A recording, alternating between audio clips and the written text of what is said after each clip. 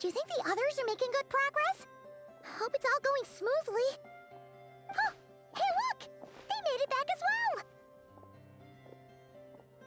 Flins! Lama! How did it all go? All is well, thank you. Nefer and Yehuda had to stay at the curatorium to wrap things up, so they won't be joining us for now. I ran into Miss Nefer and Miss Aino on the way back. Their work is still in progress, so I suspect they won't be back for a while either. You seem rather cheerful today, Mr. Flins. I certainly am. I achieved what I set out to do and came away with more than I bargained for. More than you bargained for? Fighting alone can get quite tedious, but I had the good fortune to run into a pair of brave young warriors.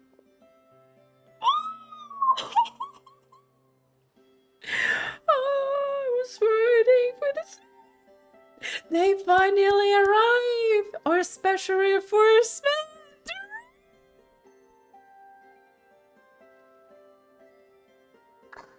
Woo! I'm all over the moon right now. Fiddling into this theme. We meet again. How have you been? Shy, don't be shy. Hi, Albedo. Albedo! What are you doing here? It's been too long. I'm guessing you're here to see Varka. That would be a natural assumption to make. It's also the correct one. These two courageously lent me a hand while I was fighting the wild hunt. When they told me they were Sir Varka's colleagues, it all made sense. And given how people of outstanding talent tend to cross paths, it's no wonder you're already acquainted.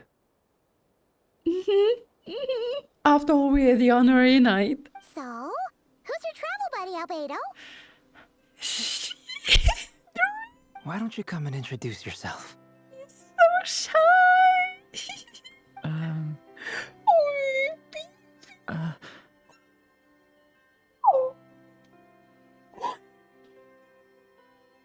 I'm so excited. A gentleman of few words, I see. And a rather stern countenance. I presumed you were acquainted with him. Is that not the case? He's so cute. Wait, those horns. He must be young. It's the first time that we have a glimpse at him in a humanoid form, right? Oh. It's nice to meet you. Again. We've technically met before.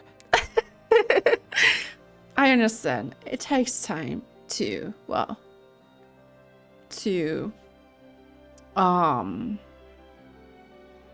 adapt and like get used to your body and such. Also, identity crisis. I really wonder if Mini Durin did inherit Durin's memories of the past. Wait a sec! You're Mini Durin! Yes! That's right. It's me. I'm glad to see you again. By the way, he says it's okay if you drop the mini. Yeah, I'm not as mini as I used to be. Interesting, isn't it? The first step towards blending into human society appears to be reflecting on whether one's name really reflects who they are. Kind of interesting because Albedo did mention Durin in his birthday letter. I mean, it takes a while to accustom to this atmosphere, you know? Blending into human society, as Albedo said, and I really, really appreciate Albedo for, wow, granting Durin the chance to experience this all personally. Wow! You look so different! In a good way, of course. It's great to see you looking so healthy. Gotta take a screenshot of this. Look, this heart emblem. It's so beautiful. Thank you, Paimon. And although you're as mini as ever, I understand that diminutives don't always convey endearment. I'll be sure to simply call you Paimon as a sign of my great respect for you. Yeah, we're gonna speak in cryptic and advanced language, just like your superior. Or your brother. You're such a smooth talker now. Paimon could get used to this. From now on, you may refer to her as your esteemed guide, Paimon. I actually think diminutive is warranted here. Little Paimon's pretty tiny after all. Well, she is diminutive at least. That's true. Little Paimon's pretty tiny after all. Personally, I think our little Paimon is the perfect size. When people call her little Paimon, it's just because she's so adorable that they can't help themselves. If that's not a sign of endearment, what is? True. You're absolutely right, Miss Lauma. My brother still has a long road ahead of him when it comes to understanding human relationships. And they're complex. Anyway, speaking of long journeys, didn't Columbina, leave with you? How come she isn't back yet? She's been catching up with old friends. Wouldn't be surprised if she stopped for a cup of tea or 10 on the way back. Uh-oh. People are talking about me. Hope it's nothing negative. Seems like she's in much better spirits after meeting her old colleagues. Judging from your expressions, I'm guessing it all went well? It's getting crowded here. I'll go grab some chairs. No need. This is a job for an alchemist. I'll whip some up momentarily. Thank you for your hospitality, ladies and gentlemen, but I was merely escorting my friends back. I'll be meeting Sandrone shortly, as we still have some things to discuss. It's been a pleasure, everyone.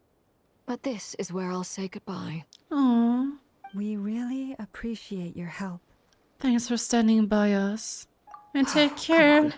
Spare the formalities. I'm just glad I could help out some true friends. That's an honor. Take care.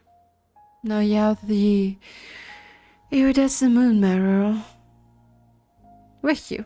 I understand. Well, bye for now, Arlecchino. Oh, this place is hopping. It's probably a good thing one of us left. Otherwise, we might not fit all these people in. Are you saying we're about to run out of chairs? As a matter of fact, I am. Come on in and see for yourself. Analogy for faded moonlight.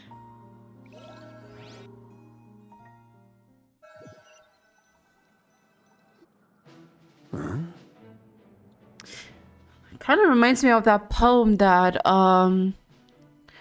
Tholindis was singing. I'm not singing. Reciting. Ooh, hello there. Okay, that's a surprise. How come? How come? I overheard your little chit-chat outside, by the way. With Miss Columbina's colleague gone, we should be back to the original crew plus the other colleagues I brought in. Okay. Dainsleif, you gotta fill us in as well, because apparently Rerir was an acquaintance of yours, and Rerir was sitting at the table. Though it looks like we have another new face. Someone else managed to rope in a colleague too? Sorry, he is probably here for us. Frankly, you and Paimon are the only people I know here. This here is Dainsleif, colleague of Teyvat's greatest guide, Paimon, and greatest adventurer, the Traveler. Well, not exactly colleagues, more sort of friends. Interesting. When someone else jumps in to do the announcing, you know you're speaking to someone important. Let's hear what he has to say. Note to self. Once Paimon knows your name, the rest of the world will soon follow. When he comes looking for us, it's usually something important. Paimon's guessing you've heard about the Wild Hunt, then. From the looks of it, you're about to hold a meeting. If I were to say that the Wild Hunt is our mutual enemy, would that earn me a seat at the table? As the saying goes, the enemy of my enemy is my friend. Mr. Dainsleif, there's a seat with your name on it. Though, I can't promise the same for everyone else. Hey, Albedo, think you can rustle up a couple more chairs? After all this time apart, Grandmaster Varka's first order is to rustle up a couple more chairs. I've missed this. Is he being sarcastic? No. Hey, he's your brother. Why are you asking us? I've still got a lot to learn about the nuances of human conversation. Trying to decipher Albedo's way of speaking has been like jumping in at the deep end. I don't blame you. Oh, good point. Paimon gets you now. Don't sweat it. There are people who go their whole lives without getting the hang of it. You're ahead of the game already. Look at you, Paimon. Expert in the art of encouragement. Oh! I wonder what's taking Nefer so long.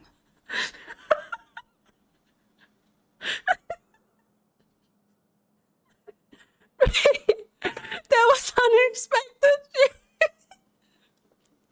That was funny. That was. I wonder what's taking Nefer so long. Well, I wonder too. I hope this had no side effects. This ceremony. Not ceremony.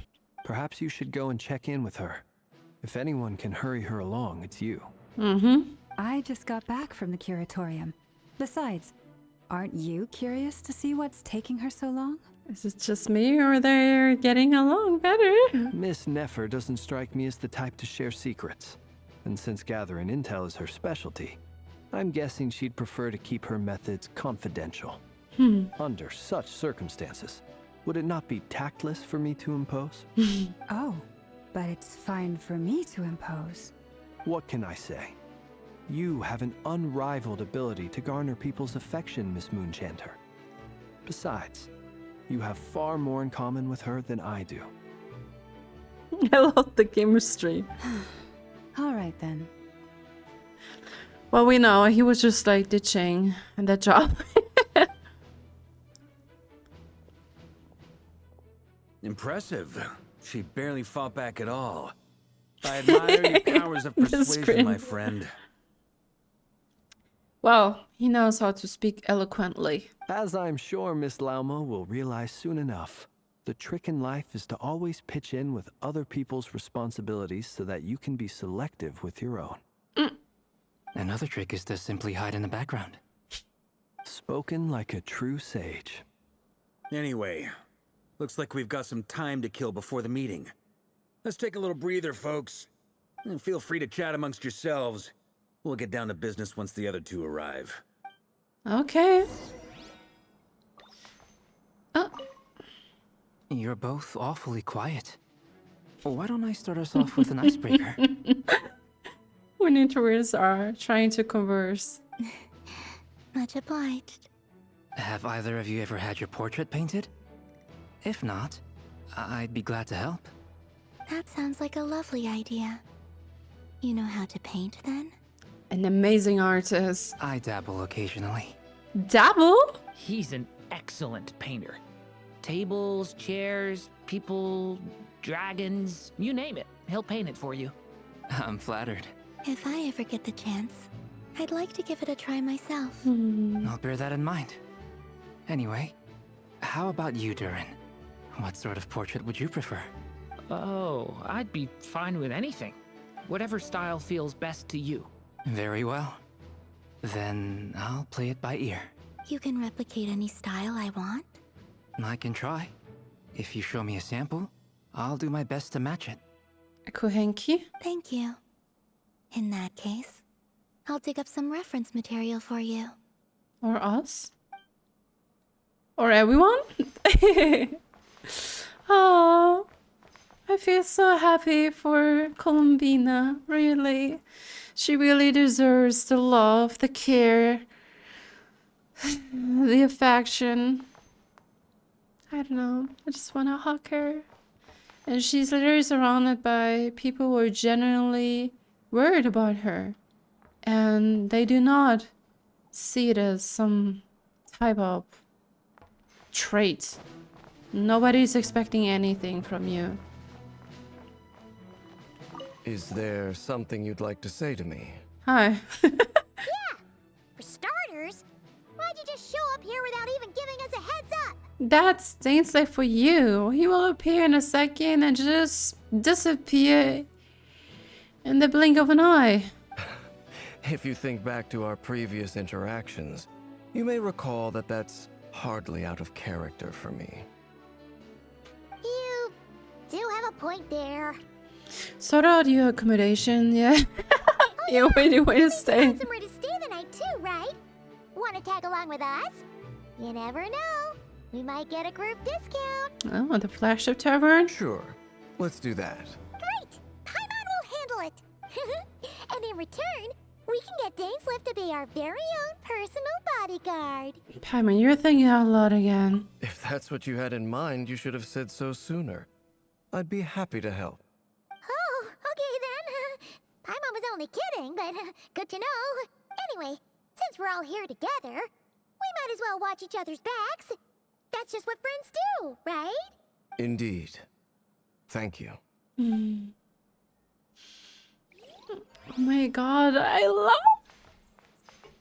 it. Makes me so happy. I don't know. It's so... No, I don't know. It warms my heart, honestly. Makes me feel warm all over. I love it. Let's speak to Varka and... Truth be told, I can't remember the last time I was in a meeting with so many people. Oh? You're not alone there, my friend. The Lightkeepers also struggle to bring everyone together for a serious discussion. I don't doubt that. I've only ever met two Ratniki, one being Iluga! you, and the other being that young guy, Itlua. Itlua is a good apple. I'll give him that. He's kind, honest, and regularly delivers supplies to my lighthouse. A true Ratnik to the core. In that sense, he puts me to shame. Oh, don't say that. So you're what? A fake Ratnik? That's what it sounds like you're saying. But I get the feeling that's not quite what you meant. Come on, why the awkward silence? Sorry. I'm not even gonna bother trying to hide it.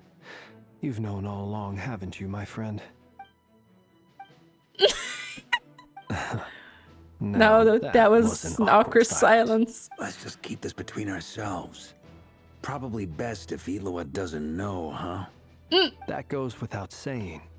Gotta be careful what you share with youngsters, after all. Anyone else in the know? Let me guess. The Traveler and Paimon? It's dangerous being too sharp for one's own good, you know. Then, in the name of the Animo Archon Barbados himself, I swear, your secret's safe with me. When we went for drinks, you said that you and Barbados were practically best buds. In the light of that claim, do you really expect me to take your oath seriously? Of course. Just as long as you don't go spreading around the fact that I'm close with Barbados, all right? Well, you practically just shouted it, right? Fair enough, then. Nothing like a bit of mutual leverage to seal the bonds of friendship. Not long after. Oh, Nefer. Ooh, she looks exhausted.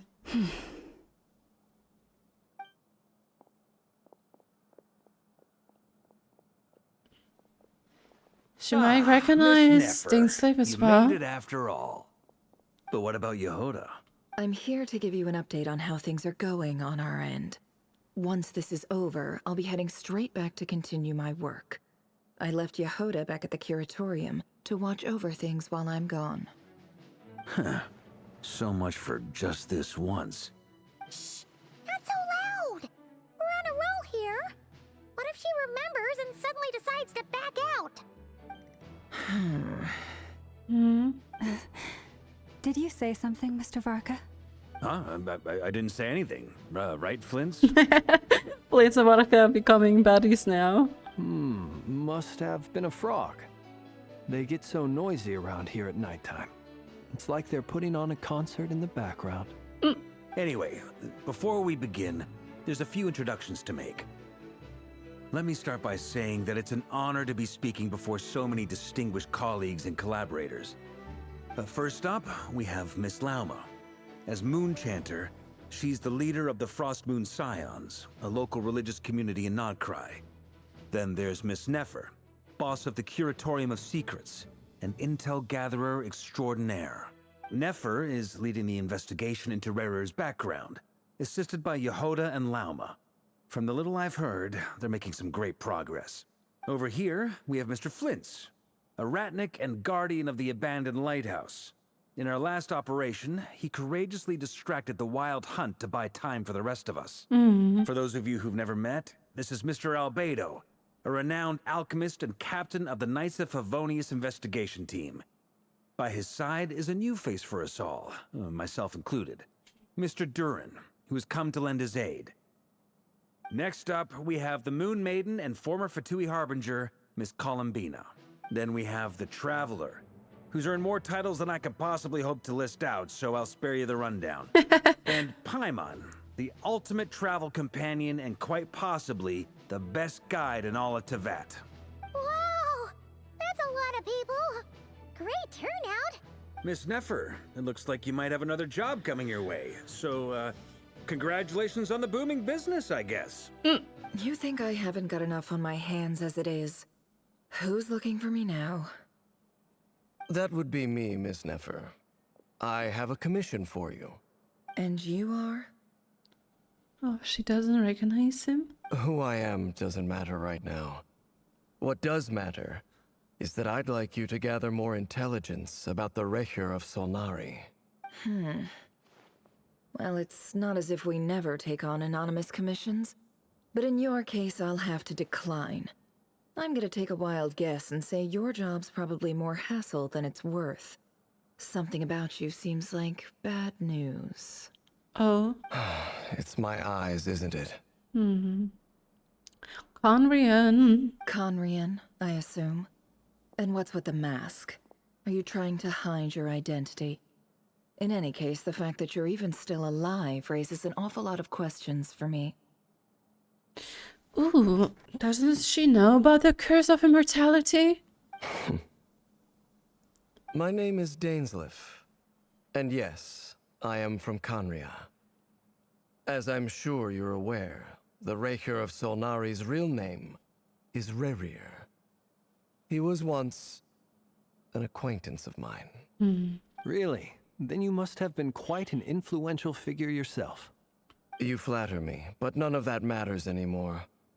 My point was simply to clarify why I have asked Miss Nefer to investigate Rerir's background. So you're both from Conria, and it sounds like you used to be friends? What am I missing here? Surely you already know how he became one of the 5 sinners.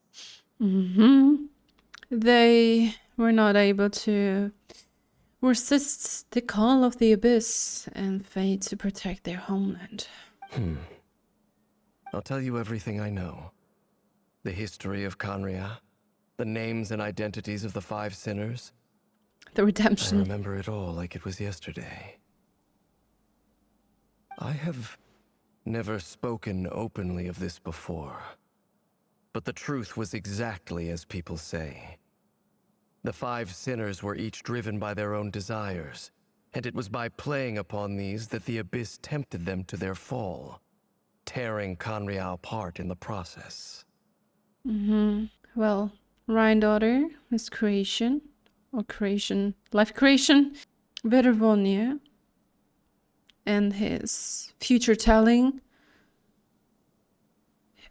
Hyptarir, I cannot make head or taste of it, but I was theorized that he is like a counterpart of reason.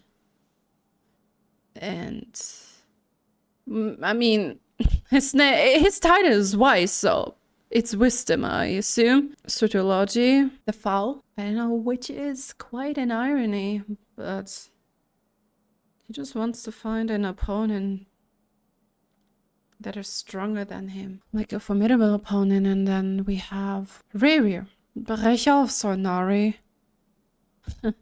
I assume it's just like hunting down the moons and, well, make sure they are dead. And it probably has something to do with Tholindis.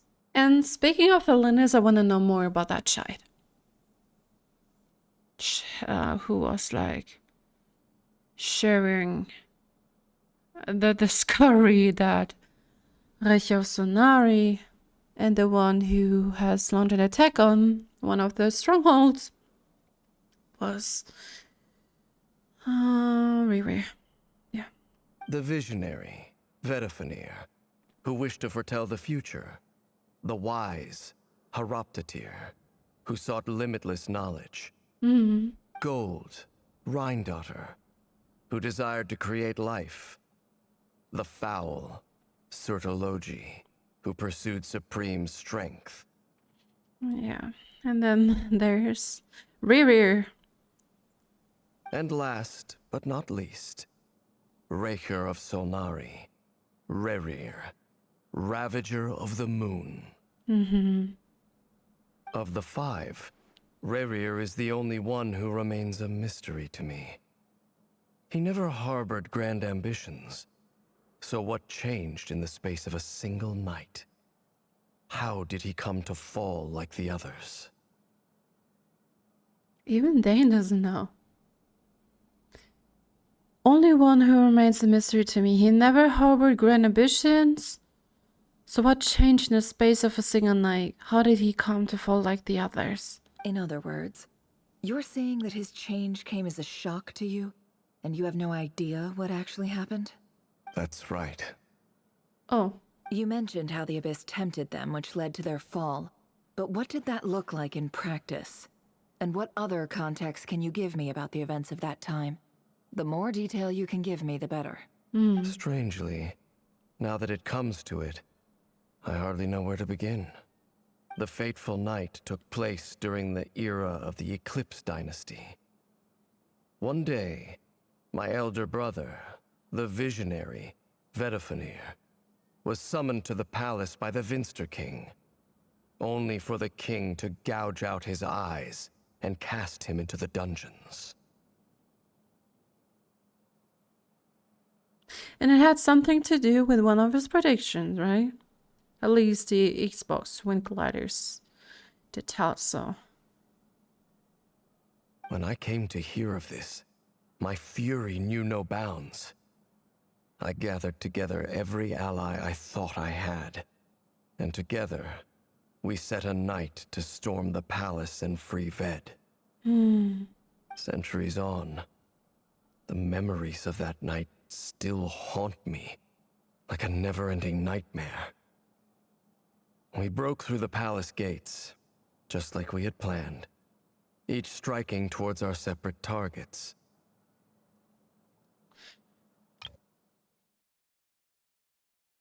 That is brutal. I hate the Vinster King. I hate him so much. And I will never stop saying that. Yeah, it was just driven by madness, but that doesn't excuse all these misdeeds. And I noticed this is the first time that Dainsleif is calling his older brother by his nickname, Bat. I came to hear this, my fear knew no bounds. I gathered together every ally I thought I had, and together we set a night to storm the palace of Free Wild. Centuries on, the memories of that night still haunt me like a never-ending nightmare. We broke through the palace gates just like we had planned, each striking towards our separate targets. But then, I was betrayed. Even Vedrfolnir, the very person I had come to rescue, abandoned me and partook of the Abyss's power. But it doesn't make any sense to me. Like, I don't know. So, it's personal after all. Then tell me, Mr. Dainsleif, what price are you willing to pay? You, of all people, must know that nothing comes for free. I cannot say what price would be worthy of such a commission. But know this. Rerir was not always a madman. Believe it or not, there was a time when he was just an ordinary man, working for the Conrian intelligence service. Well, she knows that very well. Uncovering the truth of Rerir's past is the only way to unravel this mystery. But before you decide if you will accept my commission, I will tell you more about him. Enough, I hope, to help you plan your next move.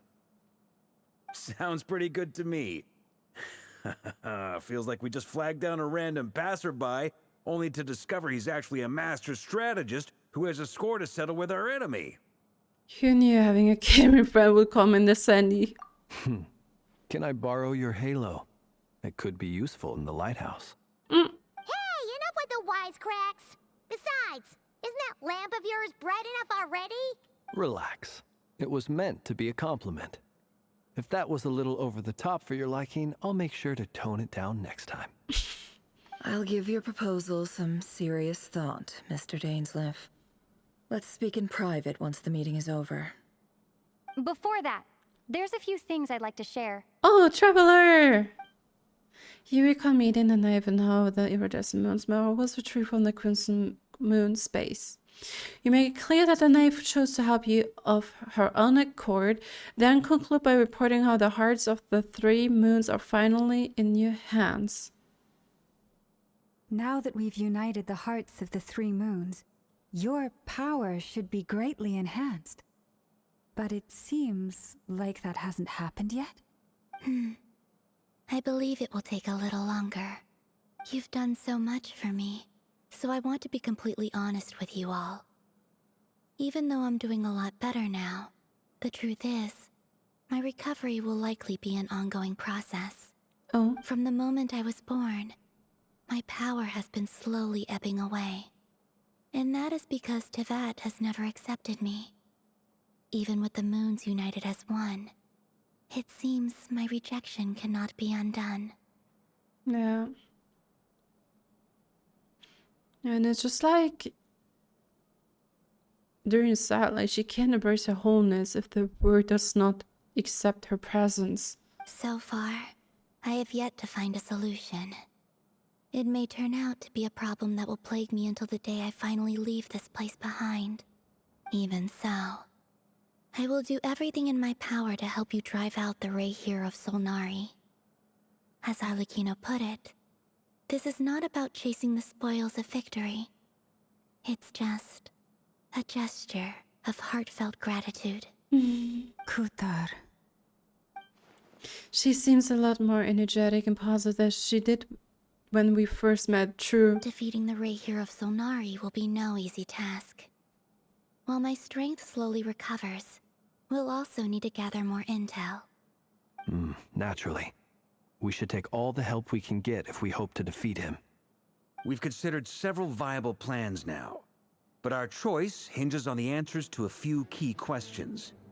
Is it even possible to kill Rerir? What experiences shaped the person or monster he became? And what's he really after? Well, you can kill him, but weaken him. Given Albedo's expertise in alchemy, I think we should leave him to try and answer the first of these questions. Understood. As for the other two, I'm afraid we'll have to count on you again, Miss Nefer. Believe me when I say it's not my wish to burden you. But right now, relying on your skills is our only option. So you're placing all your hopes on me, huh? We can't thank you enough for agreeing to help us. Honestly, I can hardly believe how lucky we are. You sure have a talent for changing your tune, Miss Moonchanter. Timid like Yehoda one moment, then Flints's insincere flattery the next. Ladies, please. I must object to your portrayal of me. That's all. Feel free to keep bickering. Just pretend I'm not here. I almost don't want to leave this room. I'm curious to see how this plays out. Columbina is indulging the current scene. I have faith in you, Miss Nefer. Something tells me you'll stand by us until the very end. Oh? And what makes you so sure of that? What if I suddenly decide that my compensation is insufficient? This isn't about the money. I can sense that you've got a deep-seated distaste for Rerir. And knowing you, that alone is motive enough. Look at them getting along so well. Like 2 peas in a pod. Well, aren't we trying to soft-sell her right now? And I'm the one they accuse of insincere flattery. There is no justice. Miss Lauma, you have to understand something. Unlike you, I don't actually enjoy having everyone's hopes on my shoulders. Something favors is the worst type of death. Is that right? Well, maybe the fact that I'm willing to put my hopes in other people says more about me than you. But the fact is, I also trust you. And that's because I know that you're someone we can count on. Anyway, we've got our plan, so let's get moving. Mr. Dainsleif, let's talk. And Traveler, once we're finished, if you've nothing else planned, I'd like you to come with me. Of course. This whole experience is teaching me a lot. For instance, I now know that when other issues come up in the future, I'll have far more luck getting Lauma to convince Miss Nefer than trying to do it myself. Hate to say it, friend, but that's one of the funniest things I've heard in a while. Why? You think I've got it wrong? I just find it so funny how Durin tries to understand humans better now, and like their language, their gestures and stuff like that, and he just mingling with those like quite complex personalities. Quite the opposite. But what makes it so hilarious is how long it's taken you to realize. Nefer and Dainsleif converse intently for quite some time. From the gravity of their expressions, you can tell how heavily the next stage of the plan weighs upon them both. After a short chat, Albedo and Durin head up with Varka on what they describe as a sample finding mission. Lauma steps out for a while, then comes back loaded up with emergency medicine. She tells you that what people really expect to get hurt is her duty to be ready when they do. Oh, okay. You and Paimon wait patiently for Nefer, content to see how well everyone is working together. Once Nefer is finished, you follow her and Lauma back to the curatorium. I feel like something is wrong. Thank you for waiting. That's okay. We actually used the time to help Dainsleif get a room at the hotel. That's very considerate of you. Now, I trust you share my curiosity about Rerir's past, and you seem fairly familiar with Mr. Dainsleif already. That's right. We've known each other for quite some time now. I think, except for... Well, pretty sure that Nefer knows as well. The Descender story. We spoke at some length after the meeting. He was the one who suggested I should invite you to join this operation. He feels confident that these secrets will be safe with you. Dane has a lot of faith in us, that's for sure. Thanks for your trust too, Nefer. Likewise. I appreciate that you got right on board without interrogating me about why I invited you. It shows that you trust me to explain everything in due course. That's because we know what you're capable of. We appreciate you too, Nefer. You might have been forced to help in the beginning, but this time, it was your choice. That's one way to put it. Another is this, that once a decision's been made, it's set in stone. After that, my only goal is to see it through. I just find it cute that she still has this amulet on. Alright, so here's how it is. I'm going to access Rerir's thoughts again using my confidential method. Now, I'm sure you've seen things like this before on your travels, so you're surely well aware of how dangerous it can be. The reason I've gathered you all here is to ensure my safety during the proceedings. I plan for us to enter the fragment of his consciousness together, and once inside, I will focus on searching for information. Don't blink, don't flinch, don't say a word. Think of this as a diving expedition into someone's brain. If I'm the diver, you are my safety equipment, tasked with keeping me alive while I'm under the surface. Once the ceremony begins, we will all be spying on privileged information. But in the interests of safety, you must remain absolutely silent at all times. We will discuss our observations after the ceremony has concluded. Lastly, Any individuals of a weaker constitution are advised not to partake in the ceremony. In any case, Paimon has her own job to do, which requires staying in the room, but not joining the ceremony. I guess that's also part of being a travel guide. Nefer conspicuously left out the details of her confidential method. Yeah, I don't know. This is kind of bizarre. I guess the brain diving techniques are a trade secret. Yeah. Well, good luck, everyone. Sounds like all Paimon can do is cross her fingers and root for you guys. Hopefully not a detriment to her own health. There's a little more to it than that. I was being serious when I said you have a job to do. While the rest of us are inside Rerir's mind, it's imperative that we have a team member on the outside. Okay. In the event that something goes wrong, you will be our first responder. I don't anticipate any issues, but the extra level of safety will be greatly appreciated. Okay, did something go wrong the first time? I second that. This is a dangerous operation here, and you're our whole rescue team. That's pretty much the most important job in the crew.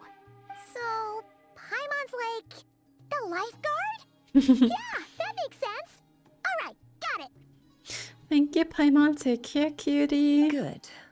Please, take a seat. We'll get started momentarily.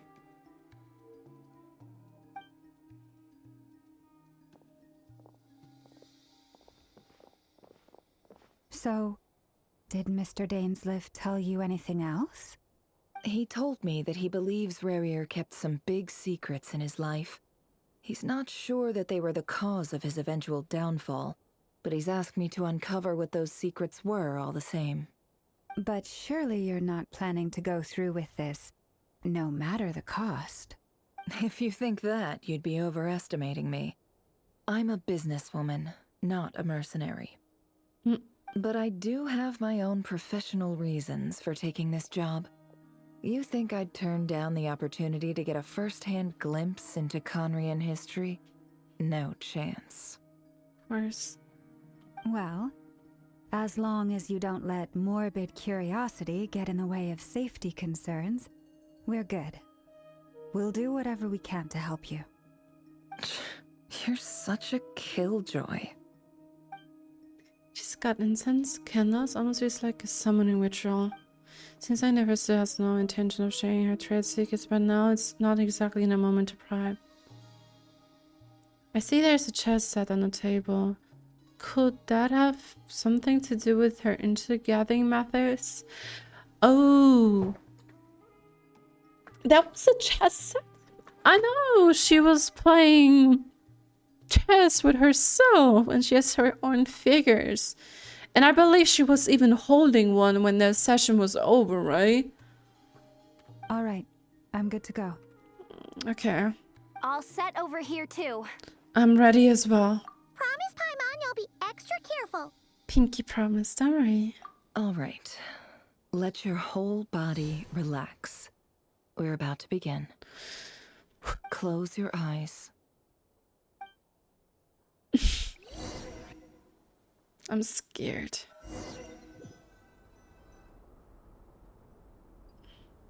Oh, this is a different location. Could this be his office? Pretty standard setup. Bookshelves, paperwork, files. According to Dainsleif, Rerir used to be an intelligence operative.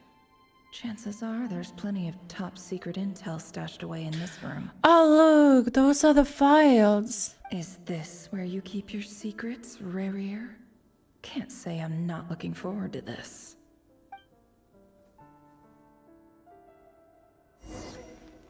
Investigate documents. A file tucked inside a folder. The title reads, Dear Breakfast Shop Owner. It's a list of names, but at this stage I have no idea who any of them even are. It's kind of interesting that are those even books, just slates, right? Examine device. Wonder what kind of encryption technique this is. Seems like it has to be inserted into that camouflage device nearby.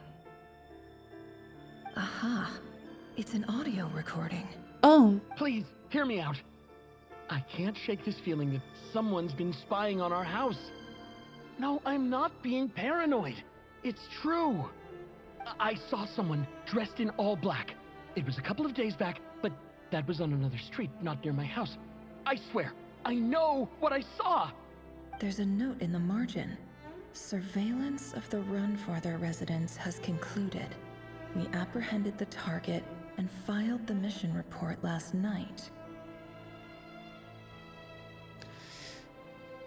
Surveillance of the Runforther residence has concluded. We apprehended the target and filed the mission report last night. Could the voice in the recording belong to one of Rerir's targets?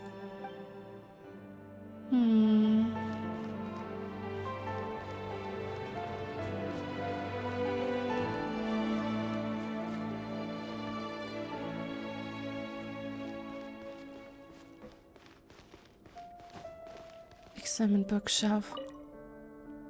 Bookshelves full of documents. Looks like these are all files, packed with the personal details of individual Conrians. The Crimson Moon Dynasty preceded the eclipse.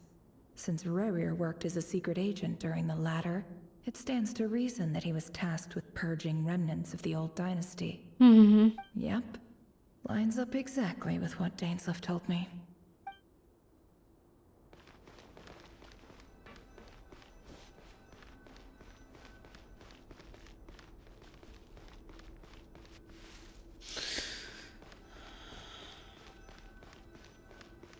Oh, a box?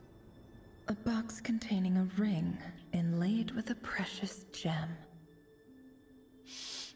No, it's the engagement ring. Must be for his girlfriend.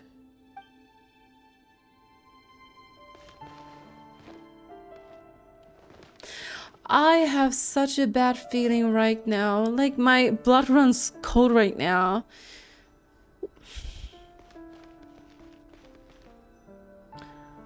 I'm scared, like, what if Tholindis was indeed one of the target? He looks even gloomier than last time.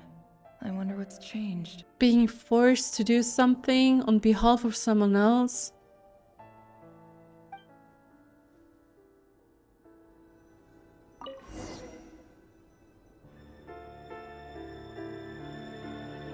Today's files are in. Time to wade through them, just like usual. Oh my god. Male, 51. Occupation, cook. Confirmed Crimson Moon descendant. Has maintained frequent contact with other descendants over the past year. Poses a threat to the dynasty. This is just crazy. May 51. Cook, confirmed Crimson Moon descendant. Has maintained frequent contact with other descendants over the past year. Poses a threat to the dynasty. Oh my god. Well, you're on the execution list. Neutralized. Yeah.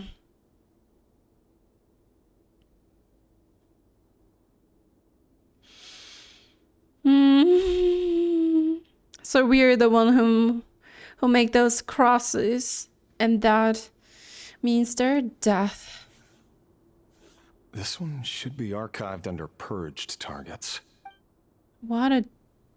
Oh my god, this is disgusting. Female, 23. Occupation, office clerk.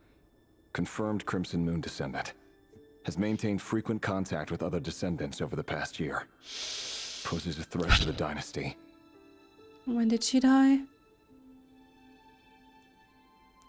23. Such a young age. Neutralized.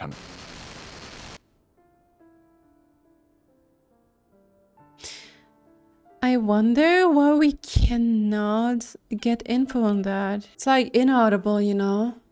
Can we see us? No, we cannot. Oh yeah, we can, but he doesn't look at the mirror. Another one for purged targets. Sounds like she was that other man's daughter.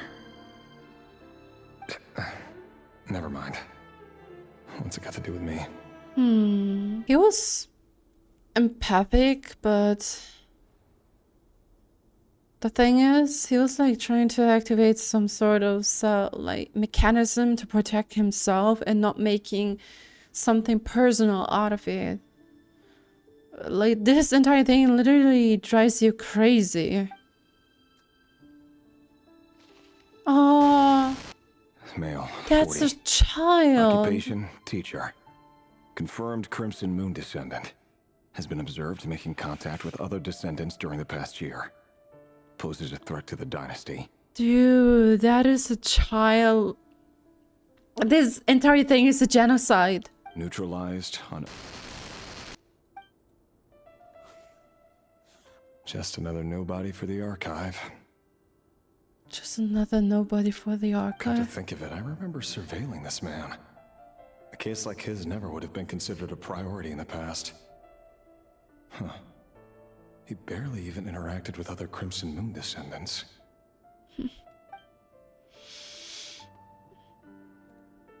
8 more children. 16. Female, 16. Occupation, none. Orphan and confirmed Crimson Moon descendant. Has been observed making contact with other descendants during the past year.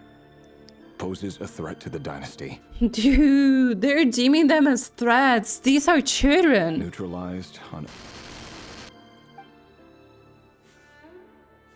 Filed.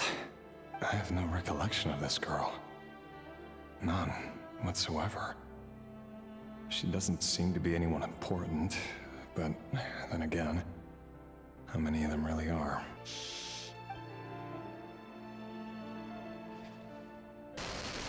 Female, 13. Occupation, none. Orphan and confirmed Crimson Moon descendant. Has been observed making contact with other descendants during the past year. Poses a threat to the dynasty. Neutralized on...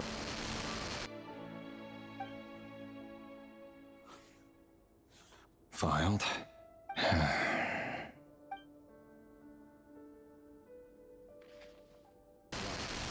Male, 11. Occupation, none. Orphan and confirmed Crimson Moon descendant. Has not been observed making any contact with other descendants during the past year. Poses a threat to the dynasty. That child on the left looks even younger. Neutralized on...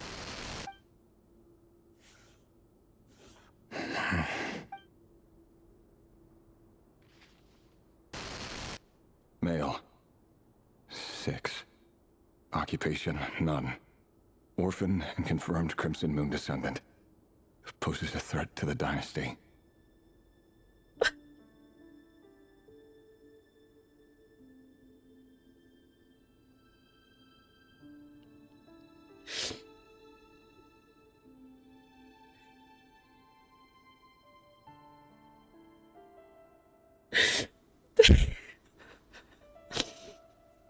Oh man, this is terrible. Even more terrible when you know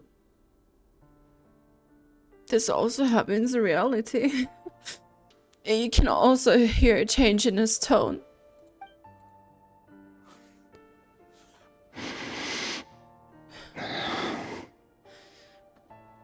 He isn't even mentioning when that child got neutralized. It's funny, isn't it? Your job is becoming both harder and easier at the same time, depending on how you look at it. Sooner or later, the Crimson Moon descendants will be completely wiped out. But as their numbers dwindle, they become harder and harder to track down. That's not how it is. Fortunately, however, most of the able-bodied adults have already been taken care of. The remaining weaklings will be increasingly easy to deal with. No! No. My job is to ensure the survival of the Eclipse Dynasty. And the only way to do that is by eliminating any and all potential threats. It's a perfectly legitimate line of work. Every single one of my colleagues can attest to my fairness. And if my friends were aware of the facts, I know they'd back me up too. Assuming, of course, that they were aware of all the facts.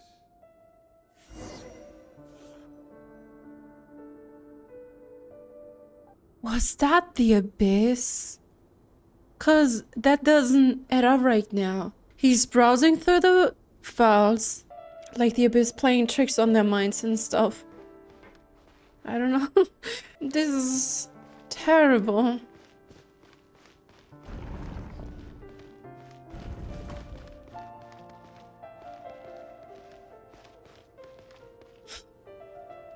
To a prosperous life, what?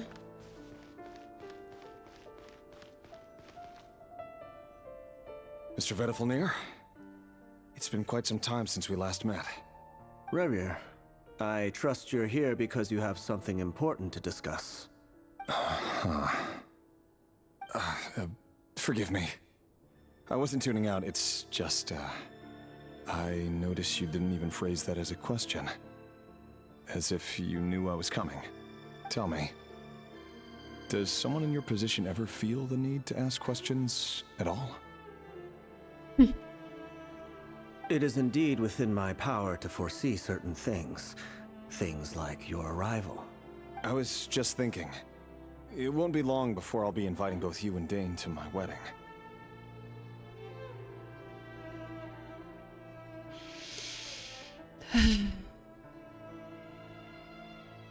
So she gave him his yes. That isn't a lie, but nor is it a fact as such. It's a wish, isn't it? No fooling a prophet, is there? Ever since that day we met for drinks, I knew it was only a matter of time before you came looking for me. Does it feel good? Knowing how the future will unfold. Isn't it both a blessing and a curse? I'm afraid the notions of good and bad fail to capture the complexity of what such a power entails. Once you've seen what will come to pass, it can be all too easy to succumb to fear and melancholy.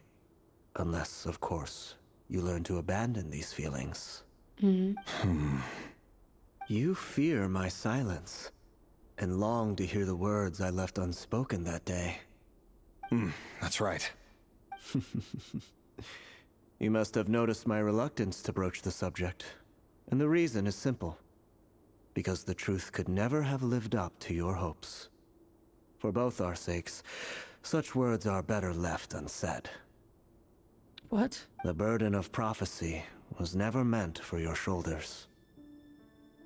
So who exactly do you deem worthy to hear your prophecies? None but our exalted king? Or rather, our king as he once was. You're closer to his majesty than I am. You must know better than anyone how much he's changed. You say that as though it is to my benefit. Yet precisely because of that, I dare not speak rashly. A king can turn out to be the most virtuous of rulers, or a tyrant more terrible than the most vicious of dragons. You are so wise and far-sighted, yet still you would have me live in fear of the unknown? You make a fair point. Especially given my silence alone was all it took to send you spiraling downwards. Very well then. Let me offer you some advice. And I say this not as a prophet or a visionary, but simply as the brother of your friend. For many reasons, there is very little chance of your marriage ending in happiness. If happiness is what you seek, you should find another fiancé. Ouch.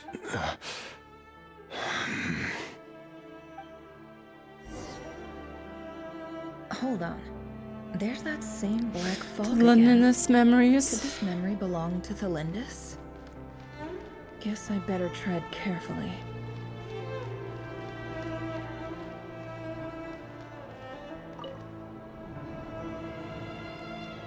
Wait. Hear me out. This time we finally got a clear look at his face and learned his true identity. His name is Rerir. and he claims to be one of the king's guards. We already know about this, but this is time it's from a different perspective or angle. What did you say? A cruel irony, isn't it? The man you're set to marry leads a double life as a brutal executioner. Why are you telling me all of this now? Simple. It's because I want you to kill him. You are the only person he would never suspect. No, absolutely not.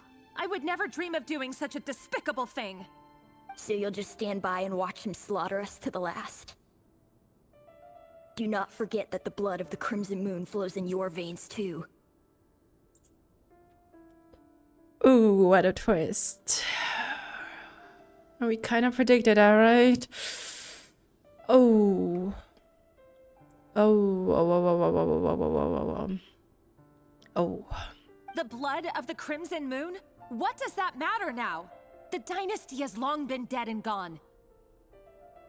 You think that alone is reason enough for me to throw away everything I have? Why wouldn't it be? You two were once a child of the Crimson Moon, just like me. Don't tell me you've never felt so much as a flicker of fury for the way we were trampled into the dust.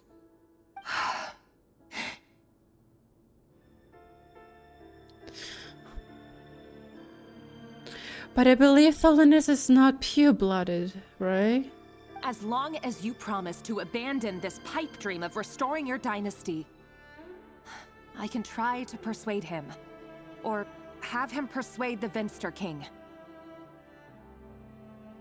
Well, those two dynasties got each other's at their throats. Persuade the Venster King?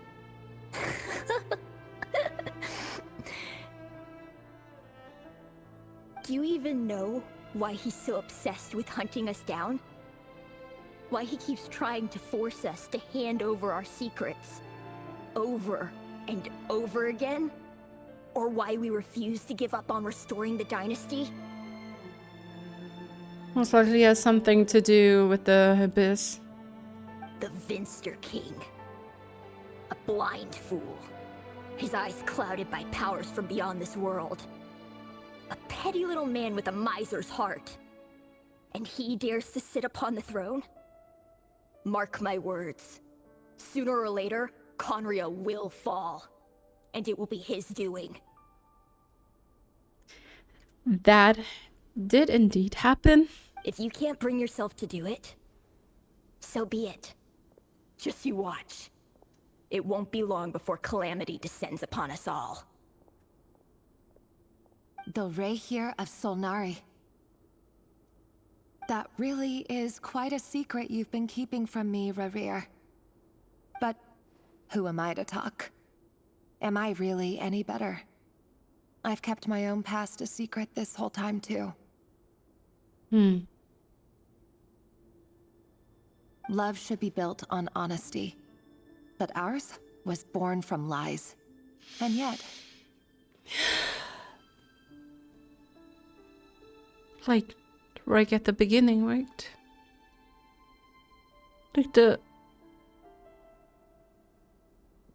foundation was built from lies. Is it really so wrong to hide things that would only make life harder? If we don't cover up the parts that no one else should see, how can we go on pretending to be normal? This is really twisted. Vedrfolnir must have known all this.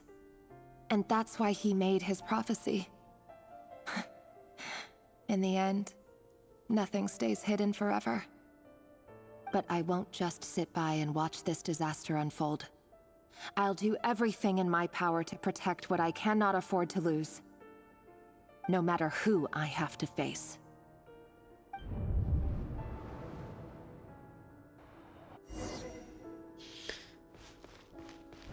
Huh? Was that Rerir who just walked past the window? Doesn't it give you the chills that he still takes the same road to work every day? As if nothing ever happened. Those people at the deli. Enough already. They're clearly pretty taken by their own disguises, so just smile and play along. Pull the rug from under beasts like that, and you'll risk having your throat torn out. Delhi? Huh. They're talking about those people from the opposition. Right. I'd almost forgotten they used to run a deli. People of no consequence always vanish so easily. And no one even remembers them. So dark in here. But surely you can see he's not the man he pretends to be. So many have died already, and they say that the king's madness grows with each passing day. We're not going to survive this, are we? But why does it have to be this way? Do we really deserve to die just because of the blood that runs through our veins? Tholindis, are you even listening? Sorry, Freether.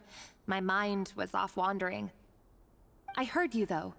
You're talking about what Rerir said. He's just following the king's orders.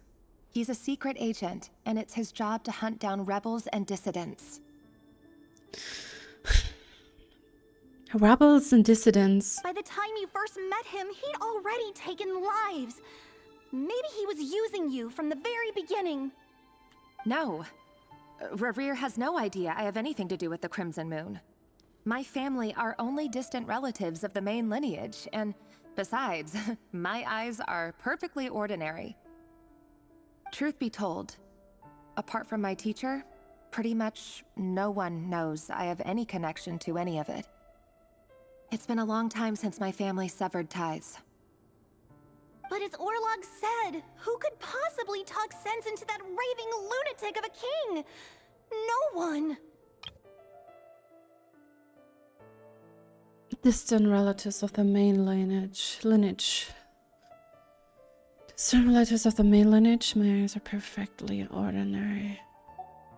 I'll work something out. Trust me, I'm with you all. But for now, you need to keep yourselves hidden.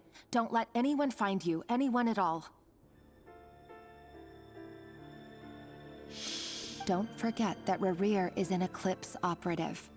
You need to be extra careful when he's around. And when I am too. For now, don't come looking for me. And if anything happens to me, just act like we've never met. If even you can't escape this, what hope do the rest of us have? But after all this time together, surely he wouldn't lay a hand on you. I won't speak in his defense, nor can I give you a clear answer to that question. But I'll do everything I can to put an end to this. Here, hold on to this. If an opportunity to escape presents itself, take it. You'll be glad you took some spare change. What's it? You call that change? But what about you? I've got a job, and there's still money coming in. But you can't go anywhere right now. Please think about yourself for once.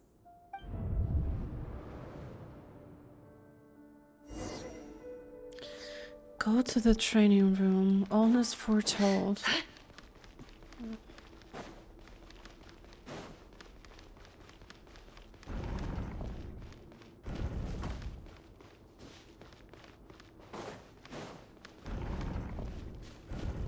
Another day, another round of assassination training. Training ground is just beyond this hidden passageway. When you kill a person, doesn't it bother you when you end up covered in their blood? Why would it? Aren't we all just walking blood bags? But not everyone is accustomed to hunting down others like prey. You've been a hunter for so long now, you seem to have forgotten that most people don't just go around killing one another. Leave me alone.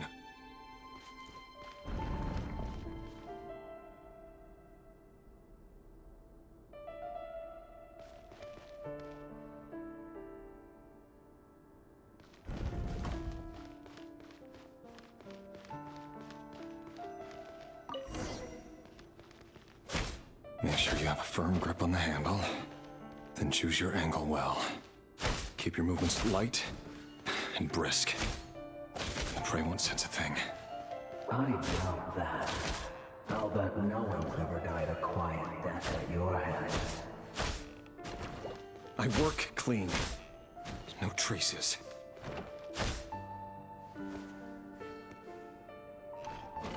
Well, this applies to the reality. That doesn't make it open and above board, though. The king just happens to need you right now. What if someday he doesn't? That won't happen. We've changed. Ever since you settled the spells of that power, nobody had you take out a handful of the guilty. The ones I've dealt with have always been guilty. And I've carried out my work flawlessly.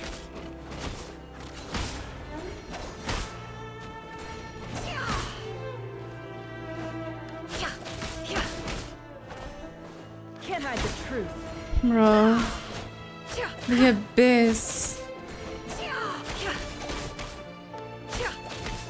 Calling it terrifying is an understatement.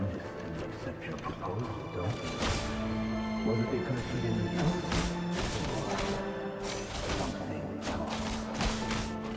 Oh my god, he's on a rampage.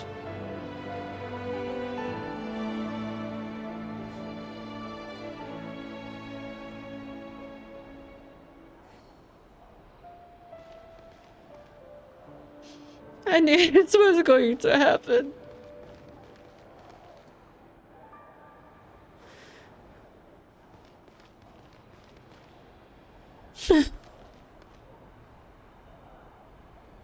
Those little babies.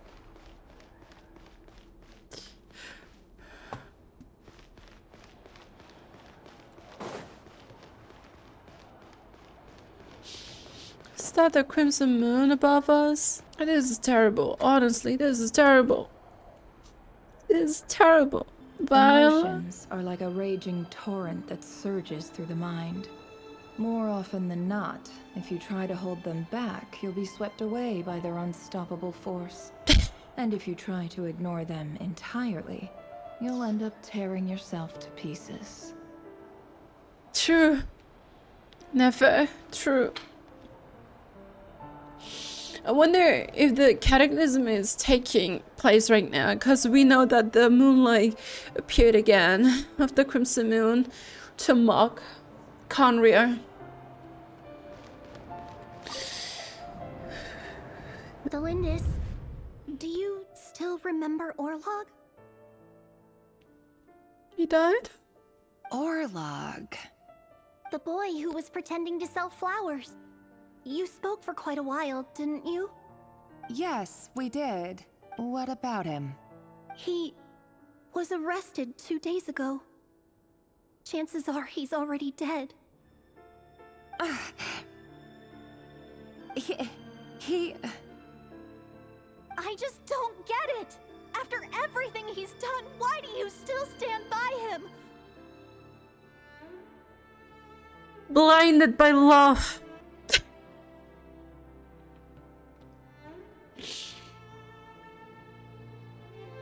Or does it mean nothing to you that people keep dying? No, that's not... Just hear me out. I need to go now, Tholindis. They're looking for us. You take care too. If you ever need a place to hide, come find us. The child is offering shelter.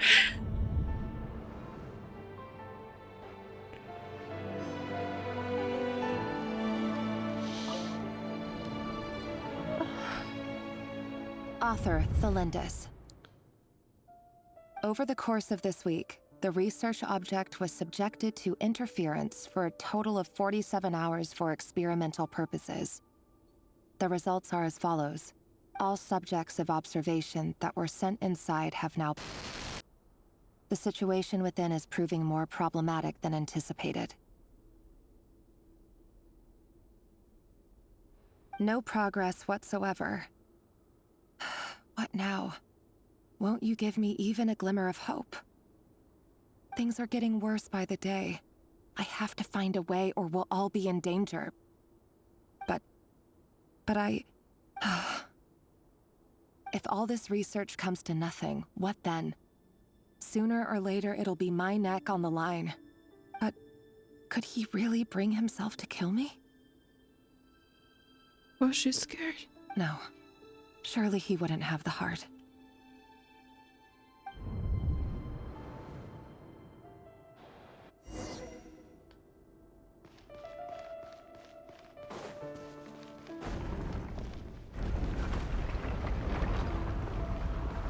Why won't you just let us go? We don't even know each other. All we want is to live ordinary, peaceful lives. You want to live?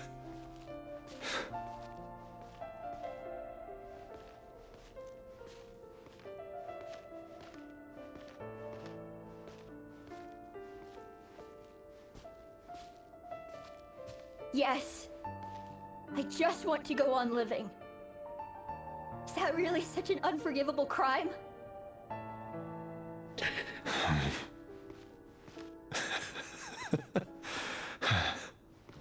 You want to go on living. I want to keep living too. To keep living forever. That's why I have no choice but to continue on the path I'm on. If only some savior would suddenly swoop down and change the way the world is. Too bad that's not going to happen.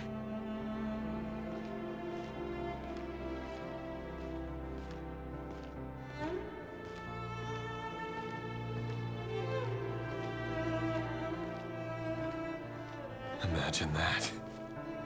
If there really were such a person, you and I wouldn't be standing here like this, would we?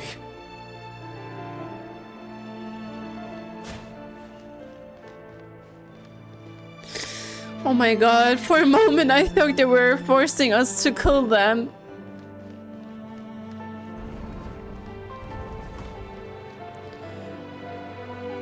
Today's files are in. Time to wade through them just like usual. No, I don't get tired of it. It's my job. And not only am I lucky to have it, I'm good at it too.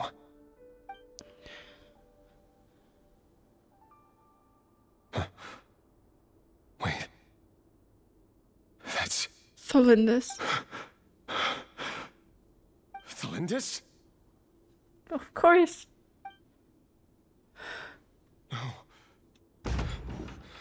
No. No! Why? But you bear no mark of the Crimson Moon. How could you possibly have anything to do with them? It cannot be! A diluted bloodline. Carefully concealed. I see it now. You've been living in the shadows just like me. What a fool I've been. Numbing myself with talk of justice. Even imagining my friends would back me up. But in the end, Irminsul. Finster King! How far are you going to take this? From the direct bloodline to secondary offshoots? And then what? Probably to no blood is even a percentual. A single percentual tainted by the Crimson Moon. I don't know. Like even distant relatives of it. Today it's the descendants of the Crimson Moon. Who will it be tomorrow? Will you not rest until everyone down here is dead? No. This cannot go on. This is where it ends.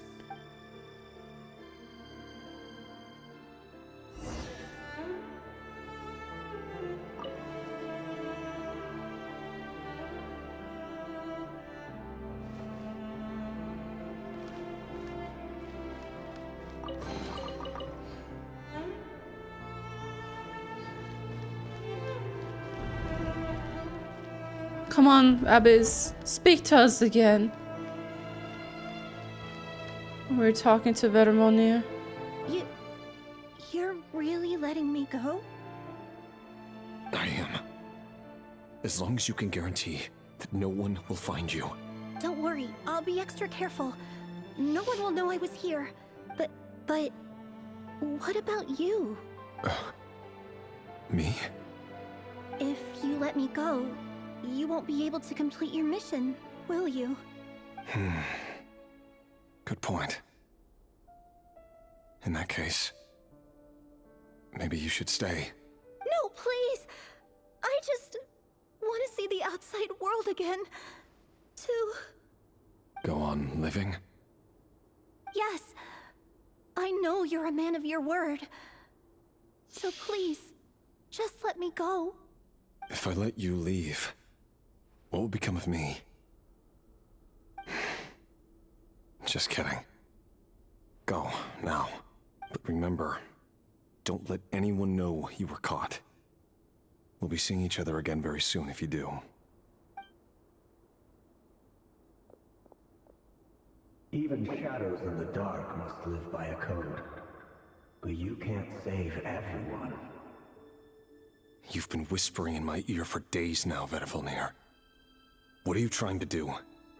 Break me down? I only say this because you long for an answer to your problems. Let her go, Rerir, or you risk losing everything. I will not abandon Tholindis. Then you'll need a little more vigilance and a lot more power. The world is changing, Rerir. Keep your eyes peeled for your moment of opportunity. That voice used to be so unclear, but now I know exactly whose it is. It's Vedrfolnir. He won't tell me how to actually resolve any of this, but he keeps trying to manipulate me like a puppet. What's his game here? Tell me then, what will this moment of opportunity look like? And no answer. He's like a ghost. Always disturbing me when I'm on edge, but never answering when I need him most. So, the Eclipse Dynasty was purging, well, massacring the descendants of the Crimson Moon. And it seems like it was all connected to the Vinster King's research. The King's obsession with abyssal power left the future of Khaenri'ah hanging in the balance. No wonder every aspect of Rerir's life was so unstable. And it looks like this Tholindis, Rerir's would-be fiancée, herself belonged to a sub-branch of the Crimson Moon Dynasty's descendants. It almost defies belief that a couple like them could hide the truth from each other for so long. If the Vinster King hadn't intervened in such a drastic way, they might have gone on deceiving each other for the rest of their lives. And why does Vedrfolnir, Dainsleif's older brother, keep talking in Rerir's head? This guy kept more secrets than I ever imagined.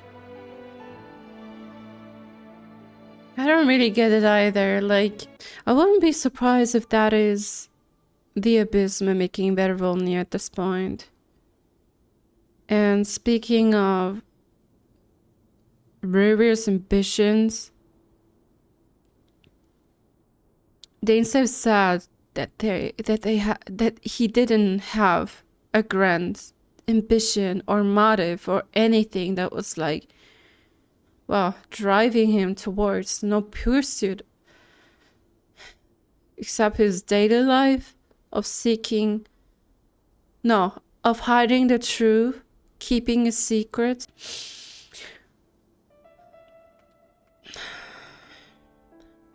The human mind is like a vast desert of shifting sands. When you follow the flow of someone's memories, you only ever see the parts they're willing to let surface. Couldn't it be that some memories are even like blurry? Time for something a bit more creative. Oh? We've been inside Rerir's mind this whole time, building up a picture of his psyche. There's already enough clues on the board to start reading between the lines and mapping out the rest. Now, we can finally begin to put the pieces together. Sure, it'll only be a reconstruction, part simulation, part reasoning, but it's usually pretty accurate. Oh. Okay, so this is why they call her or mention that she sometimes even knows the past because of the calculations. Kind of reminds me of Sumeru and the Akasha. A simulation of a possible future or an aftermath of that what you have collected so far. Once we've built up a cognitive profile, we just need to cross-check the logic behind his actions. And then we'll be able to take a sneak peek at whatever it is that Rerir has really been hiding.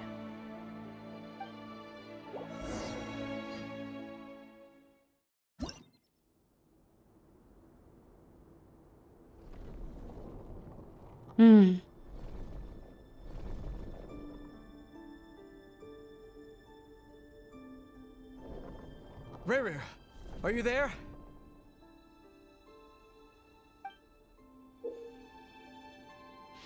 Moving pieces consumes action points. When all your action points are used, you will return to the previous save point. When a piece moves to a square with this marking, you gain the corresponding number of action points. The square will also become the latest save point. Hey, Rerir! Come out, it's urgent! Dane? What's wrong? Quick, come with me. I'll explain everything once we've met up with the others. Oh. Is that the plan that he was devising to topple the circle now to free Vedrfolnir? Okay. I'll come. But Tholindis is still over at the Universitas. I'll need to leave her a note. All right then, but make it quick. I've never seen Dane so worked up before. Whatever this is, it must be big trouble.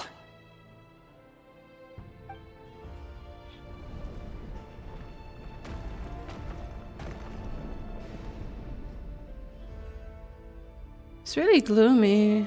I don't know. To me, it appears like it's like the presence of the abyss. Seems like the presence of the abyss.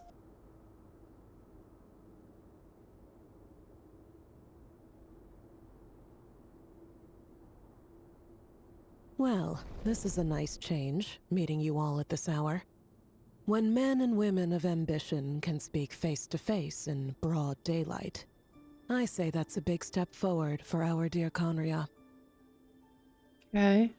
Is that now the conversation between Dori and Vedrfolnir? Don't be ridiculous. Or Suitology? We do not fear the day. Why would we seek refuge in the night? You might ask your blade that same question. I'm told it prefers the cover of darkness. The word on the street is that Suitology only strikes when he has an unfair advantage. But that is patently false. I see you're missing an arm and a leg. Surely only a fair fight could explain that. If this is your way of offering me replacement limbs, believe me, I'll take them. Oh, we can certainly discuss that. With bioalchemy, anything is possible. Assuming I have your full support in my research. Lunatic. Robtatir. What brings you here? Why, Dainsleif, of course. He invited me. Oh. So we did indeed hear his voice for the first time. Hi, nice to meet you, Robtatir. We hardly know anything about you. Please, cast aside your apprehensions, Miss Rhindaughter. Whatever the rumors may say, I am but a humble servant of the king, and I can assure you he affords me no greater convenience than he does you. Well, the Universitas Magistrorum won't stop fawning over you, so at least some of the rumors must be true. You're clearly doing well for yourself, so drop the humble servant act. It endears you to no one. You're president of the Universitas Magistrorum, the chief royal mage known as the Wise by royal appointment, and by far the most favored among the 4 pillars of Conria. Oh, okay, so you're the leader of it. Vice President Veit doesn't even try to hide his envy when he sees you. My success is the product of hard work and good luck. It's as simple as that. Were the king not such an extremist, I hardly think I would have received a senior post at my age. Of course, no job is without its gripes. Serving a king like ours can be a challenging task, as I'm sure you can imagine. And as for Veit, in missing out on the presidency, he's dodged a mountain of stress. Like everything else in life, it comes with pros and cons. Speaking like a wise man, literally. You're all here. I apologize for the short notice, but it was an emergency.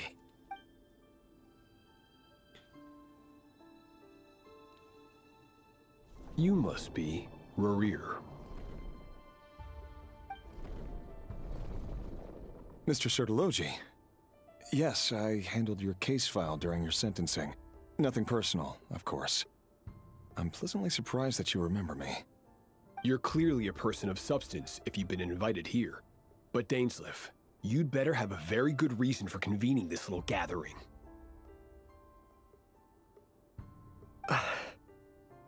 It's my brother, Vedrfolnir.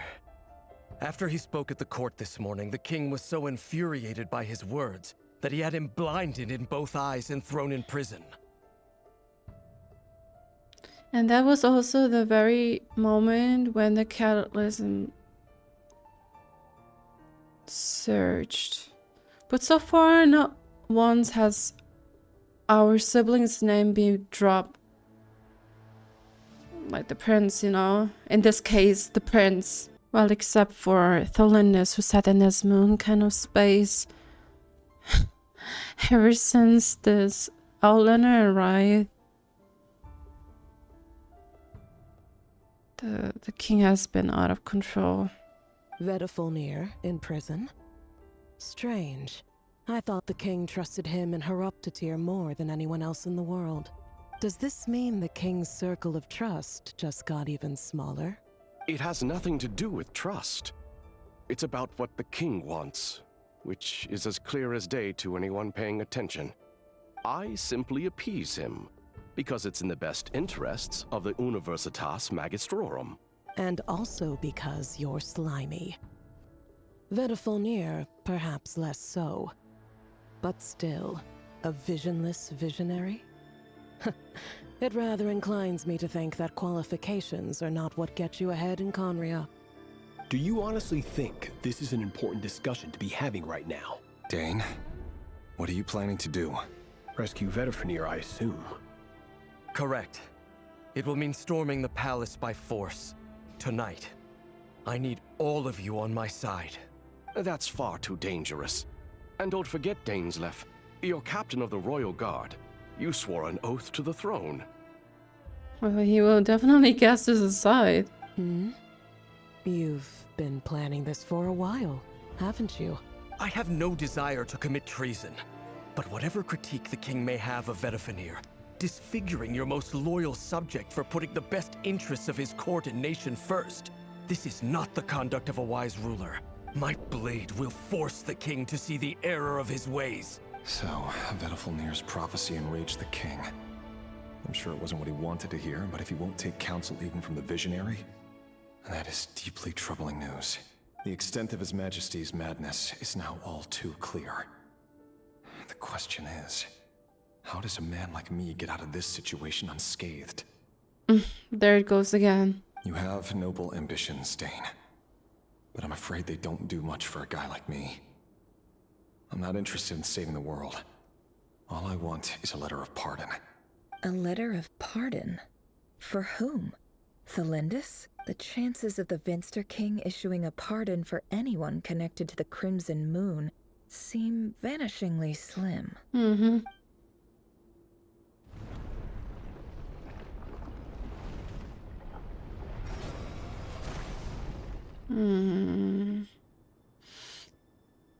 This black fog over the board must have some connection to Tholindis. But why is it taking this form? Does it have something to do with Rerir's past?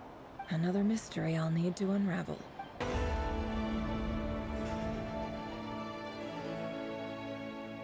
Author Tholindis. Over the course of this week, the research object was subjected to interference for a total of 60 hours for experimental purposes. The results are as follows. Research dating back to the Crimson Moon Dynasty has established 2 points regarding moon marrow.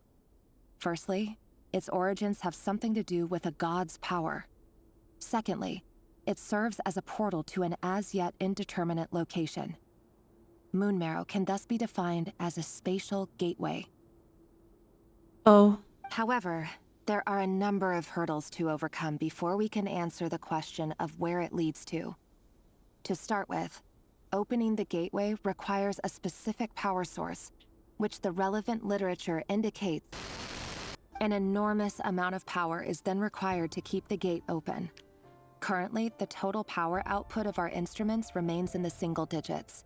I mean, you can only open the portal to the word space where the moon mirror was literally resting or hidden when you have the pale moon blood fire running in your veins. Can't be opening it otherwise. To make matters worse, I am now the only staff member remaining in the Moon Marrow lab. The Universitas Magistrorum recently decided to move most of its personnel into abyssal energy research, which has stymied all Crimson Moon-related projects. This is not a wise move. I have always maintained that placing all our hopes in a single source of power is risky, especially one as poorly understood as this. As well as making ourselves overly reliant on a single resource, we are neglecting other promising technologies. I apologize if this comes across as disrespectful. But as a Moon Marrow researcher, I desperately want to see the world beyond the gateway. If we really made it there one day, what would we find? And how would we go about taming the unknown? My imagination is endlessly fueled by questions such as these.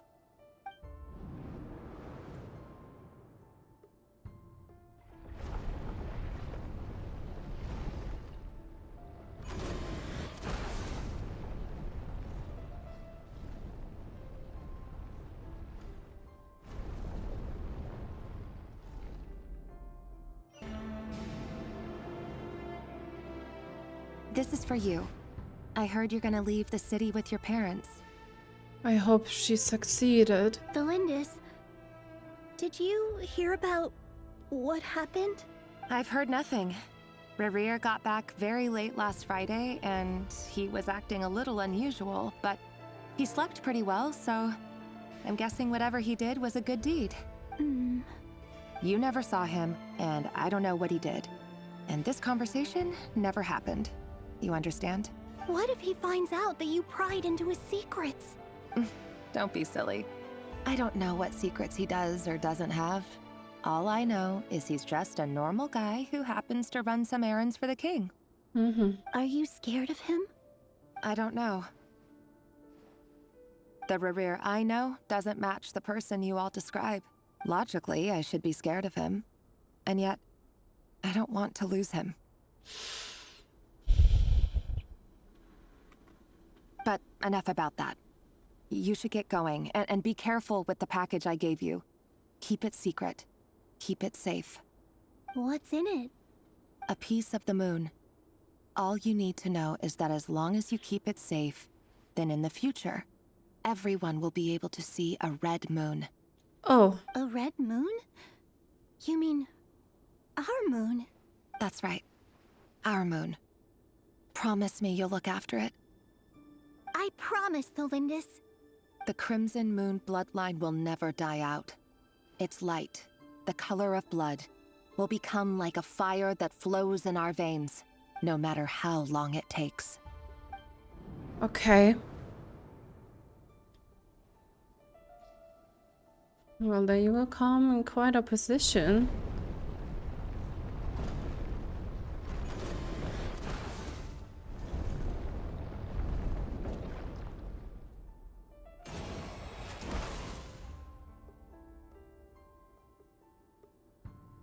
Ooh.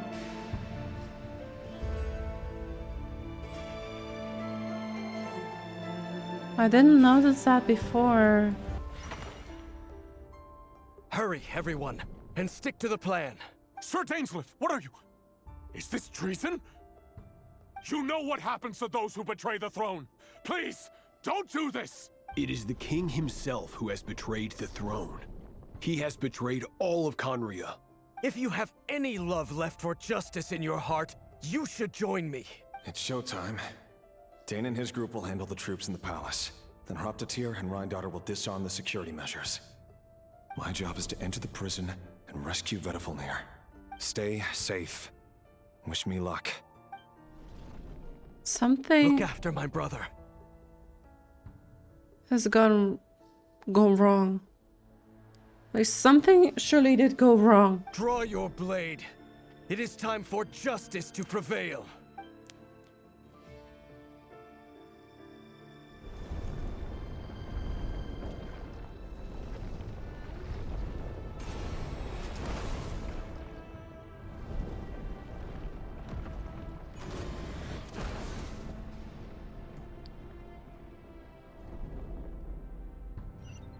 Is that a snake? Okay, Vedrfolnir's chest piece or figure is depicted as a snake. This place is filthy. And the smell is abominable. Clearly, the king doesn't allow his prisoners a single shred of dignity. This is dire. Found you. Hello, Mr. Vedrfolnir. It's you. Surprised? Oh, wait. I guess surprise isn't an emotion that prophets feel very often.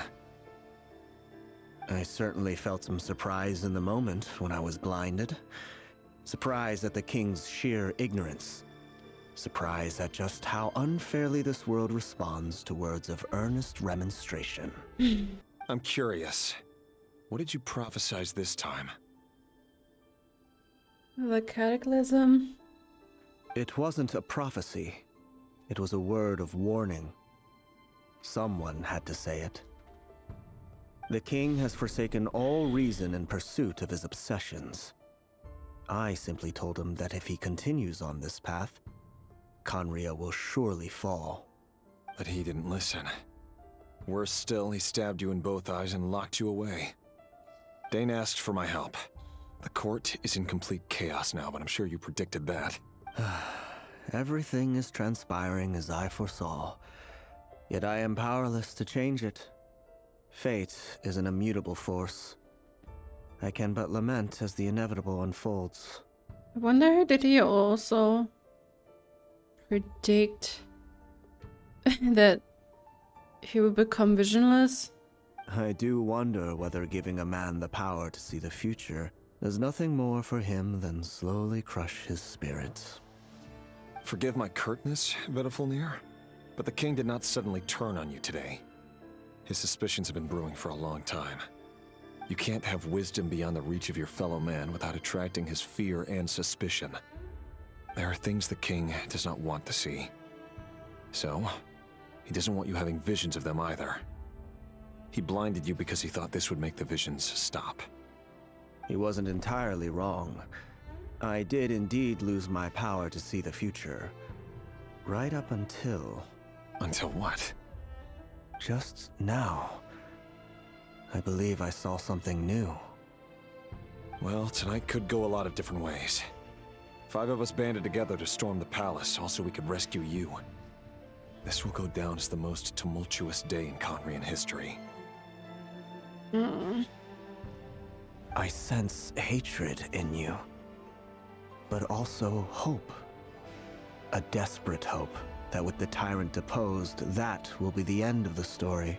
But this is not the end. It is the beginning of a new chapter, in a whole new story.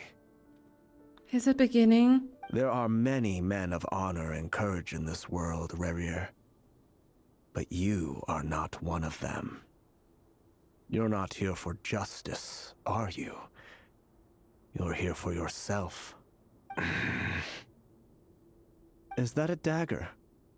Interesting. Why not the polearm? It was always your weapon of choice. With your abilities, I don't doubt that you were able to recover some of your sight. But I also doubt that you want to make an enemy of me right now. Of course not. We're on the same side, aren't we? We could be. But I need you to be honest with me, Vedrfolnir. At this point, you're my only hope for the future. You mean your future? With your beloved, Tholindis? Yes. And I know there are bigger things at stake here. A dynasty, a nation, maybe the entire world. But forgive me, I care first and foremost about myself. Well, these are signs of humanity, you know, like of being a human. Even this selfishness and like, yeah, those selfish desires. I can't abandon the one I love to save myself. I just can't do it. But you see a broader picture of the future than I. You see the solutions to the biggest problems of our age. So tell me, what is my solution? What's the answer? In matters of fate, answers are either right or wrong. What will be and what will not.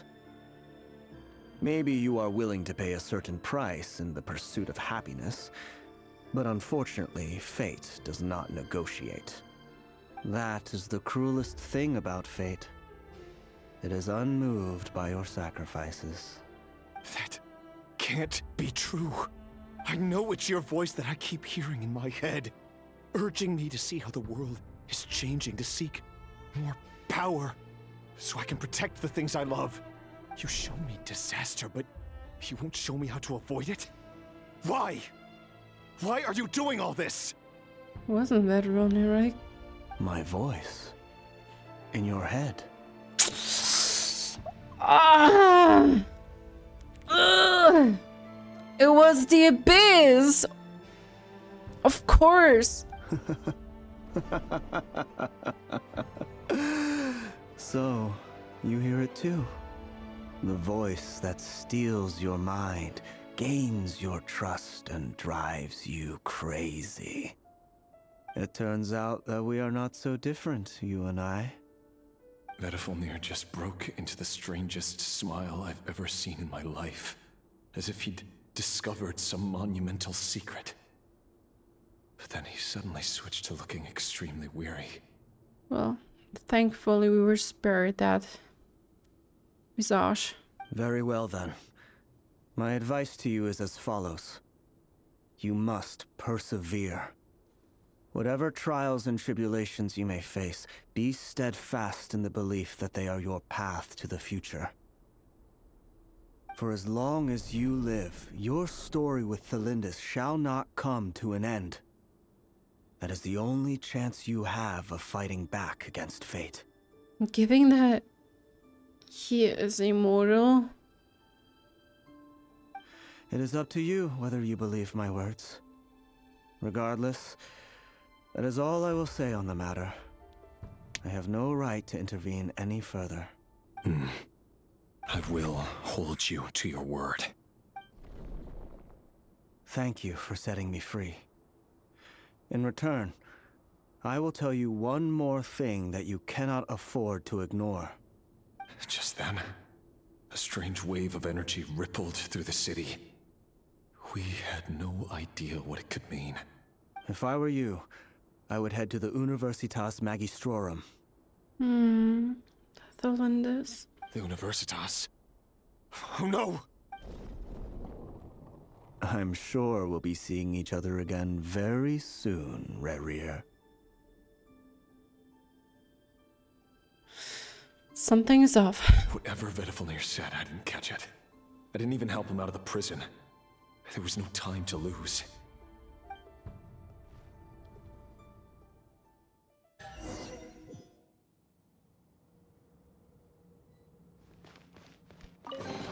Ooh.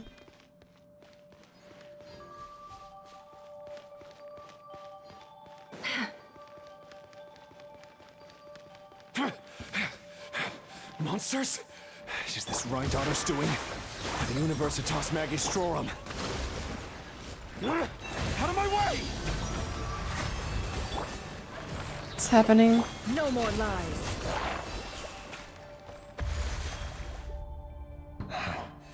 The Universitas. That reminds me of a rumor I once heard. Allegedly, the king installed secret mechanisms in the palace and around the city. No one knows where they are or what kind of power they hold. But if they were ever gonna activate, it would probably be on a night like tonight. Help! Help! Hold on! Don't let them anywhere near you! Save me! I can't! Ah! That sounded like an explosion. So, the rumor is true? The king really went through with it? Are we going to see our sibling? What other means does the king have at his disposal? They must run on power from the Abyss. And given it's a major center of Abyss research, anyone over at the Universitas will be in grave danger. I have to hurry!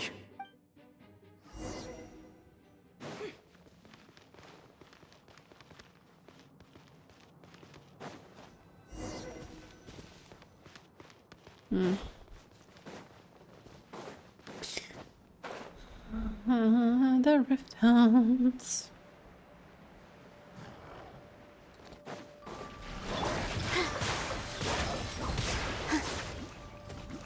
Branch's assault. Hey! It all adds up. Time to come clean. Seek within. Registered blood money. Blood debt collector. That's quite a crass and brutal name. Could this possibly be our last memory? Monsters at the Universitas Magistrorum? Why now? Oh no, they're coming. It's no use. The table won't hold out much longer. The weapons. Where are the weapons? Of course. All the lab equipment was upgraded after the inspection last week, but the new weapons haven't been allocated yet. I'm done for. Is anyone there? I need help! Ah! Stay back! Please stay back!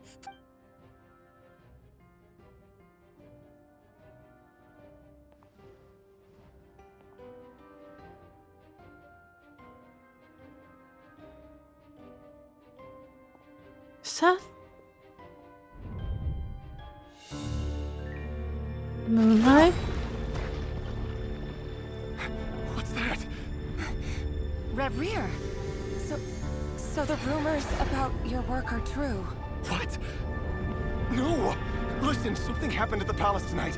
We have to leave! You don't need to lie to me anymore. What do you mean? I know why you're worried, and I will respect the decision you've made. But it's okay, because I found a solution. I know how to end all this. You can have it back. The normal life you so desire. But until then, I'm afraid our wedding will have to wait. Tholindis? No, don't do it! Tholindis! Tholindis!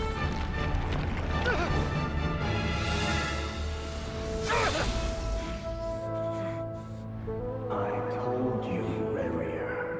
Let her go. You will find someone better. No! I won't do it! I have to save her! By what means exactly? A lowly pawn. You lack the power and the strength of will. Do you know why? Tell me! Come to the palace. Join us.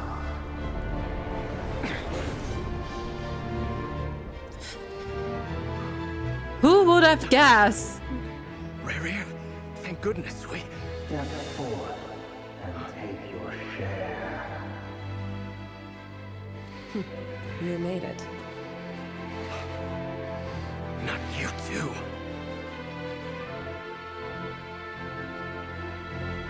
Hatred or grief, despair, desire. We all have our own.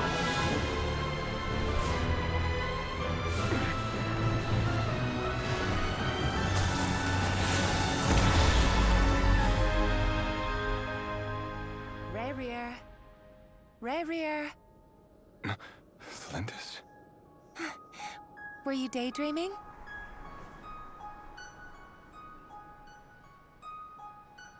You still remember, Rerir? That question you asked me a couple of weeks ago? Oh. You mean the proposal?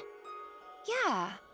I'm wondering, where do you think would be a good place to discuss it?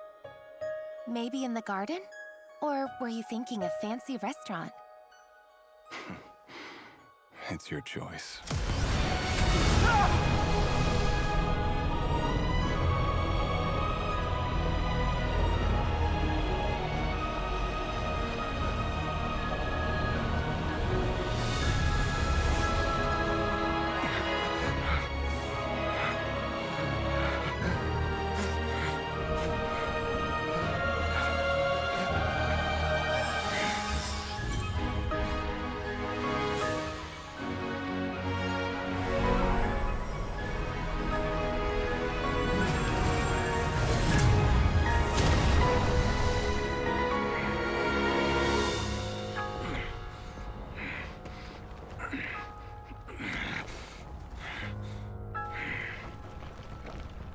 I will find you.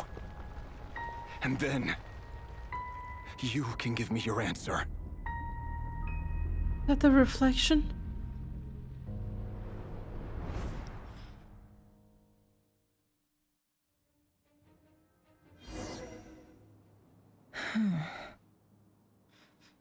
So that's how the Raker of Solnari was born. A monster created by circumstance is a monster all the same. Viewing other people's thoughts for too long can get uncomfortable. Right now, I'm feeling a strong sense of loathing. In a nutshell, the story of Conria is what happens when the truth falls by the wayside. Everyone tells little white lies, and before long, you have a huge pack of lies that destroys everything. Time to get back. Everything turned gray, colorless. Strip of vigor. His past is filled with sorrow, but the tale of any fallen civilization is one of endless tragedy. Cruel as it may be, that was Conria's fate. Whenever I think of civilization, I don't know. I always have to think of King Dashred and his false hopes and his hollow dream. Dreams are transient.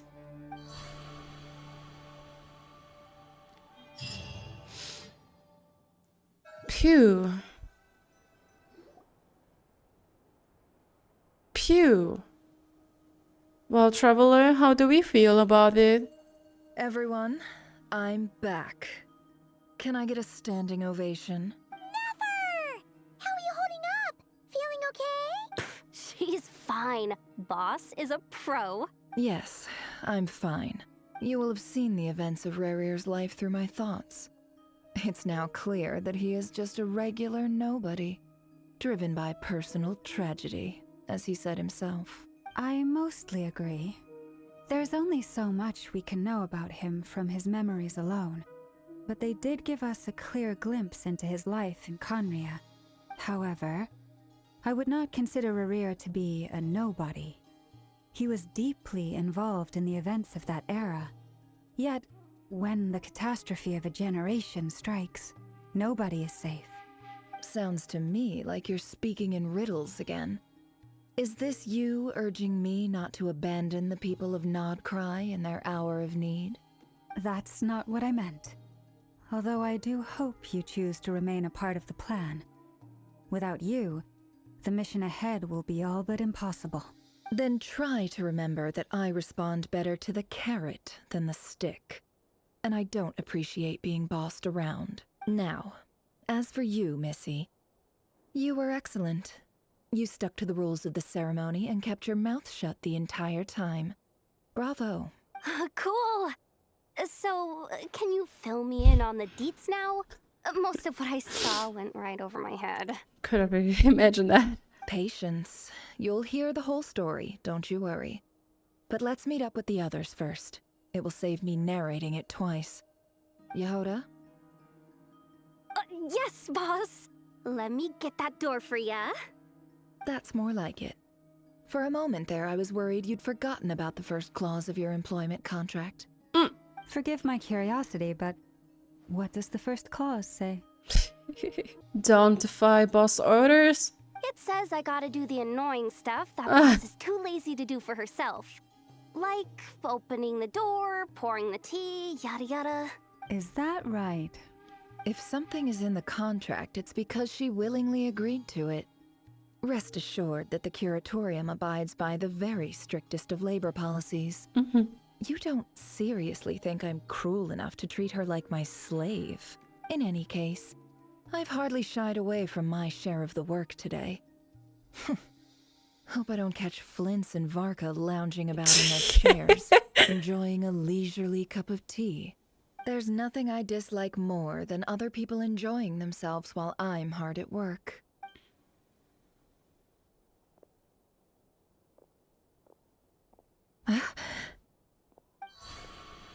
Oh no.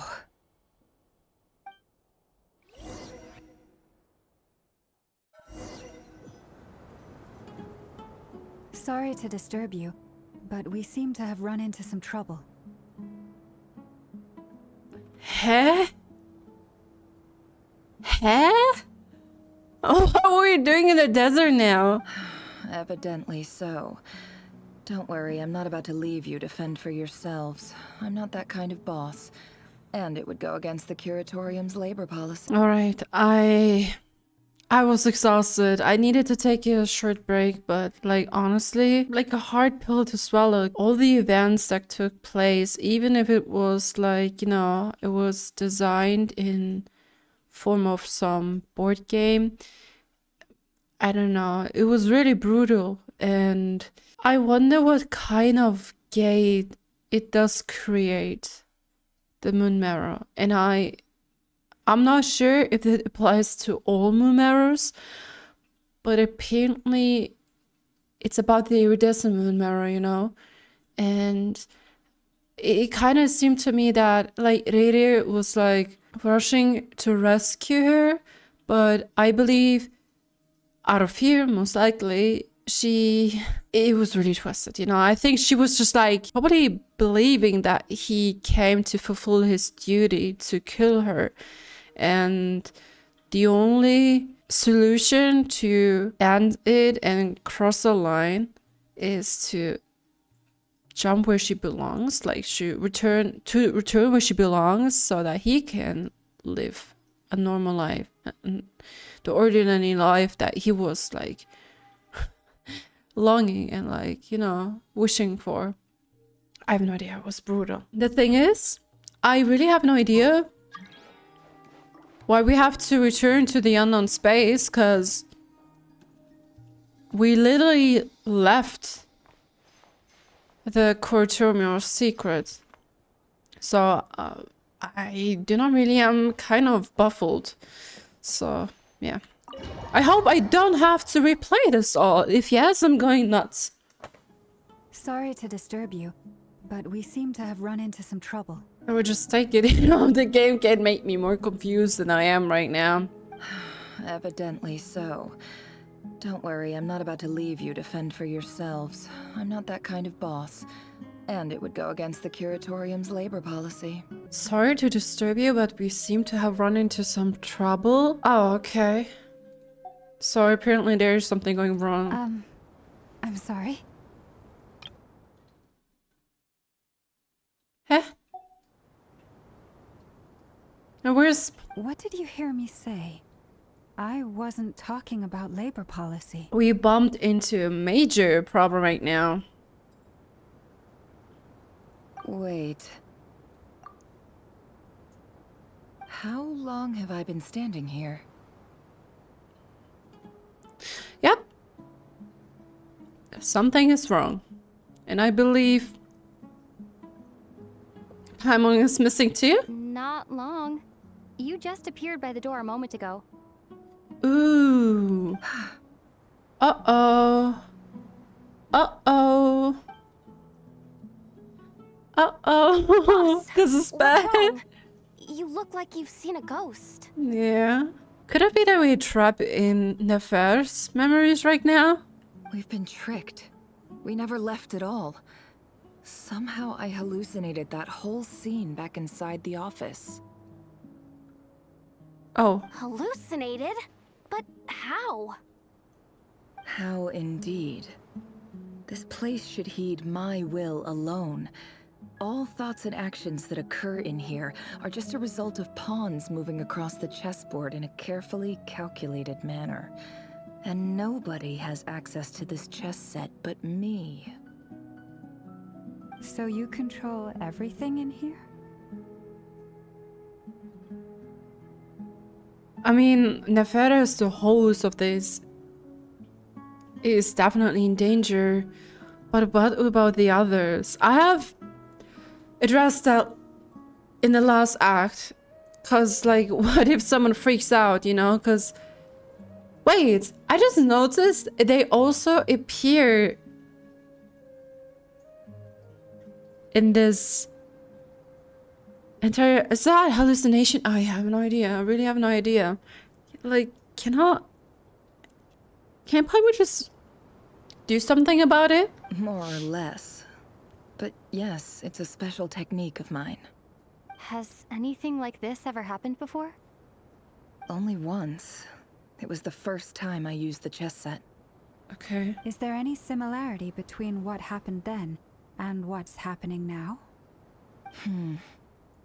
I suppose my thoughts are a little turbulent, which was also the case my first time. Is there anything I can do to help? Yeah, Hoda, she's so sweet. The first clause of your contract clearly states that I only need your help with things that I'm too lazy to do myself. Oh my god.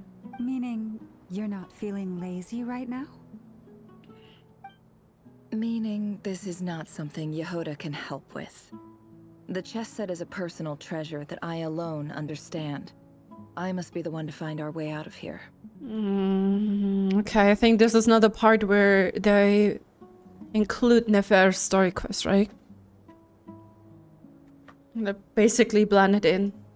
I'm really interested in her past, because she's quite a formidable personality. Boss, it's fine. Really.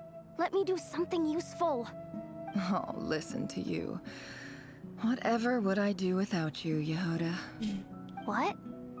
Really? Yes, really. Where would I ever find another employee as obedient and servile as you? God forbid anything ever happens to you. Oh, okay. Well, anyway, I was thinking of fetching some water. There's gotta be a source around here somewhere. Well, if you find an oasis, oh my god, then sure. We're in the middle of the desert right now. I suggest everyone finds someplace comfortable to take a rest. We gotta conserve our energy. Even though all this chess malarkey doesn't exist in a physical sense, mentally speaking, it's all real. And so is our tiredness and fatigue. Even though all this chess monarchy doesn't exist in a physical sense, mentally speaking, it's all real.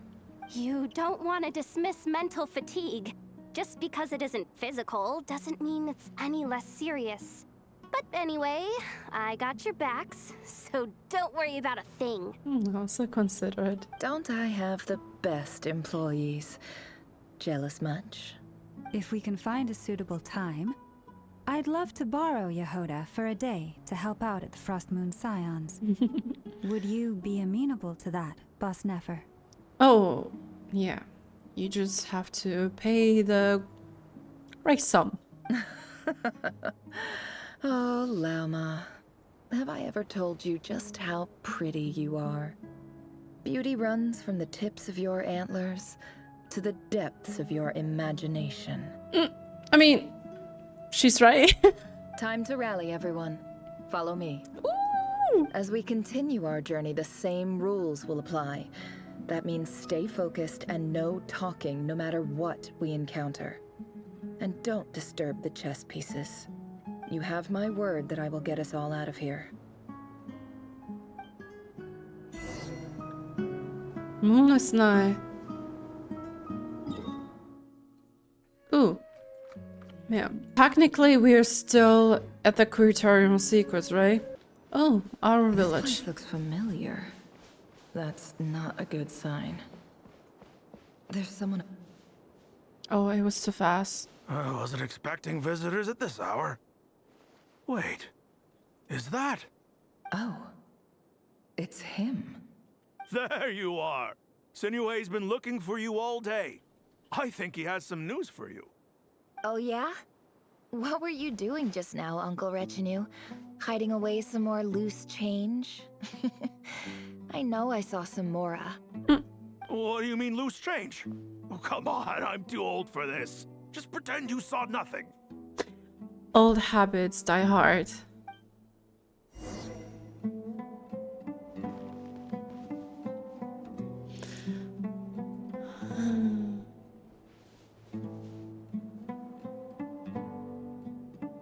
Can we indulge in this for a moment?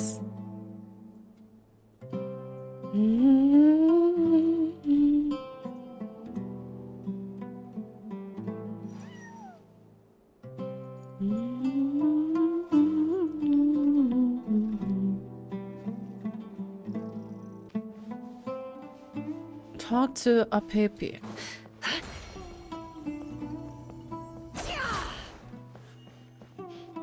Well, I must admit my desert knowledge is quite well, fuzzy, but oh. Hey kid, mind telling me what Sinuhe's been up to recently? I'm trying to get in his good books and I need a way in. I have been trying to catch up on it the last 2 weeks, like bits and pieces of it, and one thing's for sure, people never learn from their mistakes, or mostly do not learn, or yeah, well, don't learn from their mistakes. Mind telling me what Sinue has been up to recently? I'm trying to get in his good books and I need to weigh in. Get in his good books? Why? What do you want with my dad, Uncle Apepi? Oh, Sweeney is her dad then, okay. I've written a new song. I was hoping to showcase it at the next festival, but I'll need his approval. Subsidiaries Festival? A new song, huh? I'd love to stay and listen, but unfortunately, Uncle Retinue says my dad's looking for me. Well, there's plenty of time and I'm not going anywhere. See that pile of stones? I'll be sitting there warming up my vocal cords. Come find me when you're done. Pile of stones. Got it.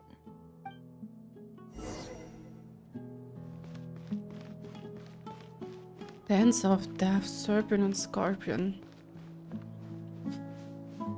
Why do I believe that her dad died? Hopefully not. But I assume that is what happens. Most likely a mother died long ago. And now her father is what was all left. Hi, Dad. Uncle Retinue said you were looking for me. Ah, there's my little princess. If you'd gotten back just a little sooner, you could have shared the spoils of war with me. Oh, spoils of war? Spoils of war? Who were you fighting against, Dad? It was just a figure of speech. The aftermath of a sandstorm is no time to be waging war.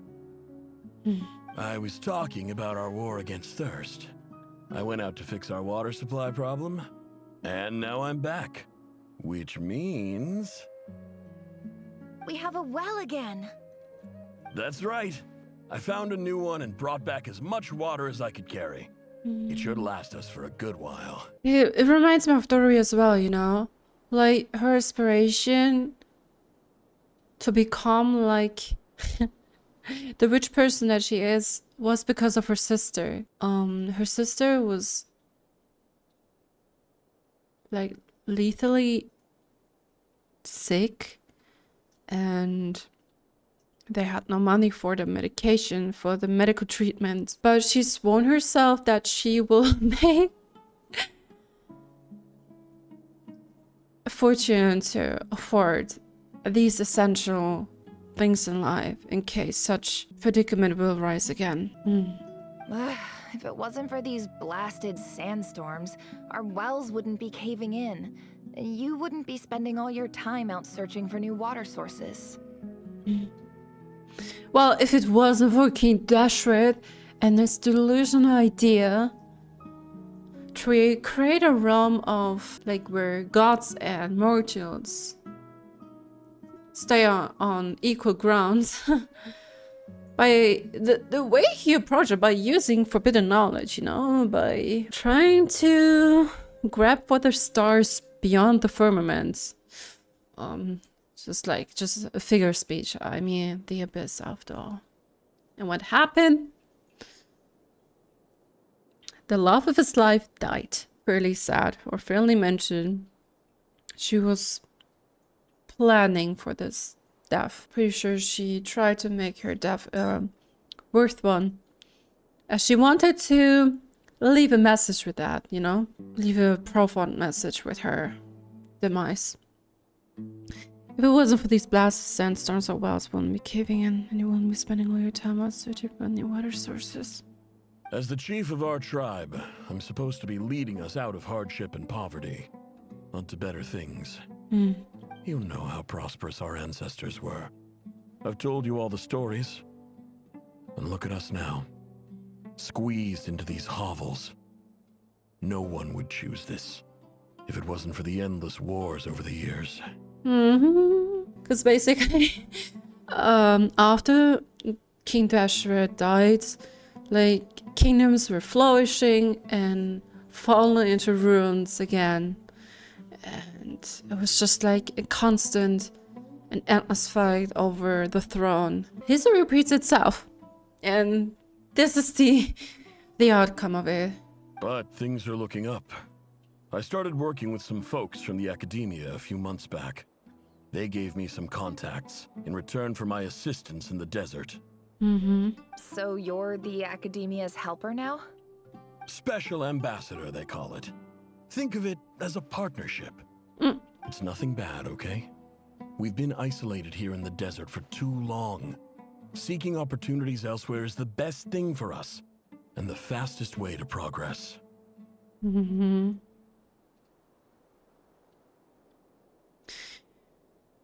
Desperate times call for desperate measures. So, do you get anything good out of being a special ambassador? Probably the bare minimum. Of course. My luck's improving all the time. One day, I swear I'm gonna lead us out of this place. We'll find somewhere new. Somewhere better. Don't trust your eyes uncritically. People only see what they want to. So don't be your own fool.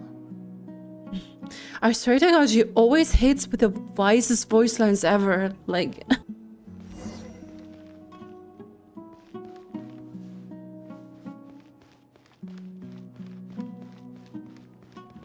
I wonder, what does young Nefer mean then? That's our well, and you know it. You stole from us. Well, you've gone from chief to thief, and now you have to face the consequences. I believe some listeners are crawling right now. Did you really think you could take our water without permission and get away with it? You're either brave, stupid, or both. Oh. And that Special Ambassador Act? Yeah, nice try. We spoke to the academia. They said it was all news to them. Oh, wait. They're talking to her father. Who's putting on a show for her? You're a liar and a cheat!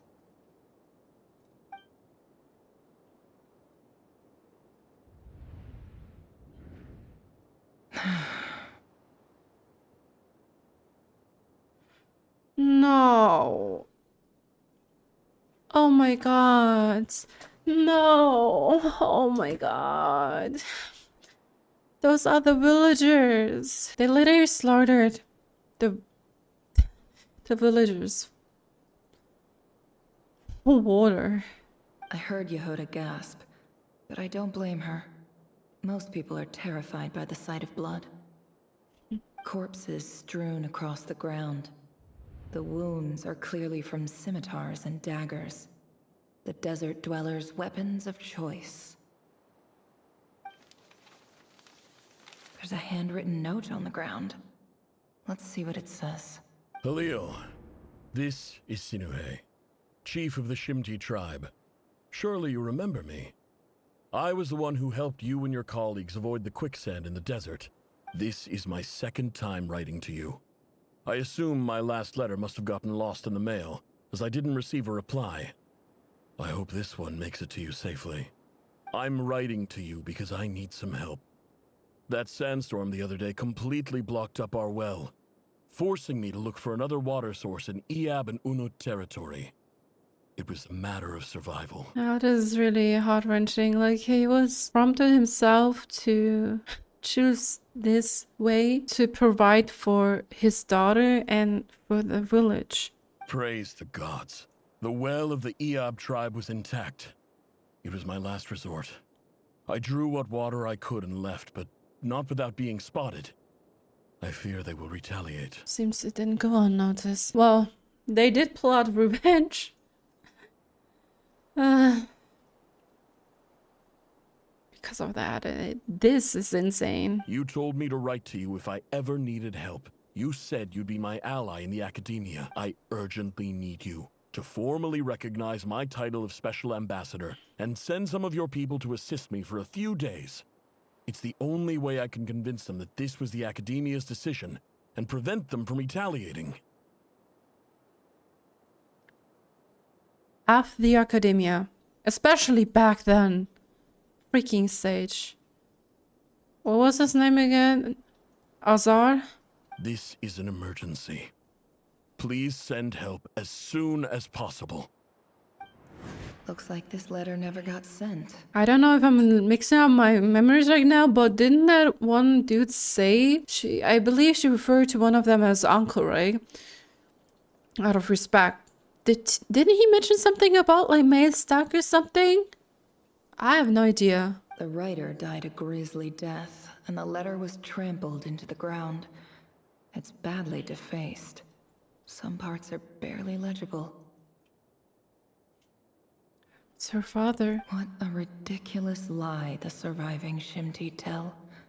Their whole village was butchered over a sip of water.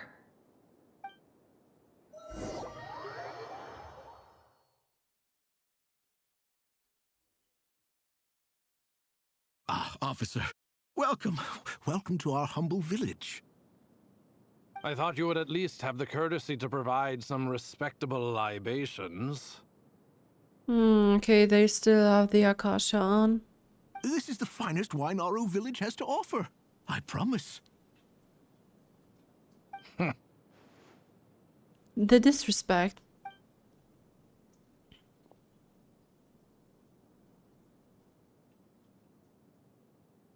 The Academia has agreed to reserve a single space for a candidate from your village. But I remain skeptical of this entire endeavor. I highly doubt anyone in this desert possesses serious academic potential. It's always easy to superficially judge your little Please, have faith. If not in us, then in our god. The child we found shows great promise. I beg you, take her away from this place. Give her a chance.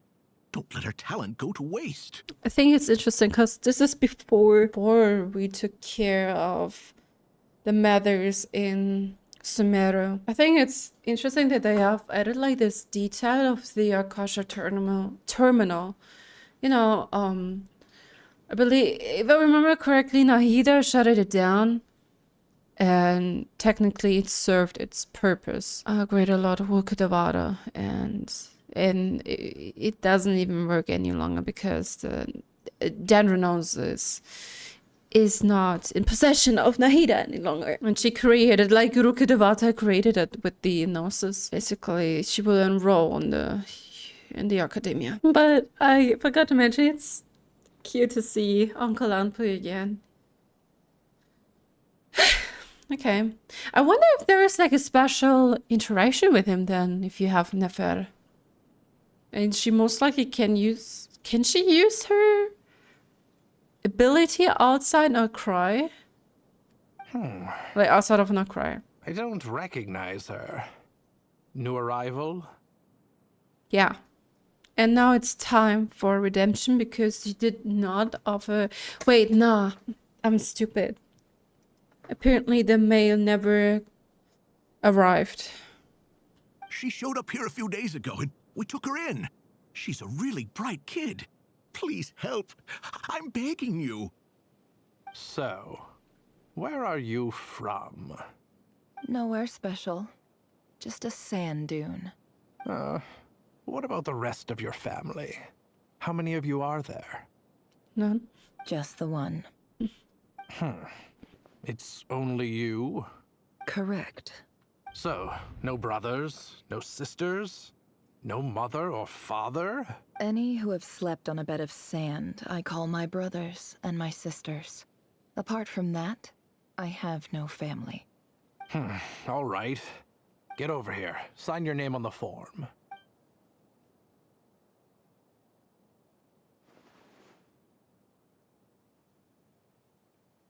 Nefer? You're rather fair-skinned for a desert dweller.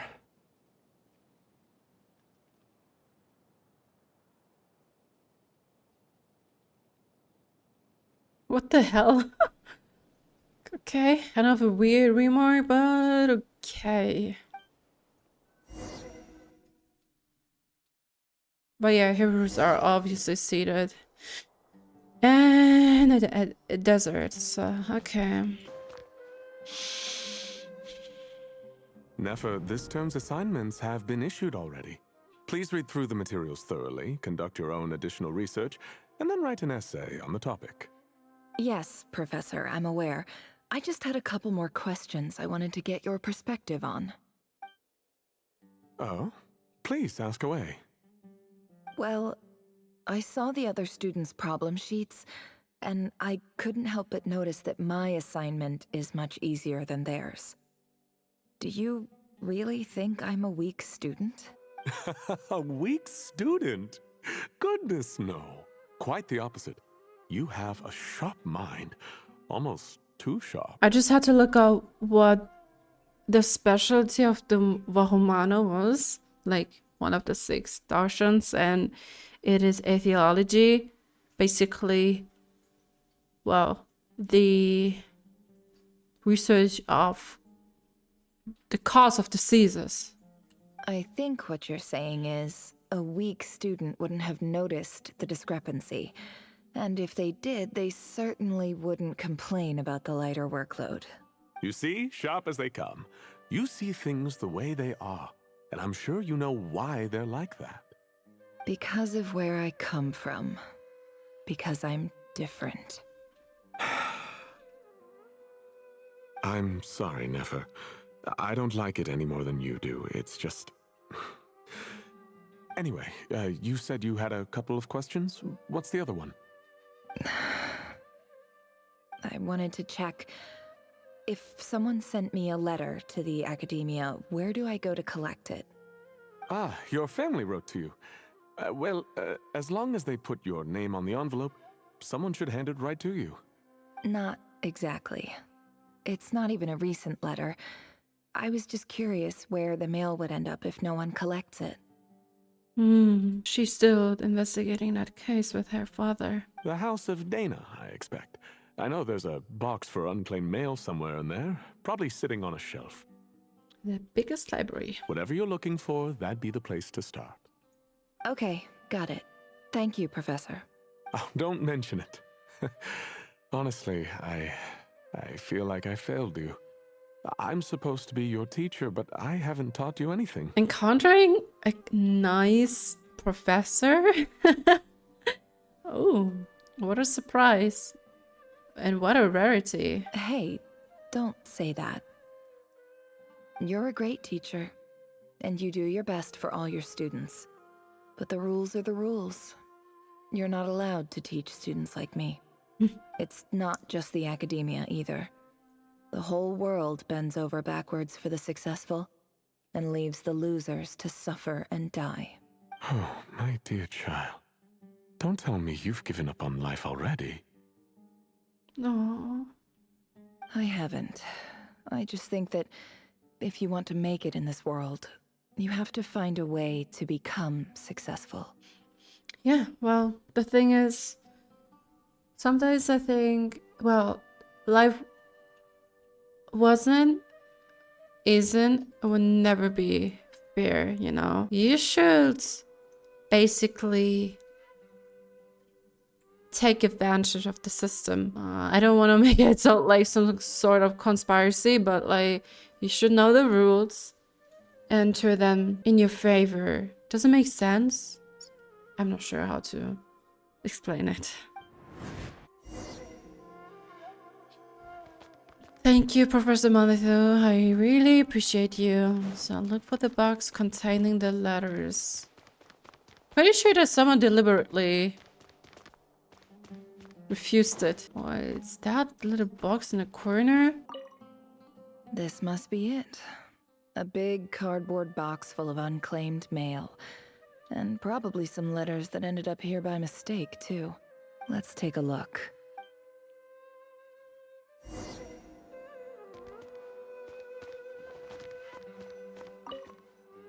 I feel like we'll bump into unpleasant things. A dilapidation survey from Port Ormos. Looks like it's from a Core of 30 representative. What a strange thought. A bunch of mercs losing sleep over rundown buildings. This one was never even opened. I guess the recipient didn't care what the Core of 30 had to say about anything. Who was it addressed to? I don't recognize the name, but it must have been a Ksharawar professor. This one is addressed to the Immorta Sage. The title is Changes Observed in Satyavada Life Symptoms. Why do all these letters read like full-blown dissertations? I think that's only one way to draw their attention after all. Guided by the incense, we became lost somewhere in the forest. All the barriers between levels of consciousness disappeared as our minds soared around in circles, looking for a branch to seek refuge on. In clinical terms, these symptoms fit the description of incense poisoning. The Immorta Darshan strictly prohibits the use of hallucinogenic substances, but I believe there are still people getting away with it. For example, my neighbor who always breaks out into song and dance after using incense. This seems like something the academia would want to know about. Why wasn't it collected? Wait, what's this written on the back? It's so small. The note says, "The sender authored this letter while under the influence of mushrooms. I would send it back, but no return address was provided. Stamped by the Grand Conservator of the House of Dana." This next one is addressed to Azar, Grand yeah. Sage Azar?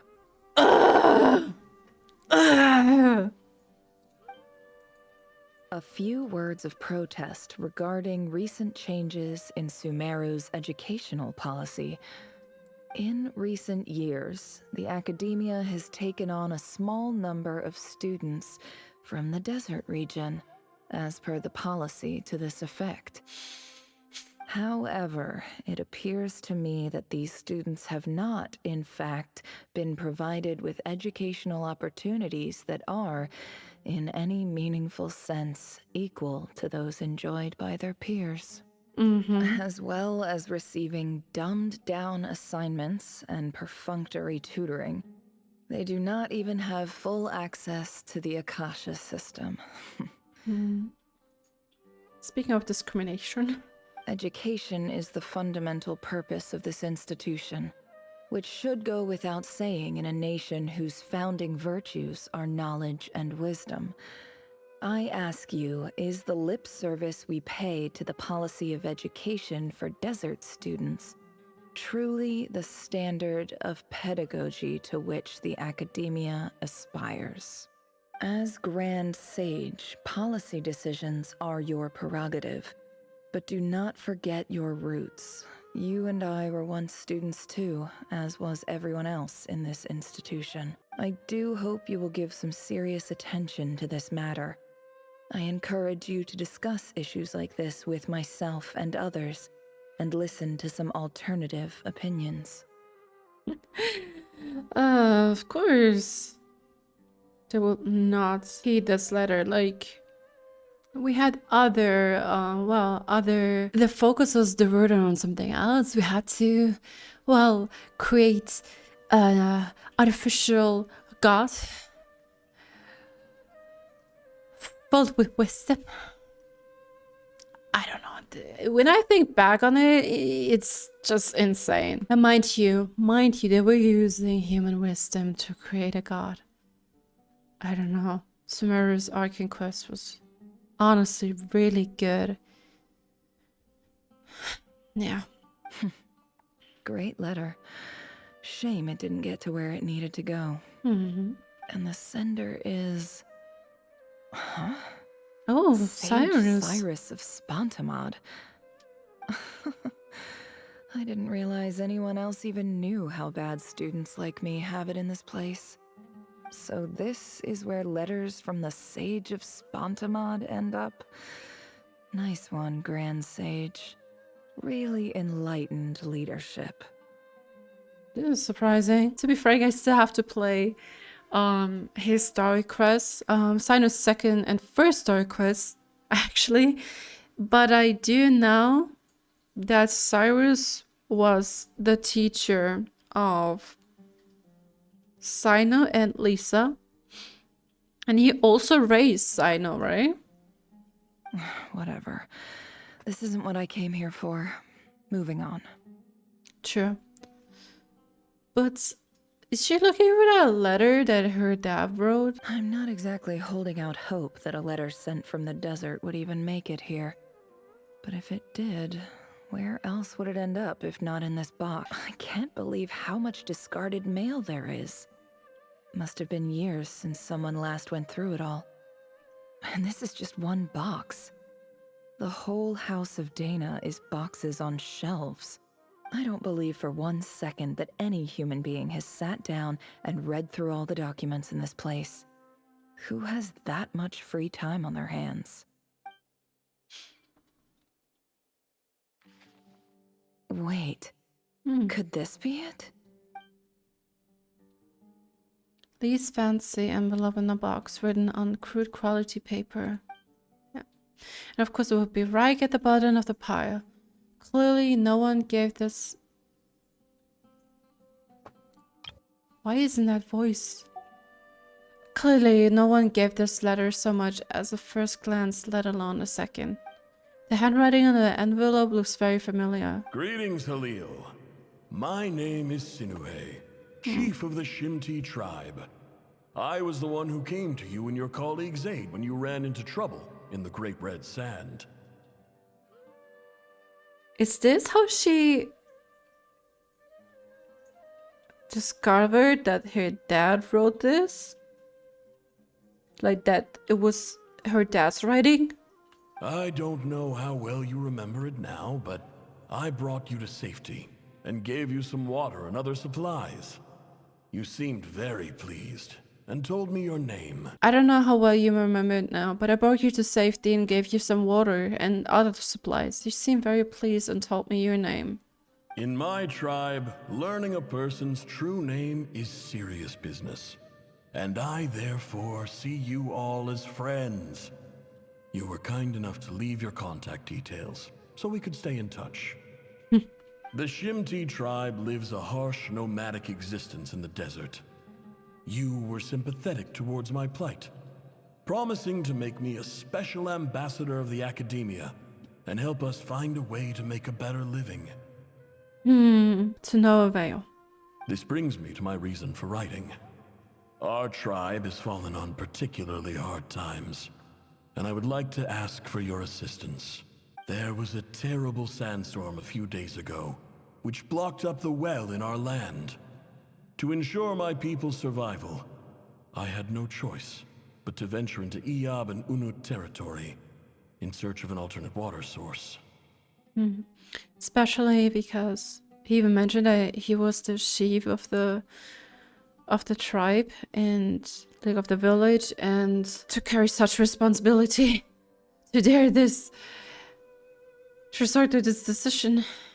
The Iyab and Unut are descended from the Thamudians, while we trace our ancestry to Tholindis. We worship the Lord of Flowers and have had relatively good relations with our fellow tribes up until now. Oh, Tholindis, interesting. And the goddess of flowers, Nabu Malikata. I found a well belonging to the Iyab tribe. They declined to help us, but I really had no other option. So I took some water to keep me and my tribe alive. My actions are certain to incur their wrath. When we met, you assured me that you would be my ally in the Academia. I would like to take you up on that offer, because I really need your help. I wonder if you could send an Academia representative to meet with me. That aside, the last time you were here, you mentioned that the Academia had started accepting students from the desert, and I told you a little about my daughter, Nefer. We have next to no resources here in the desert, and my power and influence are limited. Would you consider enrolling my daughter at the Academia? She is a smart girl. I know she won't disappoint you. From the outset, the Academia never took you seriously. Those things they promised were just empty words. I doubt they even remember the name Sinuhe. And you were so emphatic that your luck had finally changed for the better. You swore you'd lead us to a better place one day. You spoke with such conviction, like you were the most powerful chief in the whole desert. Well, it was just a delusion. You liar. You lied about everything.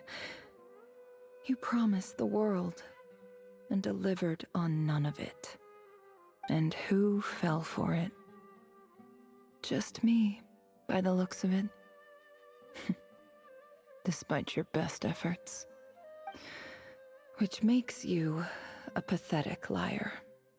You weren't even any good at it. I think I'll take over from here. Let me show you how it's done. Ooh.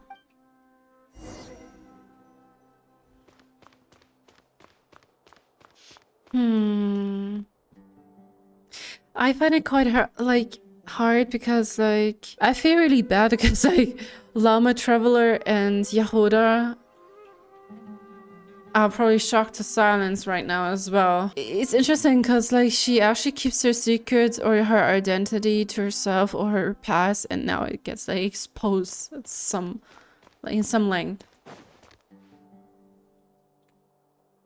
I just came to say goodbye. Thanks for everything you've done for me in my time here. To some extent. Nefer? You packed your bags. Where are you going? I'm quitting. Something's come up in my hometown. Gonna head back and deal with it. Huh? But this was a hard-won opportunity for you. You know that better than I do. It was. But it doesn't matter. I have more important things to deal with, and they can't wait. Oh, and I didn't want to overfill my bags, so I left some incense on your desk. Oh. What's wrong? I thought you liked incense. Although, I did read somewhere in the House of Dana that it has hallucinogenic effects. Don't use it all at once, alright? Some drug stealing. Isn't this the stuff you brought from your hometown? You're just letting me have it? But you said it's a rare and valuable commodity. Yeah, about that. I lied. It's not rare at all.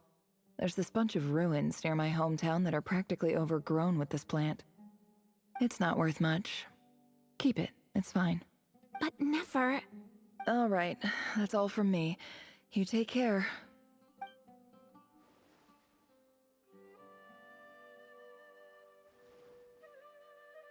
Don't forget me, okay? I mean, we're more than just classmates, right? We're friends. Yeah, I'll remember you. I lied again. That incense is worth a fortune, and it's a rare find even in those ruins. And as for remembering her, I have far too much to do when I get back. No time to reminisce. Although she despises lies, she does it as well. She damned her father for lying. Maybe she comes to terms with her father's deeds and why he has done it that way. I'll be lucky if I even make it through this alive. But either way, I expect I'll forget you pretty quickly. I don't think so. At least we won't. Oh, okay. I hope you don't mind if I chew on some bubble gums. No, you gotta keep your nerves on track. I think it's quite interesting, but I don't know. It just happens like out of the blue. Like it tears you away from the actual story. Or the actual happening. Talk to the EAB chief.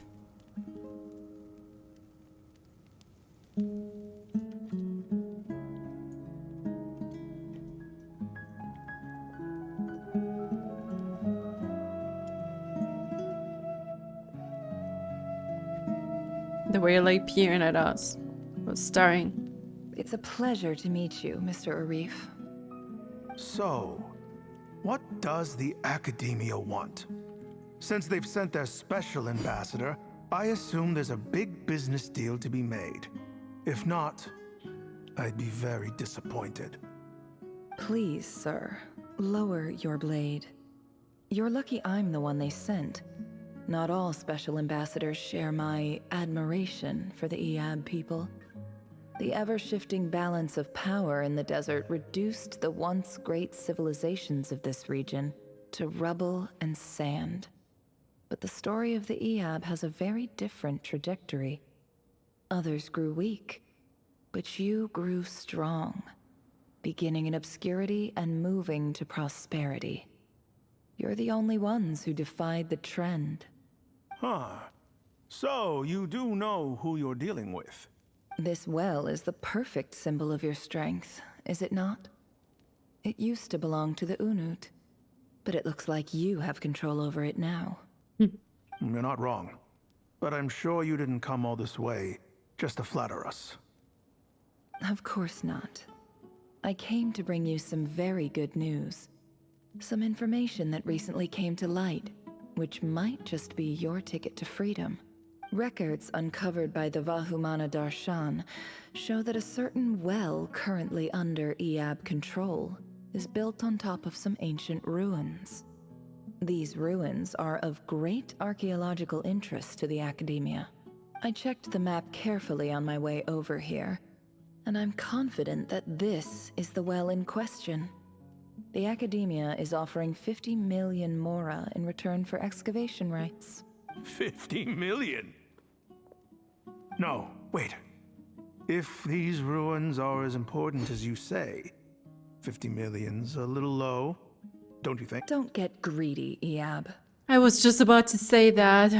So greedy. We know far more than you think. We know that you seized this well by force. Wasn't that the first step in your rise to power? To drive away the Unut and steal their water supply? So what if it was?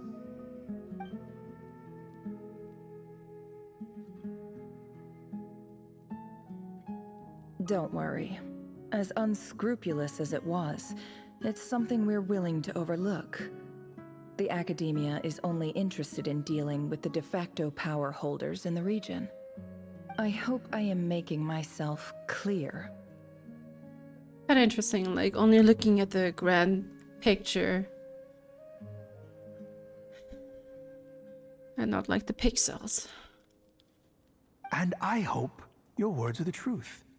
If I find out the Academia is trying to play me, I'll hunt down every one of your people and make you watch as I cut their heads off one by one. The voice acting is on point. My blood is just boiling right now. This is really well done. I assure you, Chief, that would not be in your long-term interests. You don't want to make an enemy of the Academia. You see how I'm dressed, don't you? I appreciate that you've never been to the rainforest, but surely even you recognize an ambassador's attire when you see it. And what does a barbarian like you have to lose anyway? You really think the Sumeru Academia would bother to come all this way just to lie to you? We have more important things to worry about.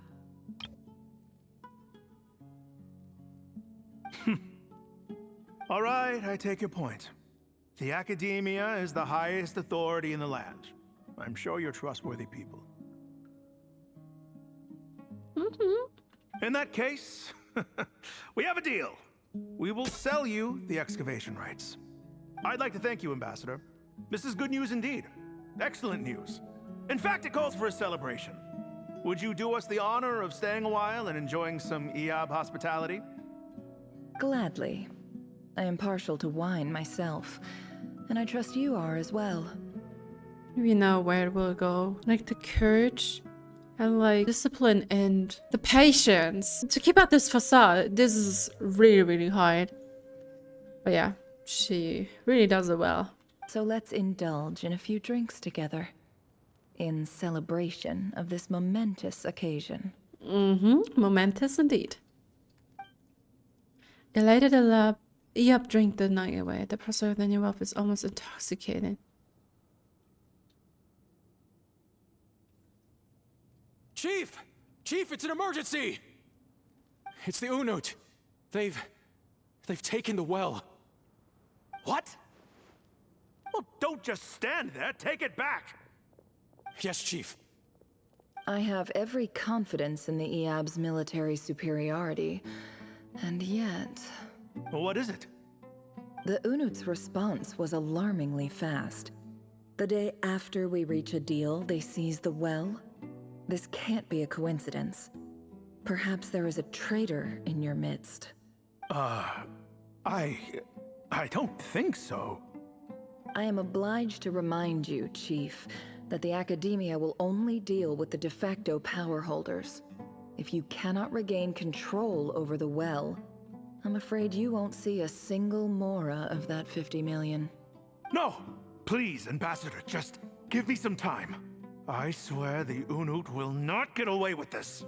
That well is ours, and so is the mora. Glad to hear it. I will wait here for an update. If there is a traitor, I will find them. In the meantime, make yourself at home. I'll report back as soon as I have an update. Much obliged. Wow. All it took was a few words and I've got him wrapped around my finger. What an amazing feeling.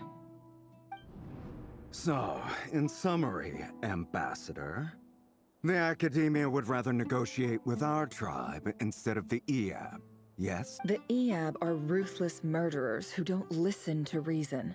And now they have the gall to interfere in our research projects in the desert region. So let me ask you, Chief, if you were the Academia, what would you do? Kill them all, of course. Precisely. The Academia does not tolerate those who stand in our way. The Eab have held back our academic pursuits for too long, and our patience is wearing thin. At the same time, there is simply no way that the Academia can be seen to be intervening in desert affairs. I'm sure you understand where I'm coming from. We have our own rules out here. If the rainforest dwellers raised arms against a desert tribe, it'd start a bloody war. Right. We can't confront them ourselves, but we can support their enemies. The Unut have always had strained relations with the Eab, which makes you our natural allies. Natural allies. Weren't the Eab your allies once? You were quick to send them after us to protect your interests back when we stole that water. And now look at you. You're at each other's throats. Let me be clear. The Academia wishes to collaborate with the legally recognized rulers of the desert in this matter.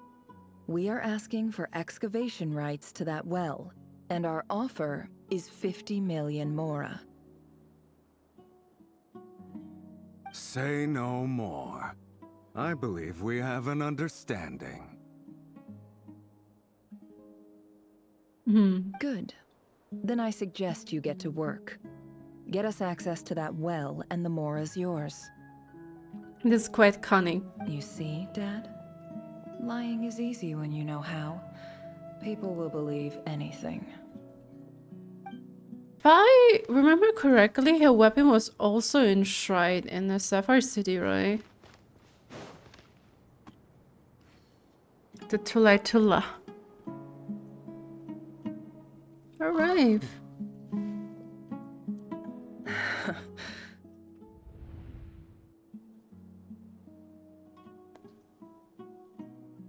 Well.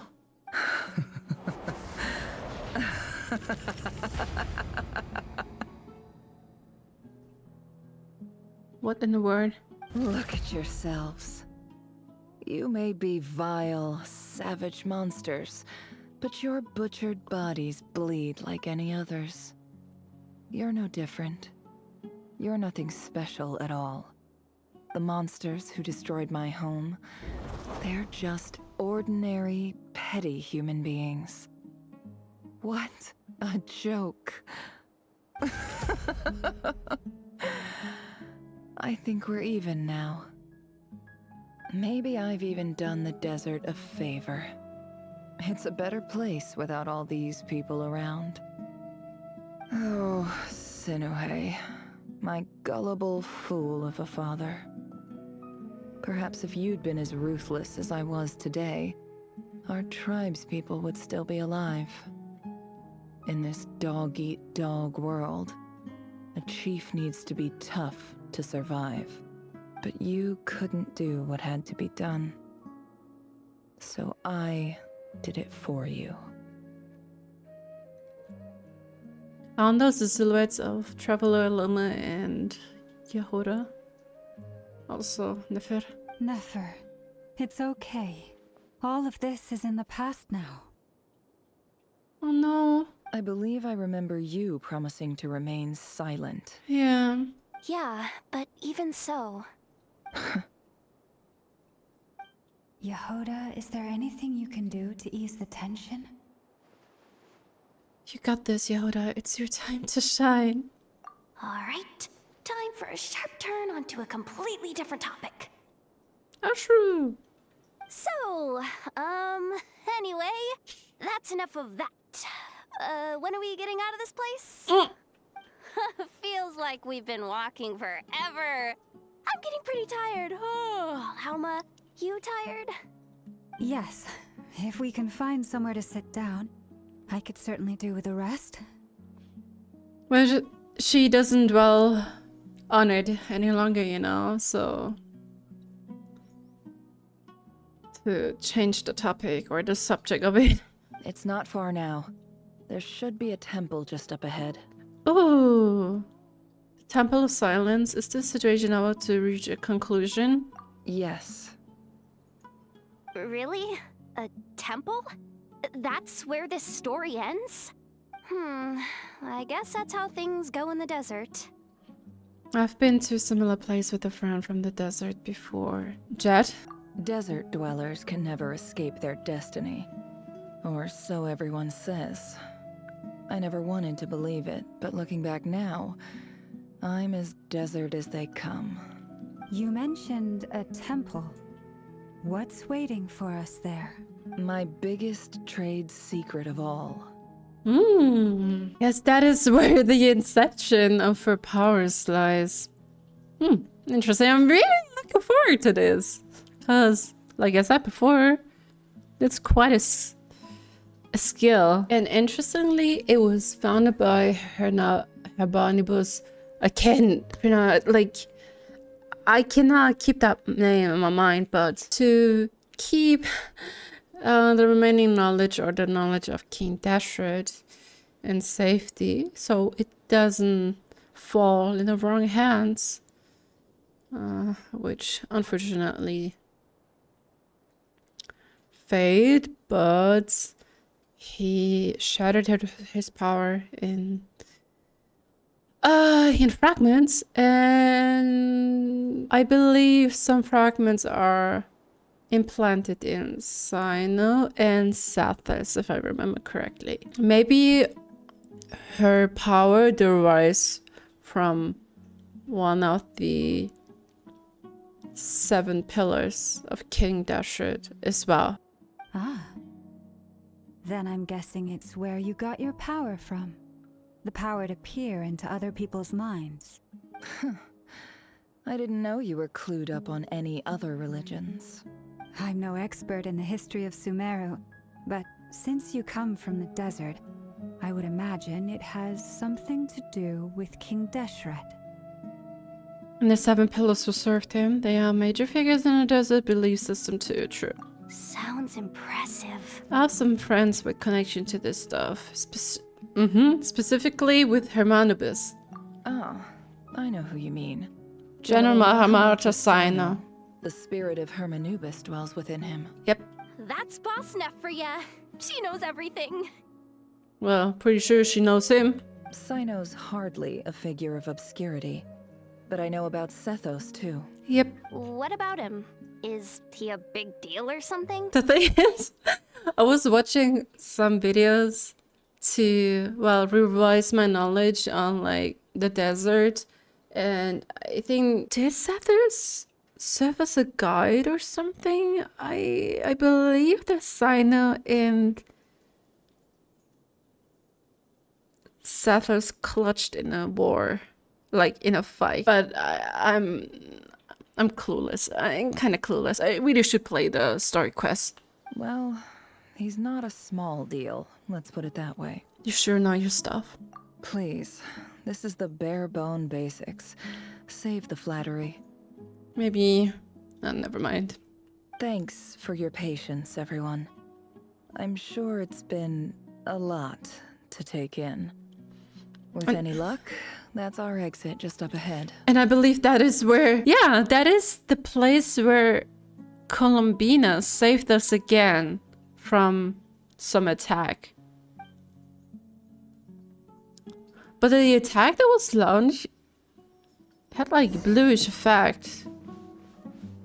Can't really remember. I'm really sad that I missed the opportunity to be locked in during the word quest in the desert. Because I was not really... Well, I was interested in the lore back then, but not as much as I am currently, you know? Genshin's lore is really captivating. But I must say, the lore in the desert is really vast. hard to compile sometimes at times and like to understand. The story of the Goddess of Flowers is really sad, you know. The fact like she was exiled, and I believe she was wandering for 72 days. From her wand water was flowing and stuff like that. And that was also the moment when the Jinn were born. And the Jinn consider their mother, like the Goddess of Flower, Nabu Malikata, her mother. And yeah, can't really remember, but some point she encountered King Dashred, and together they built, what was that called again? Hanum, I'm not quite sure, but interestingly, it is also called the City of the Moon Maiden. And it's also known that Nabu Malikata did dance with the Moon Sisters. It's quite a heart-shattering story. King Dashred was too obsessed with his dreams, and dreams are transient after all. And she did warn him as well, because for some reason she could predict the future as well, and she said that his dream would turn into a bleak and dark reality. But he did not heed her words. And, well, he didn't even flinch when she told him that what happened to her kin, the angels, when the first angel, Koita, when the first angel basically launched a rebellion against the heavenly principles with the Voyager. You know how things ended, and well, like I said, she advised him not to anger the heavenly principles, but he simply didn't care. He had the idea, or like the vision, to free the world from the shackles of the system orchestrated by the heavenly principles. And well, you see what damage he has done to the world. So many sacrifices and casualties.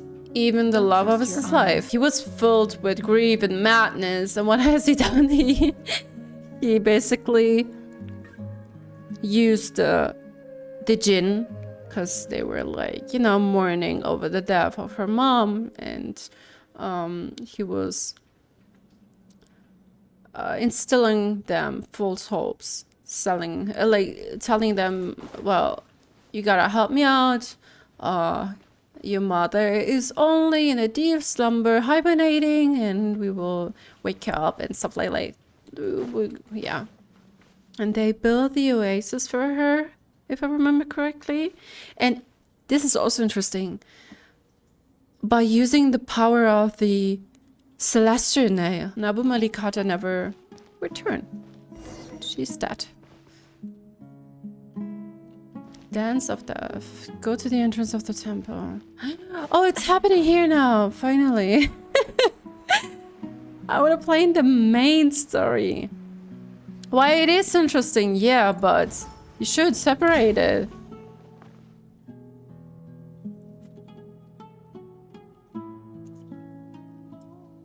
Uh-oh. Uh-oh. Uh-oh. Headache? I'm totally out of my depth here. I don't have anything to add about any of this stuff. Like, look at that statue, for instance. I want to do the whole name-dropping, this girl knows her stuff thing too, but I've never seen anything like it before. A statue with the head of a bird. Looks like something out of the King Dashred's mausoleum. That's Thoth, the Ibis King, one of the 7 pillars of King Deshret. The legends say that he, the Crocodile King, and the Goat King were the 3 retainers of King Deshret. Oh, so Ibis King's name is Thoth? Was it ever revealed before? So I assume this is where she got her power from? From the Ibis King? Let's take a look.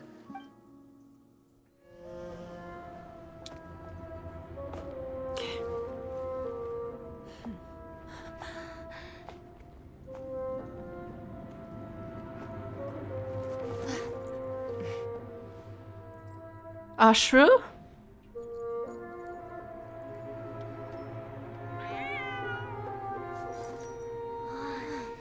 It's just Ashru. It's just a trap. Most like all is well?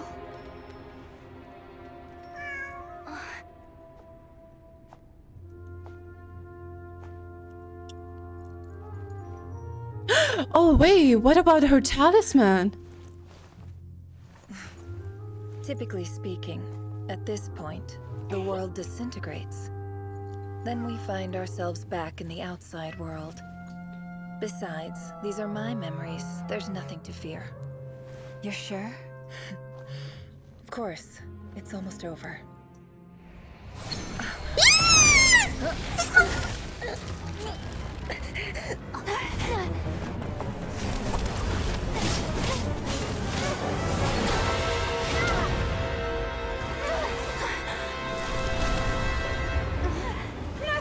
Hold on!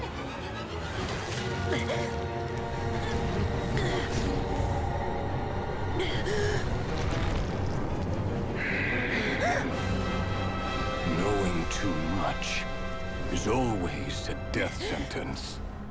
Speak for yourself. He knew! He knows it! Columbina!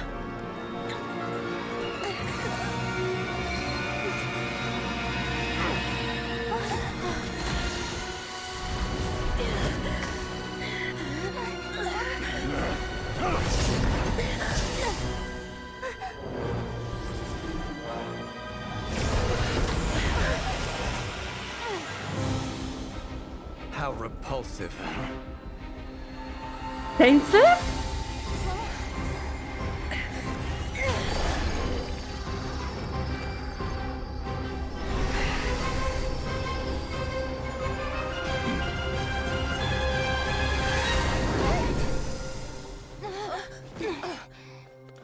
Oh.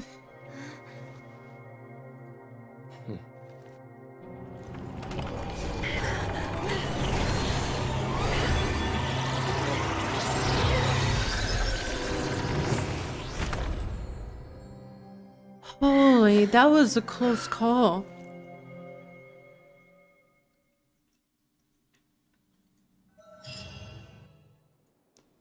He knew we were prying. Timed that pretty well, didn't I?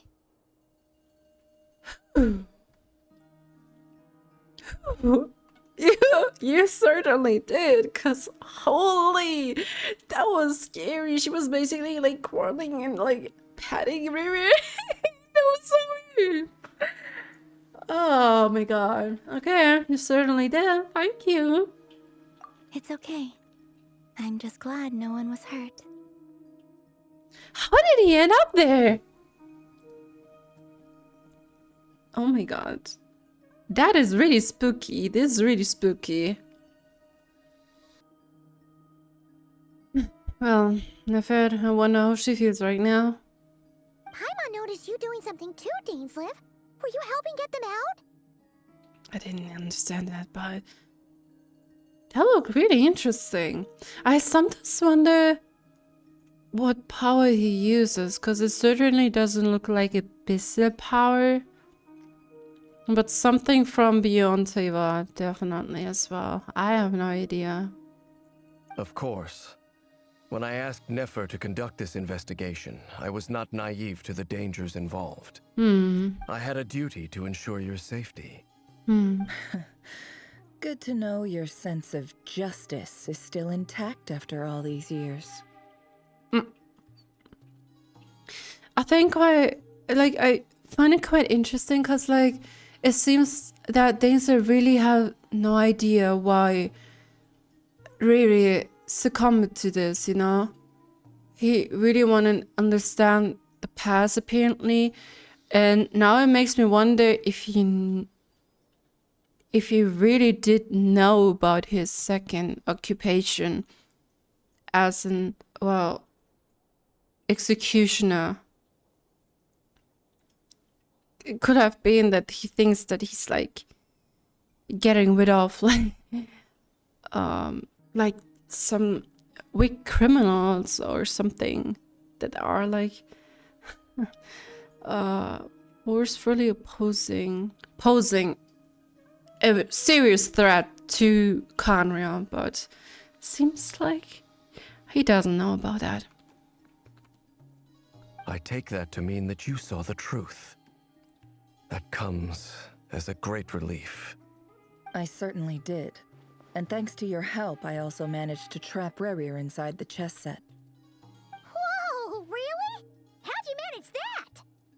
Well, to be honest, I sensed that something was wrong long before we made it to the temple.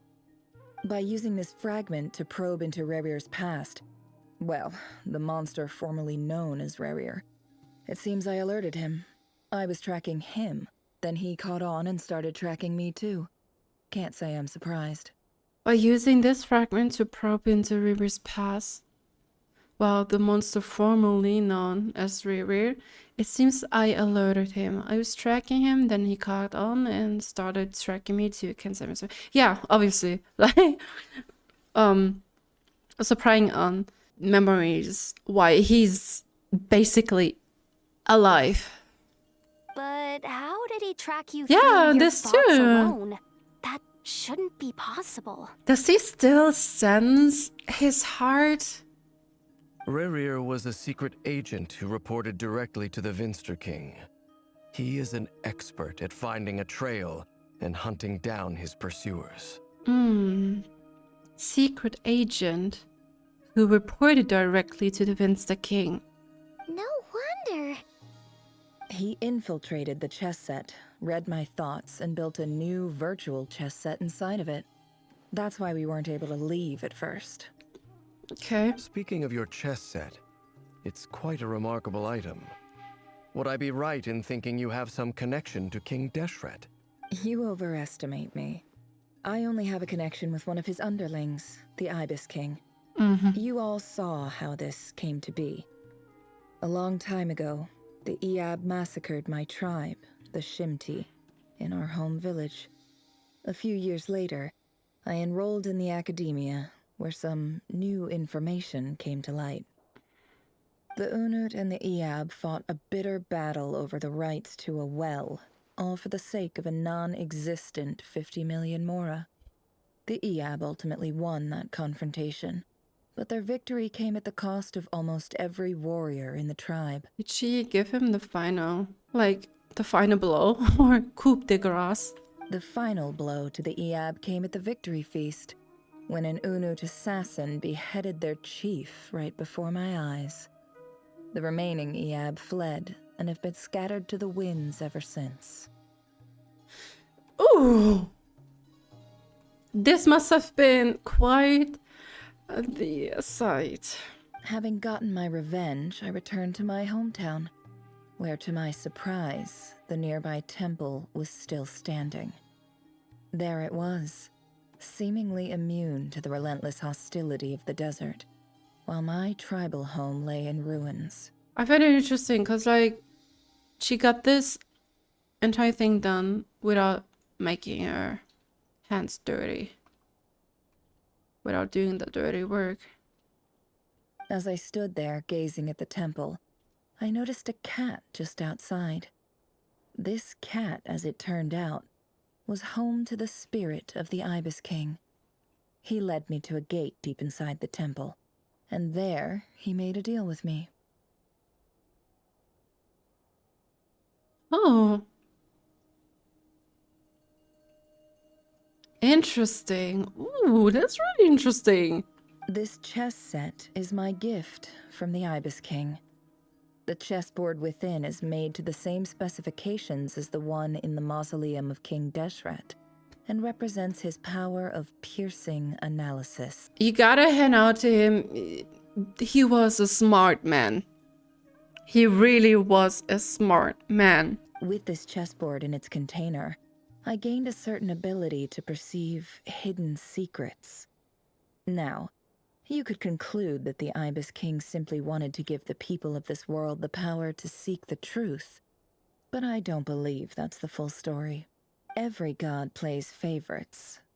Their hearts are as fickle as any humans. full of secrets, perversions, egotistical tendencies. But precious few gods are willing to admit this. It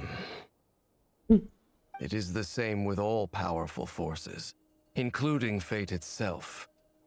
Their gaze falls preferentially upon a select few. As you rightly point out, this is an act of favoritism. If you're alluding to the Abyss, then yes, I agree. Gather the others. It's time to share everything I've learned. Before long, the group is gathered in the office. Those too busy to attend, of course. Thank you all for being here. Oh, we're all gathered now. It's down to business now, right? Oh, I would be totally Yehuda. Just keep yourself busy with the kiddie. Especially if you know about his origin now. The cat was the house to the spirit of the Ibis King. Switching to German. As promised, I did some further investigating into the Rerir of Solnari's background. I am pleased to report that the investigation has been most fruitful indeed. Now, when I think about it, does he even know? I believe Dainsleif doesn't even know that those two are practically creations of Rhine-daughter. The Rerir of Solnari, real name Rerir, was once a Khanrian subject who served the Vinster King. I will now share the important details of his story. Please save any questions or comments for the end. Nefer narrates Rerir's backstory to the group.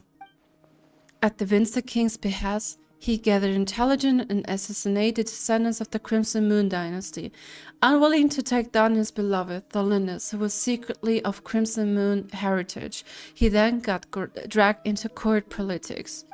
Vedrfolnir's voice, which spoke to him of his fate, was like a reflection of the moon. Though he could disturb the waters to gain temporary relief, he was powerless to erase it entirely. In contrast, Rerir's own life was like a reflection of a broken moon.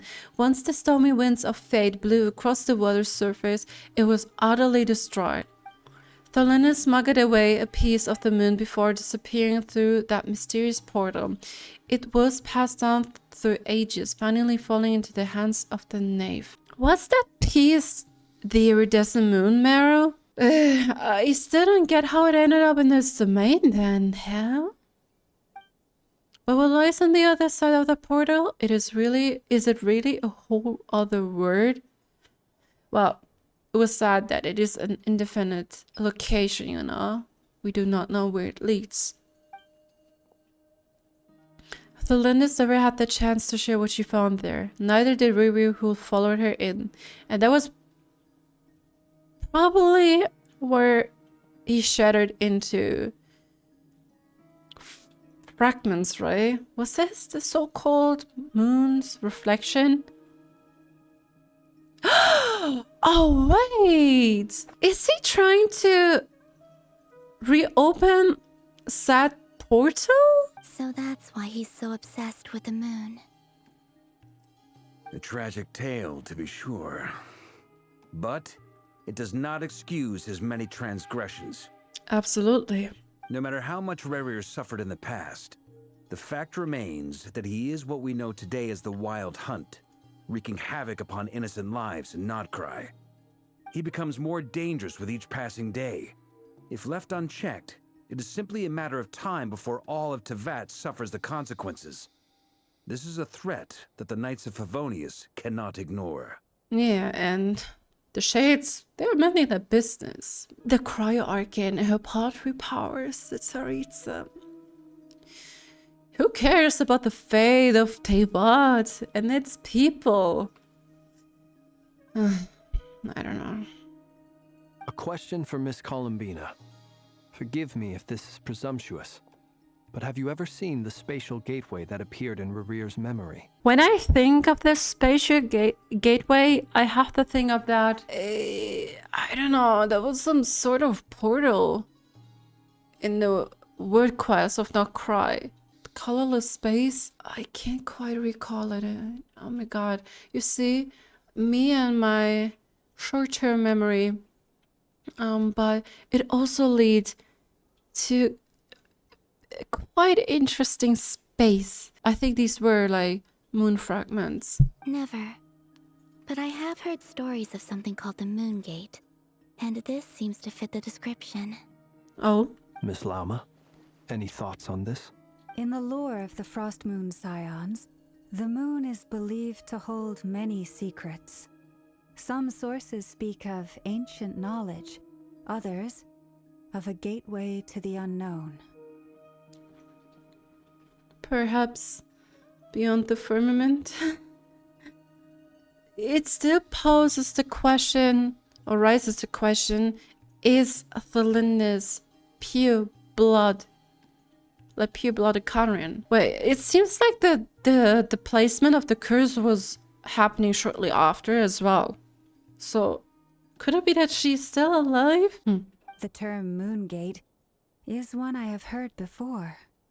But as is the case with all of our legends, there are no records of any first-hand witnesses. We cannot know whether it truly exists. Then back to Miss Columbina. As a moon goddess yourself, do you have some idea of where the Moongate leads to? Not at this stage, sorry. I do hold the power of the Frost Moon, and my strength is recovering well. I can sense that the gate would open at my command, but... Oh? But there's more to the power of the Frost Moon than that? Yes. A moon goddess has the right to open the Moon Gate, since it is a path to the moon.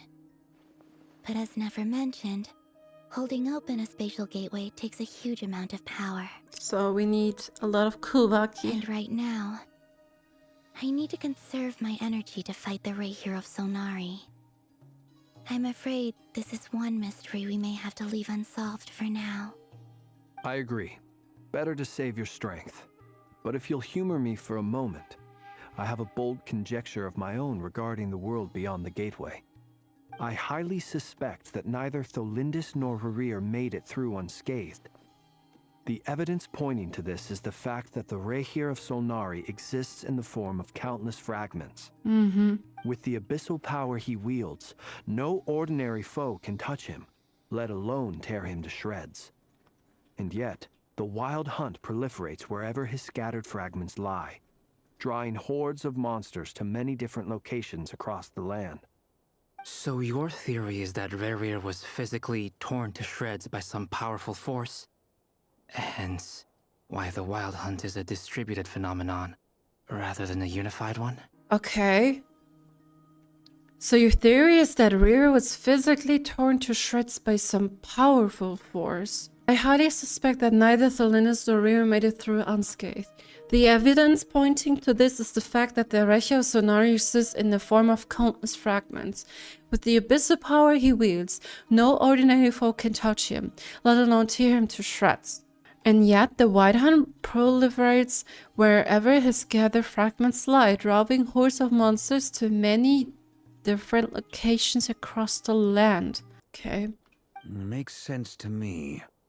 Explains why the wild hunt is so pervasive, and why he's been trying to piece himself back together. He was whole to begin with, and he wants to be whole again.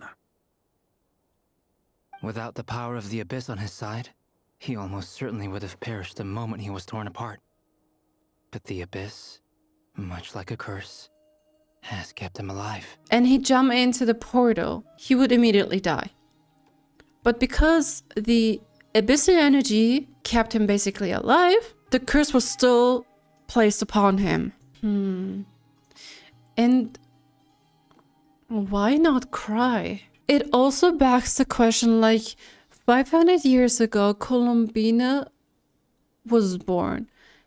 And 500 years ago, the cataclysm surged. Or descended upon Teyvat, basically. Not only Conrian, it affected Teyvat. And I wonder if there is some relation, you know? But I can't think of something right now. I have no idea. And the worst thing is, the reason why the world does not accept Columbina's presence is basically because the moon goddesses originates from the light realm. And it's like the human realm and the light realm are like clashing, you know? Or it has something to do with fate. I have no idea. I hope you can follow along my train of thoughts. I could not agree more. The power of the abyss is most surely a curse. Yep. It only seeks destruction. And it kind of, well, it can manifest in different ways, in variation, you know. For instance, in the Desert, Sumeria, etc., it was like forbidden knowledge. In Natlan, it's like the abyssal mimics, or like aliens. In the chasm, we have like the mud. But it's funny how some of them in Natlan went through a total identity crisis. It is a compelling explanation, and one that accords with my present understanding of abyss creatures. Whether the life form in question is primitive or advanced, if a curse has extended its lifespan unnaturally, it will continue to survive in spite of everything. A curse that defies everything. This raises some interesting questions. I will run some experiments and see if there is any validity to my suspicions. It is a compelling explanation and one that accords with my present understanding of abyssal creatures. Whether the life form in question is primitive or advanced, if a curse has extended its lifespan unnaturally, it will continue to survive in spite of everything. That being said, regardless of whether my research bears fruit, I would like to thank Miss Nefer for conducting such a thorough investigation. Already, it has greatly enriched my understanding of the entity we face. Let me say on behalf of Nefer, spare the flattery. My pleasure, Mr. Albedo. I too hope that the information I have shared today proves useful as we look to formulate the next stage of our plan. Mm-hmm. Hey! What is it, Dainsleif? You look really upset! It's an old friend, after all. It's just... when I think of the man I once knew as Rerir, I struggle to understand why things had to turn out like this. The two of you used to be friends, didn't you? I don't know if these words will bring any comfort, but my heart goes out to you. Mine too. Mine as well. We can never know all the hows and whys of the way things are. The moon and stars are full of untold secrets and lies. And the skies are host to many more mysteries than these alone. Yet, none of that can begin to compare with the complexity of human life. Yep. Those are the first comforting words I've heard in a long time. Thank you, both. I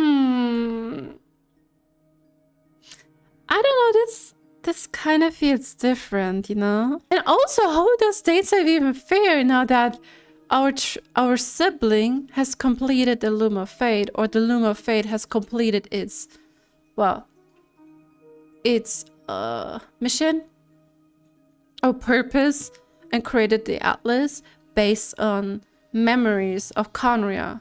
And, well, Dainsleif was used for this operation. He was trapped, and then he was reminiscing about the past, and they were like using it as records. I don't know. I really do not know. It's like quite hard. And he has been seeking for so many things for 500 years as well. Well, I think this is a good place to end today's meeting. I'm sure Nefer needs some time to recover. She's been through an awful lot today. That's very thoughtful of you, Llama. Of course. So when are we reaching the climax? Sounds good to me. Take some time to rest and digest before we reconvene to nail down a plan. Yes. Back at the hotel, you sit with Paimon for a while and discuss what lies ahead. Yeah. We needs to dine. Hey, is this a bad time? Hope I didn't kill the conversation. No worries. Nice room. Oh, I'm not coming in though. Why not? It's just a hotel room. If it's all the same, I'll just stay out here. I might not look the part, but I'm technically a knight. Barging into people's private quarters isn't the kind of thing we do.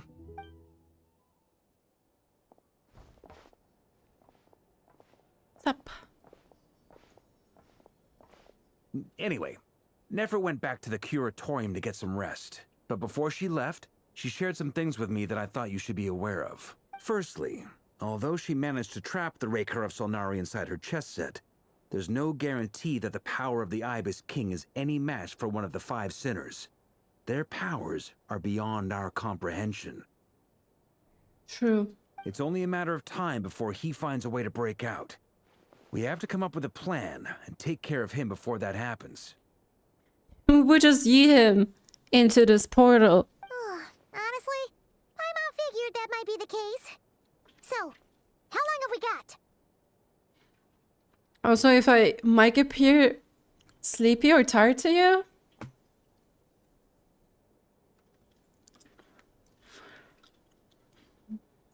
It's 3, almost 4 in the morning. Well, I asked her that same question. She talked for a long time, but for the most part, it seemed like she was trying to convince me how precious her chess set is. What a long and storied history it has. Oh, they had the idea, or the idea popped to destroy it? Oh no, you would basically free him then. It felt like some kind of sales pitch, you know? The kind where you end up handing over Mora against your will. Anyway, after all that, she finally answered the question. 2 days, at most. Oh. 2 days? Holy moly! Can we even recruit enough help in that time? That remains to be seen. Which brings me to the second issue. Dainsleif is obviously conflicted about this whole thing. But given how little time we have, there's no way we can pull this off without his help. You have some history with him, right? Do you think maybe you could talk to him for us? Well, no matter how long you basically suppress your lifespan as a human, you might age and your body does age, but your emotions not. Okay, now let's see what I can do. Great, I appreciate it. All right, on to item 3. So, Albedo, Durin, and I put our heads together and came up with a plan. Can't promise it's gonna work yet, but at least it's a start. We figured we'd bounce the idea off you first. We'll explore it further once everyone's recovered. Albedo, Durin, and I put our heads together and came up with a plan. I can't promise it's gonna work yet, but at least it's a start. Oh, please us away. Oh, Paimon's dying to hear this. All right, so here's what we're thinking. In a hushed voice, Varka lays out the current plan. It's a shocking plan, but nothing can face the greatest traveler and trustiest travel guide in Tabor. It doesn't take you long to get behind it. We felt a little uneasy about roping you into this. I mean, firstly, you're not locals, and secondly, none of us are your boss. You're well within your rights to refuse if you so choose. Ooh, is that where we will involve in a fight against him? Roping us in? Why would you even say that? We know the stakes here. It's all of us against the Rerir of Solnari, or none of us stand a chance. I choose my words very intentionally, I'll have you know. I like to think there's an art to striking a down-to-earth tone even when the stakes are through the roof. Sir Varka, I have a few thoughts about this plan. Whenever I hear Traveler's voice, oh my god. I'm so happy. I'm all ears. I think we can be more flexible with how the roles are allocated. In my view, the most sensible lineup would be like this. Raise your voice, traveler. I see your point, yeah. But if that's how we're going to approach this, you'd better make sure you're ready. To be clear, I don't doubt your abilities. Far from it. I just want to make sure. Are you really willing to take all this on? Everything for Bina and our new friends. I want to do everything within my power. The Rerir of Solnari is a truly fearsome opponent, and if I do my part, it'll greatly reduce the risk for everyone else involved. The sense of justice. Well, that tracks with what I've heard. Jean's mentioned in her letters that you're so diligent it's almost abnormal. As in, most people weigh up the risks and rewards in situations like this. But you seem to just march towards danger without a moment's hesitation. Of course, everyone appreciates a fearless pioneer. But all that aside, I'm the Grand Master of the Knights of Favonius, and you're our honorary knight. I want to make sure your courage doesn't come at the expense of your safety. Thank you, Sir Varka. I should be the one thanking you. It means a lot to have you on board. I'll give some serious thought to your suggestions. I don't know, it's just more personal and addressing when traveler speaks. Varka gives a very knightly bow and says he'll see you at the hotel again later. He has arranged for everyone to meet and finalize the plan of action. In an effort to lighten the mood, he booked out the hotel for this meeting so you could all chat over a drink. As the moon rises in the sky, you and Paimon leave your room, discussing whether Paimon has any other options than Fuchs. A very serious question. Everyone is already there waiting for you. They are chatting and smiling. Clearly the rest has done them good, as well as the existing crew. Some unexpected help has arrived. Still, you remain conscious of the fact that the future of Krai rests on what is decided tonight. So many lives are at stake. You may never meet most of them, but whether they know it or not, all of them are counting on you. It reminds me of Netland. Game of Blood and Sand. Ew. Not but a handful of dust and sand. Moonless night. It was an age when sinners had yet to commit grave sins. Discuss the plan with everyone.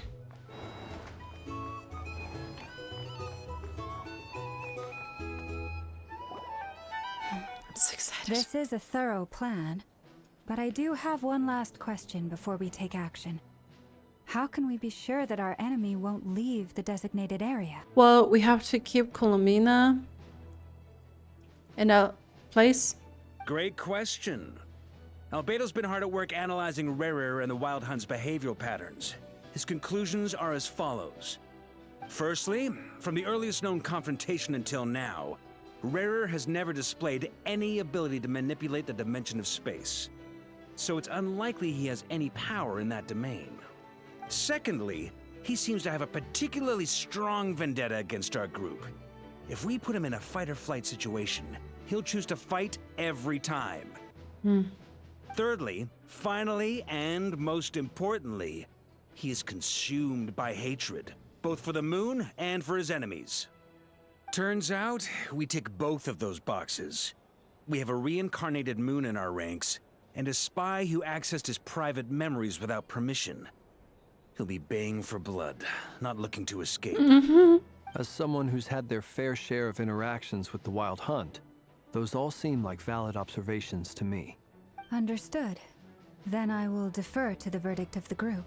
Well, everyone, that's the plan in full detail. Albedo and Durin are carrying out their part as we speak. It's Judgment Day. Plan approved. Scheduling. Okay, any firepower you need, I got you covered. Let's light this baby up. The Frost Moon Scions are behind you as well. And also relying on Uchai. This is crazy. Or Whiskit. And the rest of you?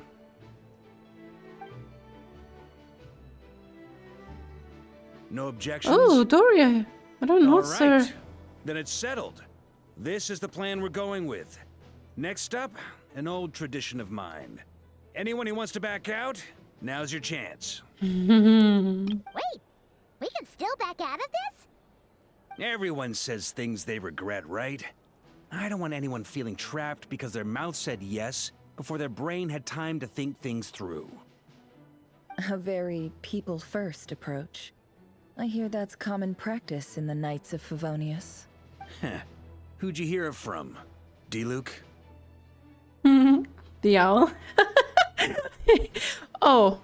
Shh. We don't use people's real names at work. This contact will be known only as Owl, please and thank you. Figured as much. This plan can only work if everyone does their part. Flins and I will absolutely support it. It's interesting. So, D-Luke has been working with Nefer as well. We shall indeed. You'll be glad you accepted our help. Also, you are the last person I expected to see here, Miss Dori. It's not often I get called Dori in a work context. My peers usually call me Lord Sangamabe.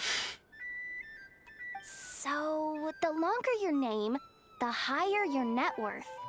Is that the idea here? In that case, Mr. Flint's here must be worth a fortune. That's right, I know your full name. It's... Oh. The walls are thin here. I'd appreciate you keeping that a secret. Okay, fine. I'm actually only here as a favor for someone else. Do you have any idea how much it would cost to hire me otherwise? Oh, does this mean someone out there actually has the power to boss Dori around? It most certainly does not. We have a long-standing and mutually beneficial business partnership. She's actually the mom of a friend of yours. Oh, Alice. Said mom supplied me with a great little trinket, but now that lady's ruined everything. If I don't start building a little goodwill now, my whole business in Krai is gonna go down the drain. Okay, the trinket was indeed like the pendant. Our lucky charm was indeed from Alice. Okay. So what exactly is so special about this pendant? It's a lucky charm that a great mage made for me. We have a business relationship, and she was worried that something bad might happen to me. So, she wanted me to have something that can store power to protect myself with. Oh. I finally got it all fully charged up with Kuvaki, and then Nefer went and used it all up at once. Never lost so big in my life. You're right. It was all my fault. I didn't mean to drain all the Kuvaki in the pendant, but I'll make it up to you. Yeah, let it rain more. You will? Well, in that case, how about you give me your chess set? Over with that, buddy. I knew you'd say that. Well, it's yours if you want it. Ooh. In fact, take it now. And I'll even throw in a free Rerir of Solnari. Deal? You're putting me in a difficult position here. It's a very useful thing to have around. But I have a funny feeling it won't be around much longer. I guess we'll see in a couple of days. Looks like bankruptcy for me. Hey, don't be so pessimistic. See this through and you never know. You might find a new business opportunity on the other side. One door opens, the other closes. You and Paimon decide to check in and see how each stage of the preparations are going. I'm so tense. Look for Dori. This man has been protesting for a long time. I'm gonna equip us with some lucky charm as well. Dori! How are things going? Feeling ready? Oh, I was born ready. We only have 2 days. You think Lord Sangamabe would let an opportunity like this slip by? Don't forget, when something's in high demand, the people with the goods on hand get to charge the highest price of all. Even higher than the sellers taking advance orders. Ta-da! See? It's right here.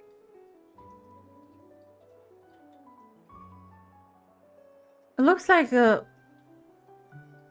knowledge capsule. It seems like some crystal is installed. Oh, it's so pretty. Did you make it? I had no idea you were so skilled with your hands. No, I have a supplier. We go way back, so he made me a very attractive offer. Aha! No wonder you were talking about Lucky Charms at the meeting. You've been getting Kave to make them for you. Mm-hmm. That's not the full story. It actually started a while back as a project between me and the Dendro Archon. Ooh. Mage Alice once warned me that this world won't stay safe forever. There may come a day when everyone faces a great crisis. Okay. I passed this on to the Dendro Archon, and she secretly brought together a research team made up of Sumeru's top scholars to invent a technology that could keep people safe. I won't go into the details because it's all very complicated, but if you want to know more, you can ask the Dendro Archon about it sometime. We will hold you on to that. Anyway, point being, it was the Dendro Archon who asked Kave to build this little contraption. As one of the top Kashara War talents, he was the obvious choice. Mm-hmm. Took him long enough. He stressed over it for ages. Must have gone through at least a dozen designs before producing a final product. But that's Kave for you. Marak delivered it to me a couple of days ago, along with a letter from Kave. Could I ask why I'm sending this technology to you? And what's your proposed use case? Has it been approved by the relevant authorities? So nosy. My fault for sending him the research permit to begin with. Surely Nahida must have told him you were involved in this project. He was probably just nervous because you're always so secretive about your business. Could be, could be. Anyway, I just replied, let's hope there never has to be a use case, because it would involve grave danger. Fair enough. But it sounds like he was just being cautious. He probably felt responsible as the one who made it. Or maybe he was asking as a favor for his housemate. He's done that before. Not sure why, though. His housemate doesn't seem to really care that much about this kind of stuff. I like them. The power that keeps you safe. Either way, all's well that ends well. I'm just glad to finally have my hands on the product. I wouldn't want to be without it, given the potential dangers that lie ahead. Huh? What does that look mean? Either way, all's well that's end well. I'm just glad to finally have my hands on the product. I wouldn't want to be without it, given the potential dangers that it lie ahead. Huh? Paimon's just super surprised. This must be the first time we've ever seen you actually get serious about something. This is not the last thing I made by We're Sue. Well, a long time ago, I made a promise to myself. I promised that I was gonna live every day of my life with a big beaming smile. Obviously, Mora plays a big part in that. There are always gonna be times in life when you have to give something back. That could mean paying back a debt, returning a favor, or showing some kindness. Alice has been a huge help to me over the years. She was the first investor I ever had. And I want my investors to know that Lord Sangamabe is the best in the business. And more than that, no one knows what the future will bring. Whatever happens, I want to make sure the Dendro Archon and all of Sumeru is prepared to face whatever comes. So back to the pendant, you never intended to ask for it back, did you?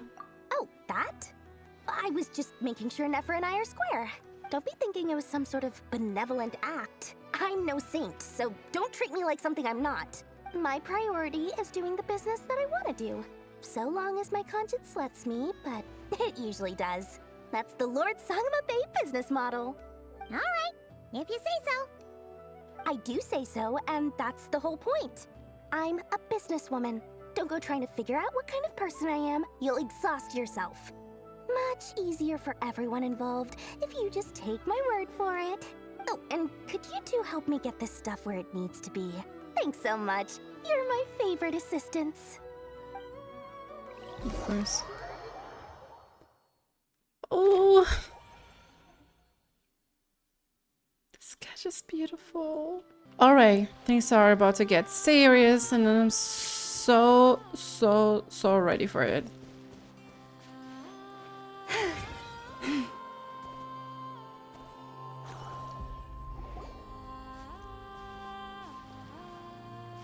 That looked cool. Traveler, Paimon, it's good to see you. Everything going smoothly over here? Sort of. As you're probably aware, Varka, Durin, and I captured some abyssal creatures from the Wild Hunt. Okay. Per the plan, we dissected and analyzed some samples of these creatures. The process went very smoothly. The findings, however, come with some troubling implications. What? You can actually dissect the Wild Hunt? That depends on your definition of Wild Hunt and dissection. Harmless, lifeless. These words are accurate descriptions. The Wild Hunt is an interesting phenomenon. In and of itself, it doesn't seem to possess anything akin to a human personality. But taken as a collective, the medium through which the Wild Hunt is summoned does appear to have a soul.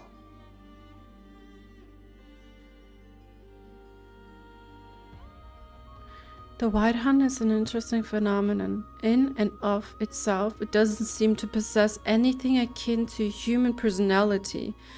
But taken as a collective, the medium through which the Wild Hunt is summoned does appear to have a soul. I would bet on Rerir's soul, or like Tholindis' soul.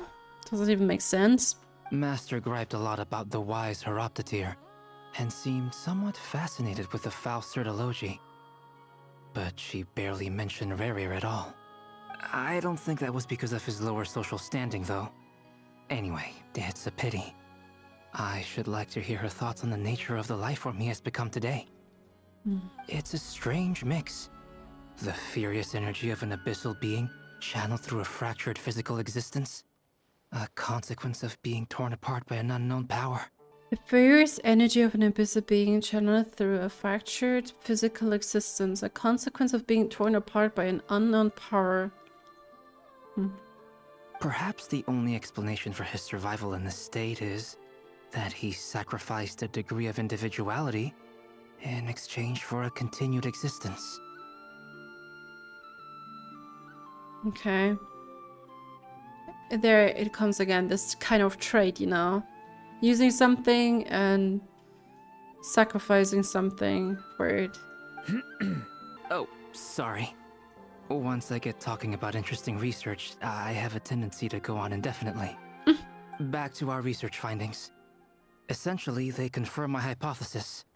Rerir's corpse is completely contaminated by the Abyss, and the effects are irreversible. You could think of this as Rerir in mutated form. But in my view, even that would be inaccurate. In reality, his whole being has been consumed by the Abyss. In other words, he is now nothing more than a manifestation of abyssal power. Crazy. Unfortunately, at present, we have no means of completely eradicating abyssal power. Hence, we cannot fundamentally destroy the Rerir of Solnari either. All we can do is absorb it, but this is not a small task after all, you know? Not some chore that you're taking care of. Oh, that's terrible news. So, that's it? We can't defeat him? Not even if we get the power of the Three Moons? Miss Columbina's situation is a difficult one. She can never achieve wholeness when the world does not accept her presence. It's as if her creator banished her to a place she can never be accepted. It means she spends most of her energy just on her own survival. Given the circumstances, it's only natural to despair.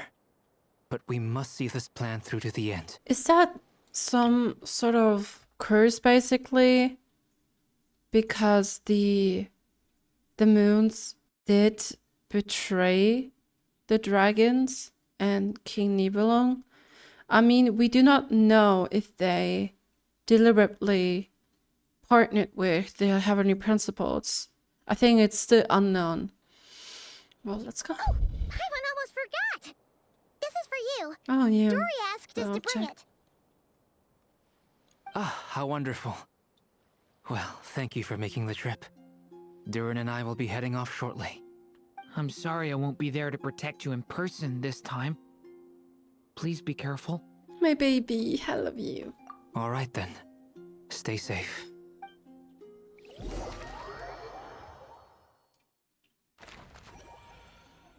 Aww, it's so beautiful.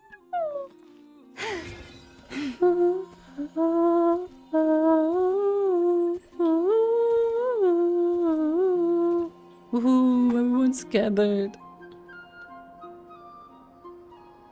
Miss Lauma, is everyone here? Yes. The fate of my flock is in your hands, Grandmaster Varka. Please keep them safe. My lady, what are you saying? Within the next 24 hours, we will face the biggest crisis the world has ever seen. This is not a burden that we deserve to bear. But I believe that we reap what we sow in this life. So I intend to act. I must do what I think is right. For me, that means fighting for the future of Krai.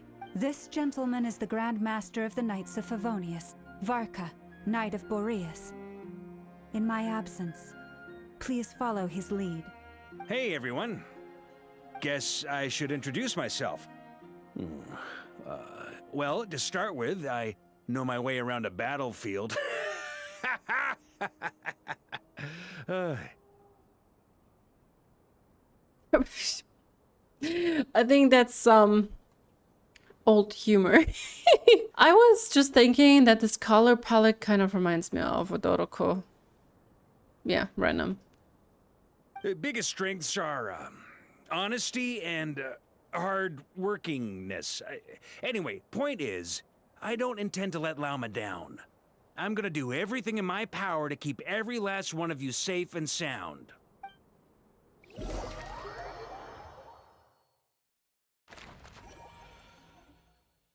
Talk to Dainsleif. Ooh, look where we are.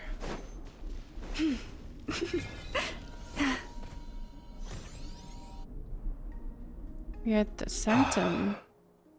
Yeah, I know it's hard. Something on your mind? Miss Columbina, was it? I believe that's how the others addressed you. That's right. Names are funny things. Have you always been called Dainsleif? Yes. I take it your own name has a more complicated history. I have a different relationship with names than other people. To be honest, I'm not even sure that Columbina is my name. At least, not in the same way that Dainsleif is yours. But it's what everyone calls me, and I go along with it. A lot of my life has been that way. I get so used to things that I forget to question why they are so. I never used to think much about where names come from, or what they mean to people. Maybe something's wrong with me. You're different from other people. I sensed it the first time we met. You're more perceptive than most. I'm sure your long life and rich range of experience explains that. Do you ever find yourself missing Conria, Mr. Dainsleif? Difficult to answer. I have dreamed of the past many, many times. Sometimes I'm fighting tooth and nail. Other times I'm lying on the ground, defeated. I don't recall any happy moments from that time. It has been too long. Aww.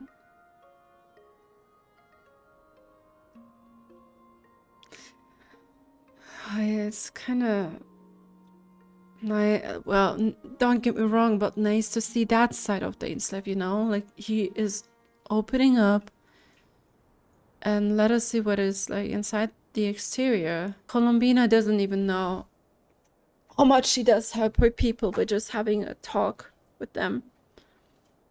She's simply there, and I don't know. She radiates like a very, very warm and safe feeling. Is that because hatred survives longer than love and affection?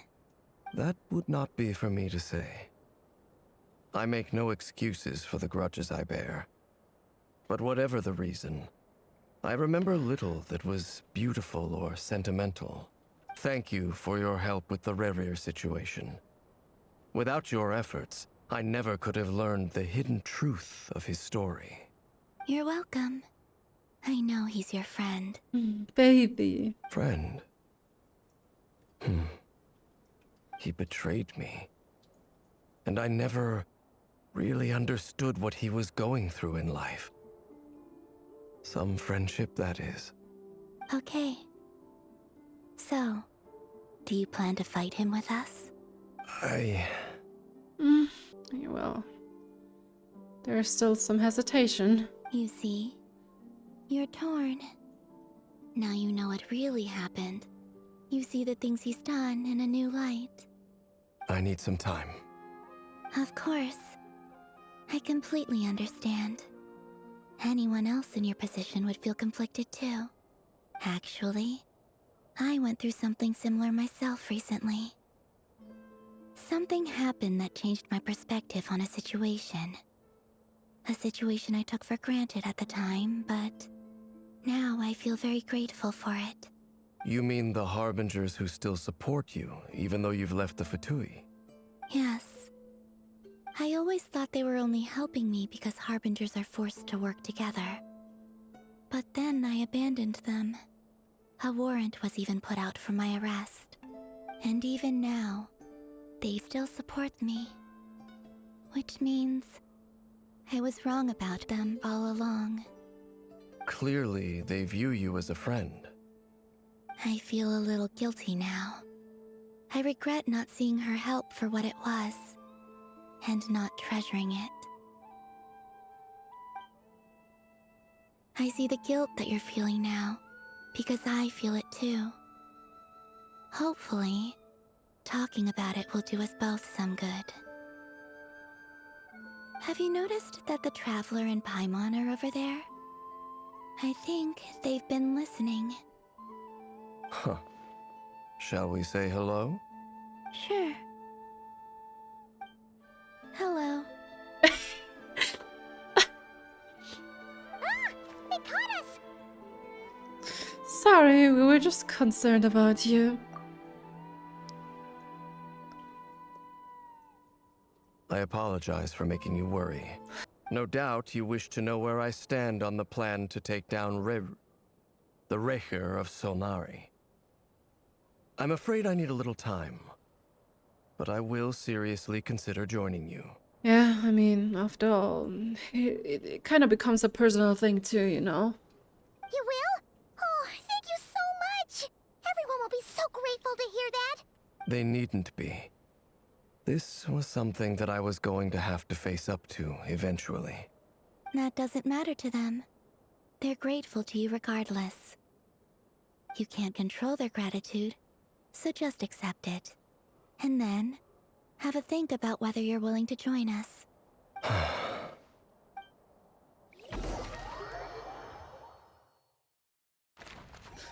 Sanctum of the Oathkeeper. It's nearly showtime! Let's go rendezvous with the others. You know the place. Ah, you're earlier than I expected. Hey, Flins! Been waiting here long? Not too long. I came a little early so I'd have some time to think. Are you nervous about the battle? Quite the opposite. I'm reminiscing on my past battles. When I was awakened by the Radniki, I had not touched a weapon in many years. I felt like the battlefield was not where I belonged. But after waging war against the Wild Hunt for so long, I came to realize something. A life of absolute peace is simply not a possibility for me. My restless flame indicates that somewhere inside of me, there is a deep yearning to root out the evil in this world. Oh, that doesn't sound like such a bad thing.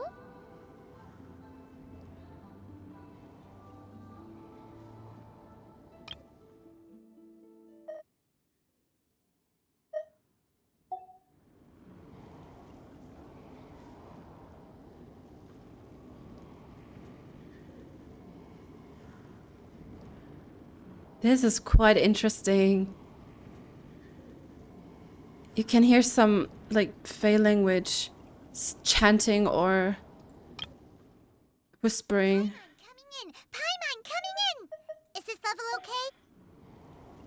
Well, in the past, when I was a Fae whose primary concern was hibernation, it was hardly ideal. Yeah. His character story was quite interesting. And, you know, the Final Night Cemetery, the one grave with the big tombstone, Flins basically made it his own, you know. I think he was like, when Hyperborea was destroyed. No, wrong. When Beliazar died, so did the glory of the Fae fall as well and perished. And he was on a self-imposed exile, eventually ended up at the Final Night Cemetery. He basically buried himself. He was like hibernating for centuries. I can't really recall it. Yeah, I guess so. Till a bunch of Aratniki or like keepers were fighting against the White Hun. And one dying Ratnik was at his grave and was trying to read the text that was carved on the tombstone, and it was in Fey language. And even though he didn't understand a word, he was praying and hoping for someone to help them out. And this is like the blood was basically seeping into the ground, and this is how Flins reawakened. Yeah, the short story of it, basically. But it certainly serves me well here in the present. And I am delighted to be able to join forces with you in this endeavor. Looks like I'm not the first to arrive. Ah, Miss Lauma. Did you sleep okay last night? I struggled to settle down at first because of the nerves. But don't worry. I got enough sleep in the end. I'll be just fine. Thanks for everything. Please. I'm just doing my part. Nefer! Over here! The goods have been delivered and the backup plan is on the way. Aino asked me to relay a message. She said Nefer will be on high alert and keep a close watch over all secondary districts where defense is required, providing support as necessary. Meanwhile, Aino herself will provide range support to us directly, using her latest invention. Oh? Excellent. My thanks to all involved. The chest set's looking a little unstable. It won't hold him much longer. We should be prepared to engage at a moment's notice. No sense sitting around waiting. Let's make the first move while we still have the option. I agree. Paimon, find a safe hiding place. Got it! Be careful, traveler! Alright. I will. Take care, Paimon. Everyone, take your positions as soon as the battle starts. Every ounce of strength we have in our bones, let us bring to this fight. Ready? Go. Let's go. I've seen all your futile ploys before. You have become the authors of your own demise. I wouldn't be so sure about that. You are merely a moment of sport before I tear down the moon.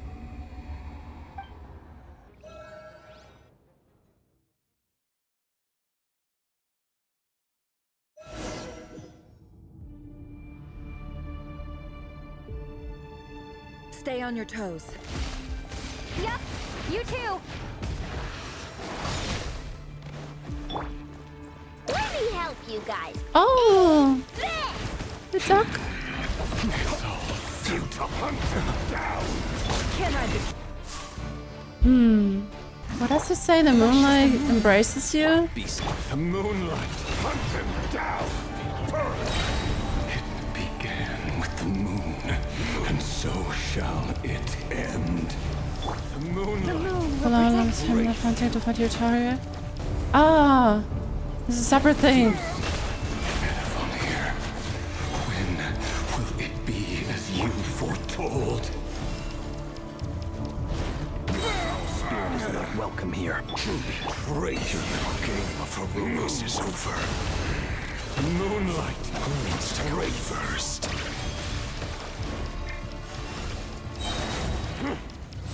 Now, get out of my sight! No! We've been separated. This is so gloomy. Oh my god. Where are the others? Stuck outside the barrier. Because he really doesn't like us. I told you before, knowing too much is always a death sentence. Be careful what you wish for.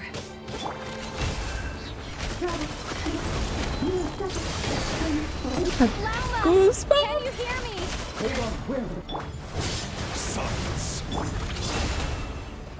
Voices are gone, but at least I know they're still there. I need to focus. Stick to the plan. Remember my most important task. Just stand me. If I can stall people long enough, the moment will...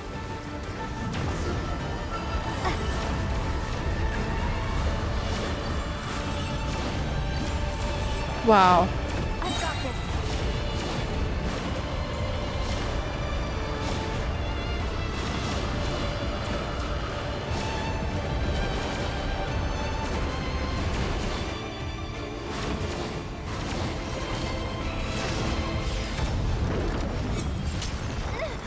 The shield's broken. I can't keep this up. Don't push your luck. It all adds up.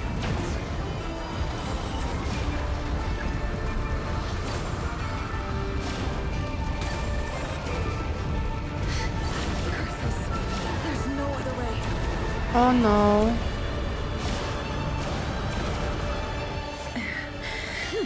Ooh, my god.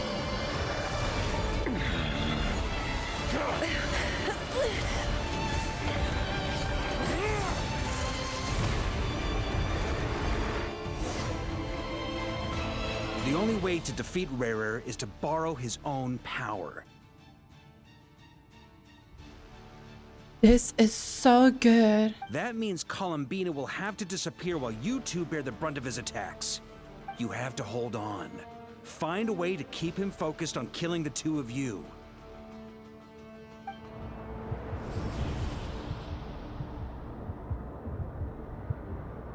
Nefer! Your eyes are bleeding. Oh my god. Soon you will be powerless to resist. And then, I will reduce you to dust. But that dust will plague your memories.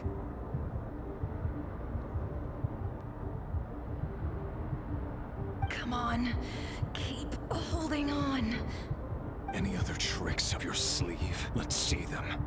This as entertaining as they are. You've backed yourself into a corner. You don't fool me. I see your fear clear as day. I have to stoke his rage. Make him unleash everything. You fear what you could never defeat. You fear the thought of never being able to save your beloved. You cannot win the fight against fate, Rerir. Is that what you think? Well, now it's your turn to feel afraid.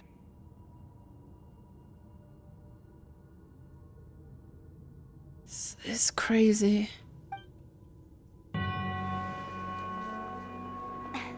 You fear the sound of your own name? Is it us you hate? Or is it what you've become? Let's see what becomes of you!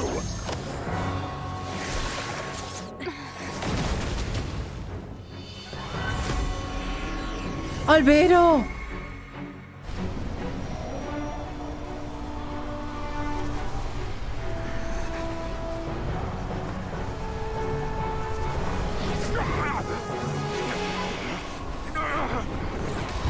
What's happening? That power. I've seen it before. He knows, Rhine daughter.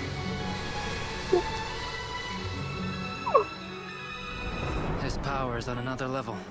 We'll need to use an alchemical array to convert his power into a usable form. Then quickly channel it into Columbina. rendering her powerful enough to compete with Lunatad! I'll join you. I can help. If I release enough abyssal energy into a confined space, it'll create a potential difference, allowing us to extract a huge amount of elemental energy. Next, I'll synchronize with everyone's minds using pyro, then give you temporary access to their abilities and fields of view. But it won't last long. Can you see? Well enough. So, we have a student of Gold Rheindotter in our midst. How about that? Hold on, Nefer.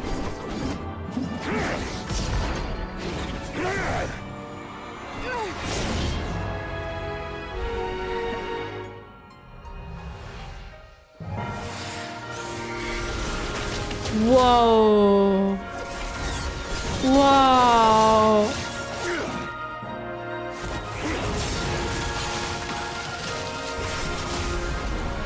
Bina's going crazy.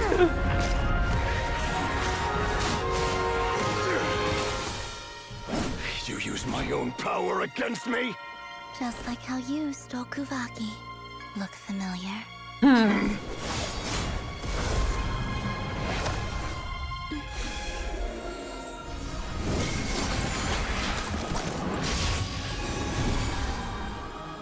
Whoa.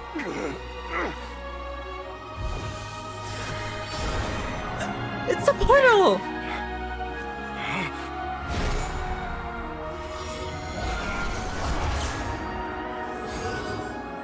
Don't you realize? You don't have the power to hold that gate open. I don't, but someone else does. Dainsleif. Oh my god. Goodbye, Rerir.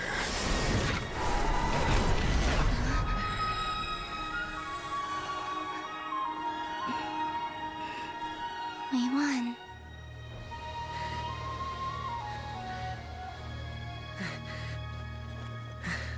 My baby.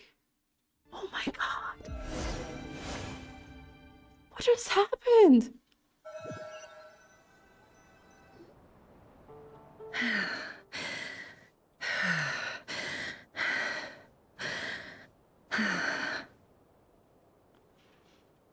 I feel so sorry for Nefer.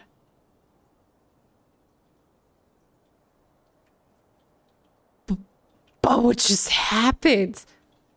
And what did Rerir literally think the moment he realized that Dainsleif was standing there and just leading him into this gate?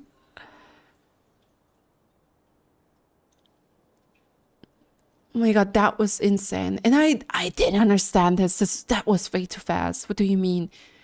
I only understood, like, whatever Durin did, like, I used a bit of power and he converted it so that... he used a bit of power to convert Rerir's power to a suitable power for Columbina so she can restore her. And then what do you mean connecting the minds using pyro? And I don't get this. I really don't get it. But holy shit, that fight against Rerir felt like it would never end. And on top of that, this scene, I will have to rewatch this later again. That was crazy. Columbina is crazy. I don't know, she wields her power so elegantly. It's really, really beautiful. But it's just like, you know, it's just a matter of time till she will become like weakened again. But oh my god, that was so good. That was really, really good. And what time is it? It's 5 a.m. Nefer had to withstand so much till the moment when Rerir looked through her entire scheming. I don't know, that was crazy. That was really crazy. Nefer, how are your eyes? They're fine. Apart from the blindness, of course. It's not too late. Let me handle it. Ah, that treatment again. but for a beloved friend.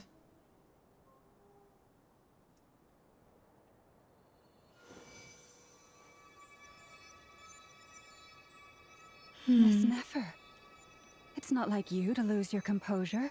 That was the most reckless thing I've ever seen you do. Reckless how? The situation was critical. Our lives were at stake. We had to do something. Even so. Mama. Okay. I guess you're right. Under the circumstances, it was a wise decision. You traded your eyes for an incredible victory. In business terms, I suppose that's a huge return on investment. She's now blind?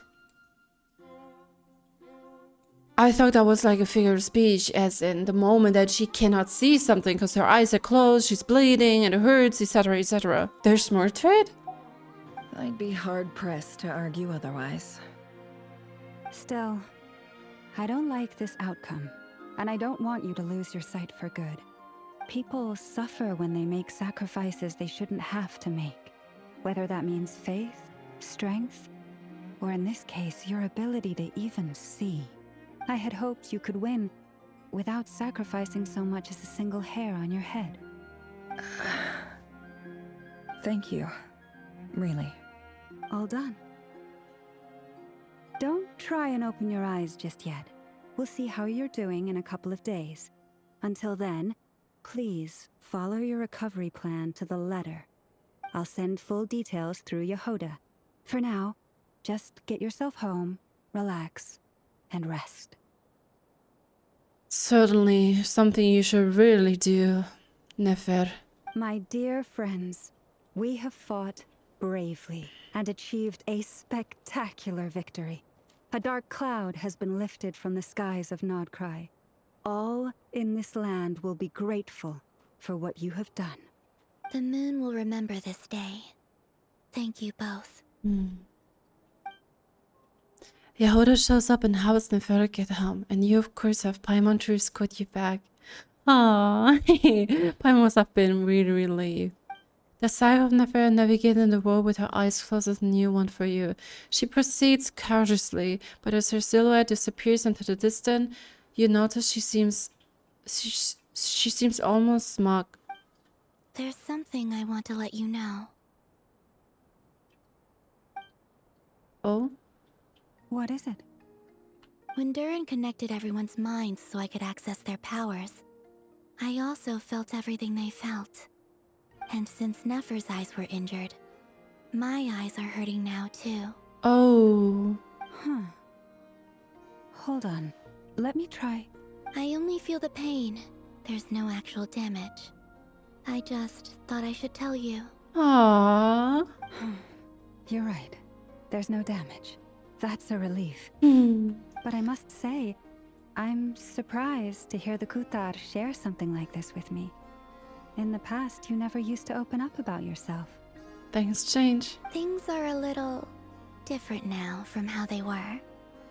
I'm learning to share how I truly feel with my friends. Friends? You have no idea how glad I am to hear that. I can't help but bring into this man the worst friends. It's a warm, fuzzy feelings fills your chest. One by one, your fellow teammates report in to inform you that everything is under control. At Lama's insistence, you lie down. You fought on the front line against Rerir, and now you need rest.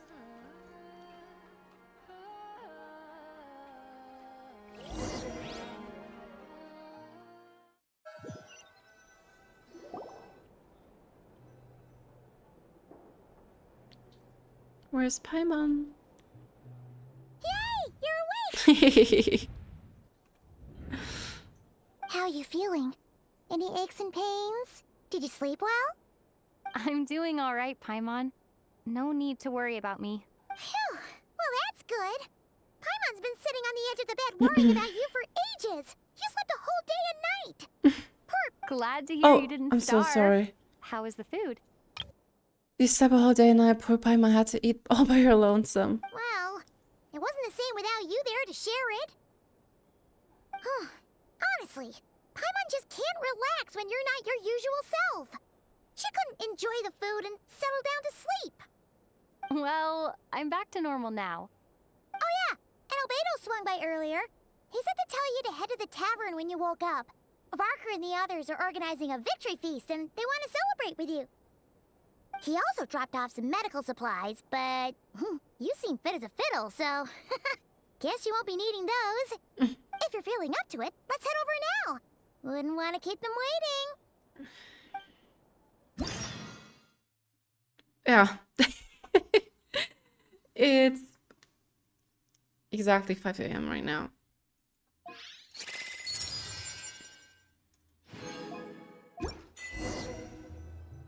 Even the wacky moon lady is bestowing us with some primo gems. Defeat the Rifthounds and one of the five sinners before the moons fell. I believe we will take a break for now, because I'm so dead tired and I need to sleep. So we see us tomorrow for the end of it. Alright. I slept. It's the next day because I really needed to take a break.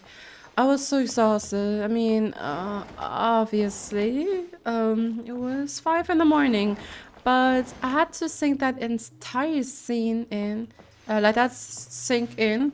And did you know that the archive is saying that it was Dainsleif who was actually opening the gate and the one who sustained it or maintained it, but Columbina was the one who yielded him in it. Yeah. So that's about that. It was so good. Like, let me tell you, all the funds went into the cinematics, and I'm so excited to see what comes next. So, for now, I would say victory is upon us. But with today's post, like introduction post, whatever, of Rerir, the quote is stating that the story is far from over. So yeah. Oh, look. Yippee. We're here. Oh. Look at this kid. I swear to God, I really hope that they both will run together. I hope he will rerun with Durin. Yeah. I just love them so much. They're so adorable, I swear. Traveler and Paimon! Oh, look at Dori Perfect at the bar. We were literally just saying how there's no way we're holding this victory feast without you any longer, and we would have postponed it till tomorrow. How are you feeling today? Great. Much better, thanks. Don't worry about me. How's Columbina and Nefer feeling though? Relieved to hear it. If that changes, just let me know. Happy to check you over at any time. I love you. Yep, we're here for you. Anything you need, just let us know. Oh wait, where's Nefer? How are her eyes doing? Yeah. Nefer's right over there. Oh? I'm sure she'd love to catch up with you.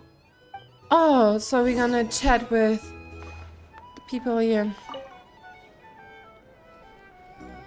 Oh, does it just repeat? Oh yeah, it just repeats. Let's check in on her. Oh yeah, back to normal, it seems. Or recovered at least. Traveler, Paimon, are you recovering well? Much better thanks to good rest. You're looking well too. Turns out that moon chanter has some real talent after all. My eyes were mostly recovered after just a couple days rest. I can actually open them again now. Nice. Yeah, but you gotta be careful. Lauma says not to strain your eyes while they're still healing. Yes, thank you. I'm well aware. Yehoda, could I borrow you for a moment? I could do with an extra pair of hands. Oh, sure. Come in. Did you hear that? I gotta go help Lauma for a second. You guys chat among yourselves. I'll grab us some drinks on the way back. Paimon, you still like them sweet? No. You bet. Make it extra sweet, because Paimon's earned it. Sure thing.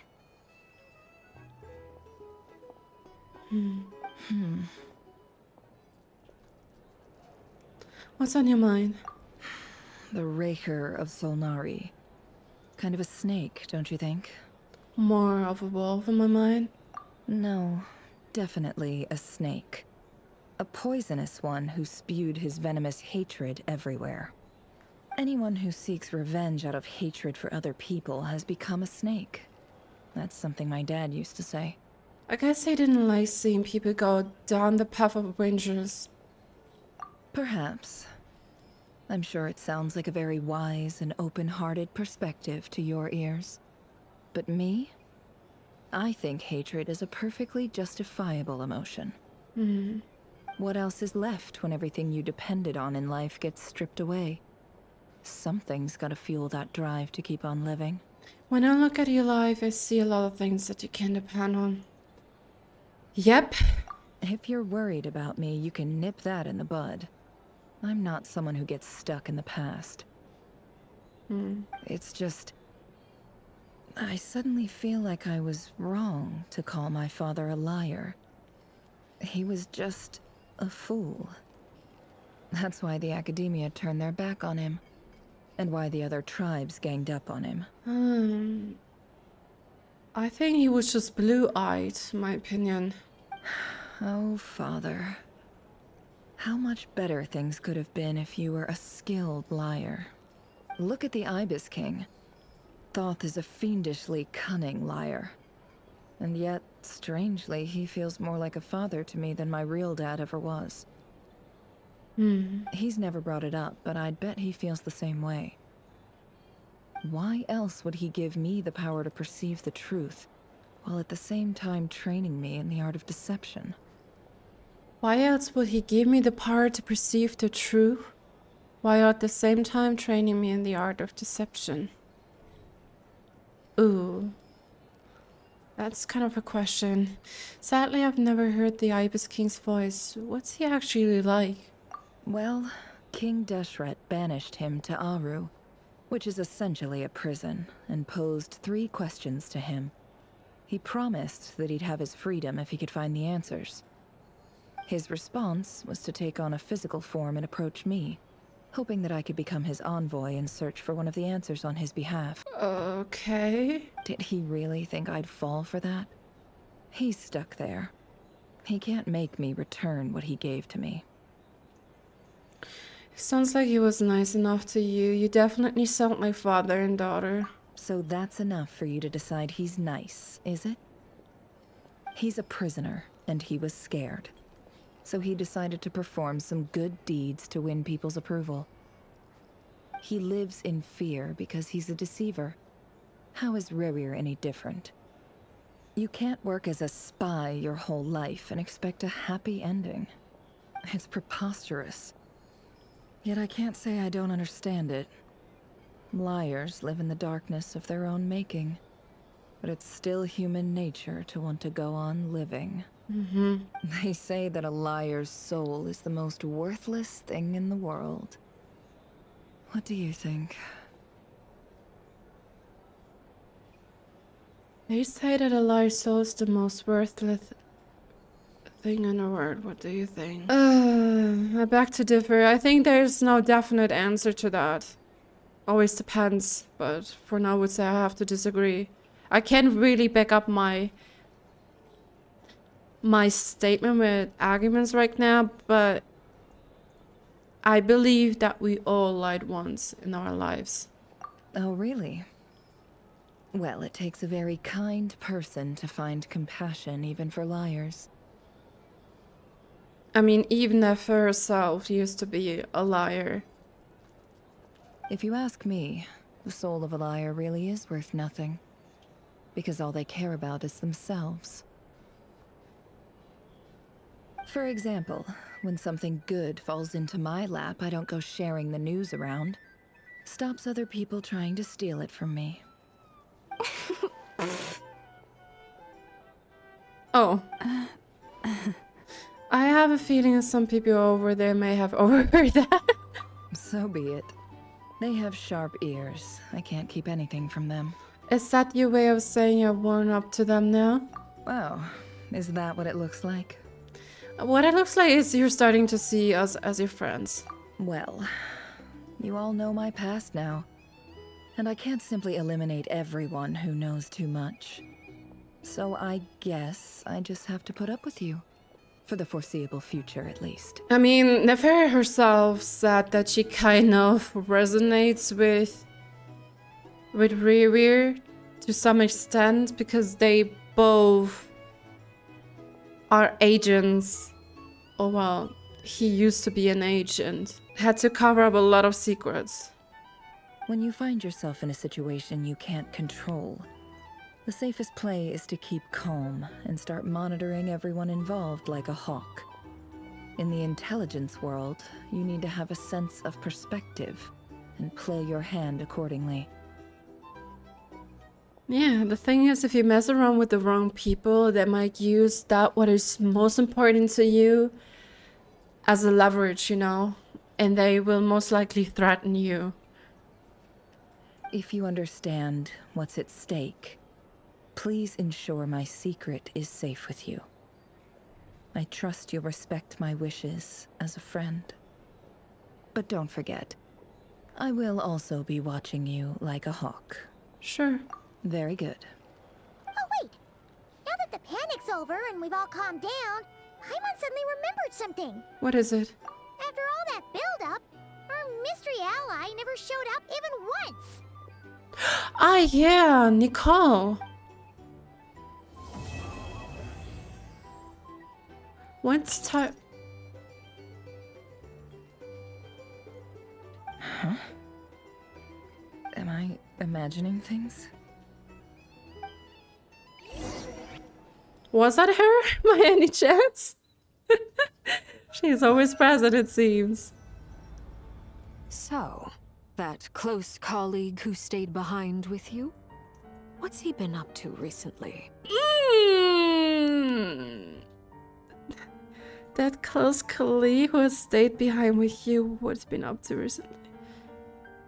I believe they're talking about Dotoro right now, right? Arlecchino's arch enemy.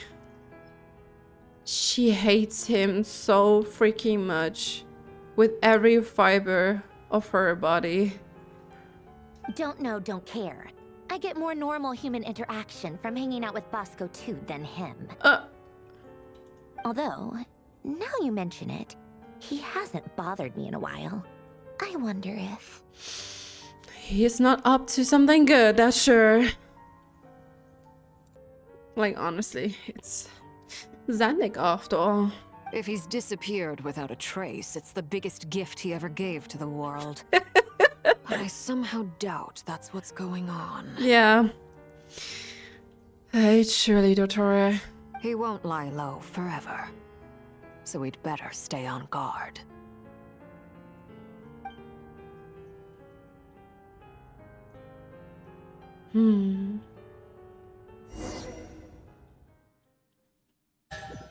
I hope we're gonna get to talk to Columbina, listen to what everyone is talking about. Okay, Varka is over there. Where's Yehuda and Lama? Never mind.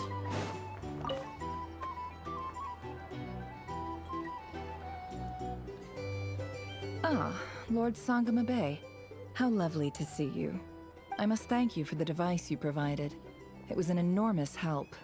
Would I be right in thinking that it was developed by the Academia? Ah, the pendant, right? No, not the pendant. This gadget that was used during the fight against Rerir. I think didn't Durin use it as a medium? Why come and ask me when you clearly know already? Perhaps to conduct a conversation with you? I mostly came to thank you. That's more like it. A little gratitude goes a long way with Lord Sangama Bay. Play your cards right, and you might even stand a chance of becoming my long-term supplier. The chance to work with such a kind and charitable investor as yourself would be a great honor for the Curatorium. Huh? Charitable? Who said anything about charity? First time hearing about it. Let's see. The first plot of land you purchased in Krai, your desert interests, and... Stop! What do you think you're doing? Exposing my investment history! It's nothing to hide from. They're all perfectly legitimate investments. And some of the land you purchased was with the intent of building a sanctuary?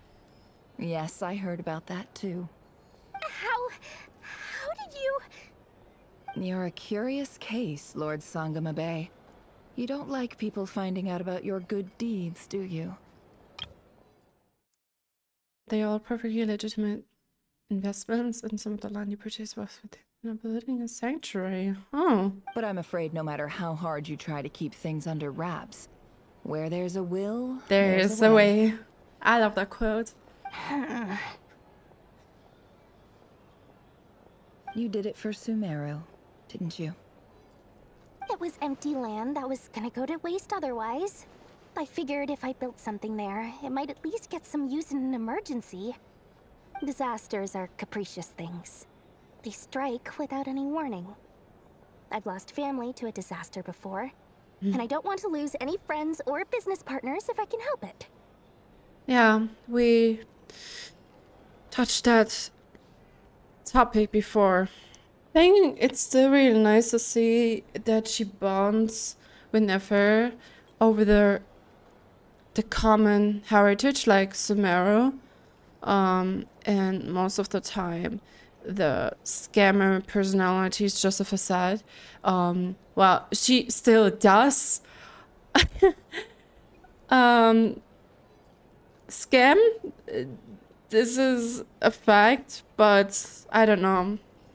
I believe that she became more serious in this one, and it's always nice to see a side of a character you're not familiar with. My elder sister used to dream of finding a sanctuary. Somewhere with plenty of food, water, and medicine. Where everyone could live happy lives. It was something I looked into, but after discussing things with the Dendro Archon, I decided on a more effective strategy. The tech people handled the tech, and Moneybags provided the Mora. It just made the most sense. It's a pity that so few people know the truth about you. Everyone says that you view everything in terms of Mora, and all you care about is growing your own wealth. So, what's the problem with that? Everyone wants to be rich. It's human nature. So yes, I love Mora, and it's nothing to be ashamed of. And you have to, like, really sad. She has interesting and quite unique products. But surely you have dreams of your own beyond just making Mora. Not wars. What am I saying? But objects you can purchase from her. You don't get it, do you? My dream is to invest in other people's dreams. And, you know, make a nice little slice for myself along the way. Well, you can surely say she is smart. Just thinking about it makes me happy. That sweet, sweet sound of Mora. Thank you. Oh, that was so soft. For the device? No. And the pendant. Aw. Thank you. I don't know, like, just extending gratitude or saying these words, oh my god, it warms my heart so much. It makes, I don't know, I just love it. And like the tone, you know, the cadence is, I don't know, it's just beautiful. Oh, that. I was just returning a favor. Don't worry about it. Seems like we've both been away from home for a very long time. Yeah. So long that I barely remember what my family even looked like. That would be your mother, father, and sister? Yeah, though it's been years since my sister passed away. The issue was that her family was so poor that they couldn't afford the treatment or the medicine for her sister. It's really hard. It's not like I want to forget them, obviously, but memory can be even more ruthless than the most calculating business person. Beyond a certain point, if something isn't helping you, it just gets rid of it. My sister can't help me now. Slowly but surely, her face is fading from my mind's eye. It's become a vague impression. Not everything will fade. When loved ones pass away, the beautiful memories are the ones that last the longest. Yeah. Kind of reminds me of that conversation we had, or the heart-to-heart with Sitlali. You know, for unknown reason, she has a quite long lifespan. I think she's about 200 years old or something. And this is one of the major reasons as to why she does not want to be in touch with others or build a relationship. Because she is scared to lose them eventually. She knows, she's aware of her long lifespan. Traveler has taught her one or two things. Memories are a beautiful thing. They can either tear you apart, or you will always have something to look back on when it just automatically puts a smile on your face. I always say that everything in life or everything you do experience can either be a lesson or a gift in life. Yeah, that's true. If you ask me, that's the one silver lining in all of it. Yeah. Well, that, plus, I'm sure that life is much better now than it was back then. Oh, absolutely. I have tons of Mora, a big beautiful house, business is booming, and I'm as happy as can be. Quite materialistic, huh? You've got a lot going for you too. Boss of the Curatorium of Secrets? I'm sure there's plenty of Mora to be made in that line of work. And the head of the Northern Intelligence Network. She also helped out Dialog, you know, I'm sure, with the Fatui story. I appreciate the vote of confidence. Okay. You're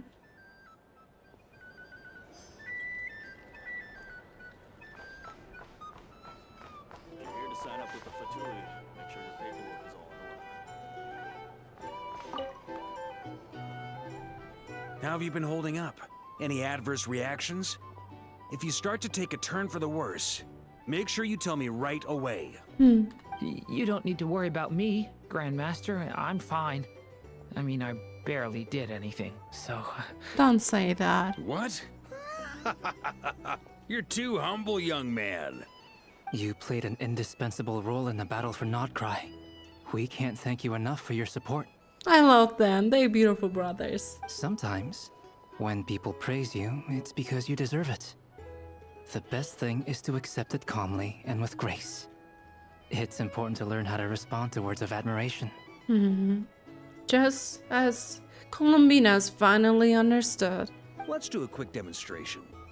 Albedo, that was an incredible feat of alchemy. The pressure was on, but you worked flawlessly at lightning speed to get the job done. Thank you.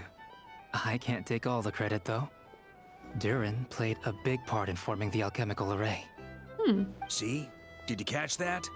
A masterclass in how to take a compliment.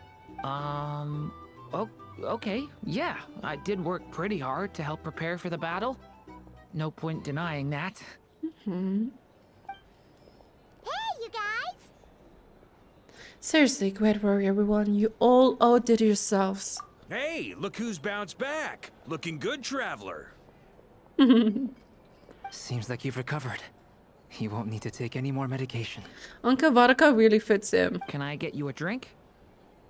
Huh? You know how to order at a bar now? You've sure learned a lot recently. Handling a drinks order is ridiculously simple compared to alchemy. Don't worry, I'll blend into society yet. Paimon believes You do it well. You're clearly a fast learner, just like your brother. To be totally honest, though, Paimon didn't quite follow all the details when you first explained the plan to us. Don't worry, that's completely understandable. Unless you're a student of alchemy, it's hard to grasp the principle and how the process works. To put it in the simplest terms, we saw how our enemy stole the power of Kuvaki. And that gave us the idea of stealing his power to turn it against him. When facing an enemy you have no hope of defeating, it's best not to engage them in battle. So, instead of looking for a way to overpower him, we decided to help Columbina get strong enough to at least stand up to him in a fight. Yeah. She surely outdid herself as well now that she had her power back. And that was fascinating. I was like, ooh, I don't know where to follow. My eyes are lost in this entire scene. It was so good. But yeah, I wonder how the story will develop in future. Because, you know, the main issue still lies. And that is that Columbina's power is not returning back. No matter how many times she would draw a moonlight from the moon marrow, or ray from the moon marrow, or ray of the moonlight from the moon. Oh my god, you get the idea. There are still a few candidates missing, you know. We have Alice, we have Wanderer, Nicole as well. Oh my god, I'm so excited to meet her finally. For this to work, we had to analyze his modes of attack, confirm who his main target was, and make sure that he wouldn't go beyond the range of the alchemical array. Well, in that case, it was Nefer, because she knew too much. Traveler, she had the moon mirror inside, and there was also Columbina. For added security, we prepared a total of 4 arrays. But to mitigate the impact of the battle, we identified one location in particular as the ideal spot, which is where the confrontation took place. The alchemical array absorbed his abyssal power. Then Durin processed it to render it usable by Columbina. That power enabled her to do what would otherwise have been nigh on impossible. Everyone played a key role in this. What surprised me was that Dainsleif actually agreed to join us. Given his history with Rerir, he had every right to sit this one out. But we're extremely grateful for the decision he made. Yeah, confronting a former friend and battle that can have been easy. It must have been a painful choice to make. But I'm sure that making a decision was far better for him than staying in limbo. Absolutely. Otherwise, total destruction will descend upon the world. He was torn between 2 paths, but in the end, he made his choice and stuck to it resolutely. He doesn't strike me as the sort of person who'd stay trapped in limbo for long. Anyway, however you cut it, everyone gave a stellar performance. And now, it's time to kick back and celebrate. Well deserved. I want to talk to Columbina and Dainsleif.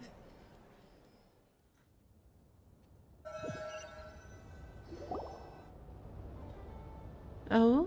That's the only reason you're here. Tea party? Yes. I've thought a lot about it. And I've realized that you, me, and Arlecchino should be friends. Aww. I think this is very important. So I felt I had to come and tell you. Well, this is a new one. I'm so moved. I can't even hold my teacup. If that's all, you can leave now. Nah, come on. Deep inside, you know, you're just hiding that with your exterior, but deep inside, you're actually happy about it. Do you not want to be friends with me? Or is it that you prefer being co-workers? What is this, Columbina? Are you deliberately testing my patience threshold? Right now, my politeness module is active. But if you say another word, I swear I'll shut it down. Okay, just for the confirmation. That's interesting. It makes me wonder if she actually knows about, like, the Narzissenkreuz Ordo. Like, you know, Renee, Jacob, etc., and also Alan and Marianne. I think there is a striking resemblance between the two of them. If your politeness module was active, wouldn't you say the word please at some point? Polonia, please see Lady Columbina to the door. Will you still invite me to your next tea party? What? Yes, I think you will. Bye-bye, dear Sandrone. I love their relationship so much. Oh, hi. Catching up with a friend. Hope I'm not interrupting. Is she willing to talk? Last time the Wild Hunt escorted you out. Would you rather I handled it myself this time? We just wanted to, see how you were doing now that it's all over. Well, she's most likely from Fontaine. Why? Out of concern for my safety? I hope you didn't seriously think that the Rerir of Solnari would be able to lay so much as a finger upon me, given how prepared I was. Mostly because you kind of helped us out, so we just wanted to check you were okay. Looks like all your robots are fixed, huh? I mean, you gotta give it to her that she surely is tenacious and she doesn't pull the punches. Oh, don't you worry about that. I'm so silly. I spy books and teacups on the table. Oh, don't you worry about that. Tea time is already... Oh, don't you worry about that. Tea time is already a write-off. The visitor before you managed to kill my appetite. Mm-hmm.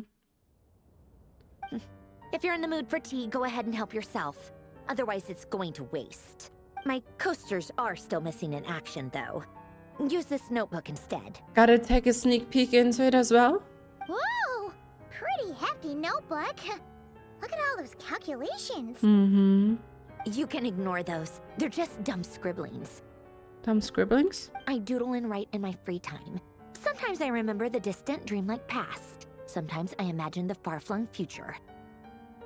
And other times, I grit my teeth and note down all the crazy nonsense going on in the present. Some people do the crosswords in the newspaper. This is my equivalent of that. I grit my teeth and note down all the crazy nonsense going on in the present. Trying to predict the future is like daydreaming. And writing about the present just makes me furious. The past is my favorite. If nothing else, it's already set in stone, so I don't have to rack my brains trying to figure it all out. Huh. Although, having said that, the only vaguely interesting memory in my past is probably that guy they call Lord Artificer.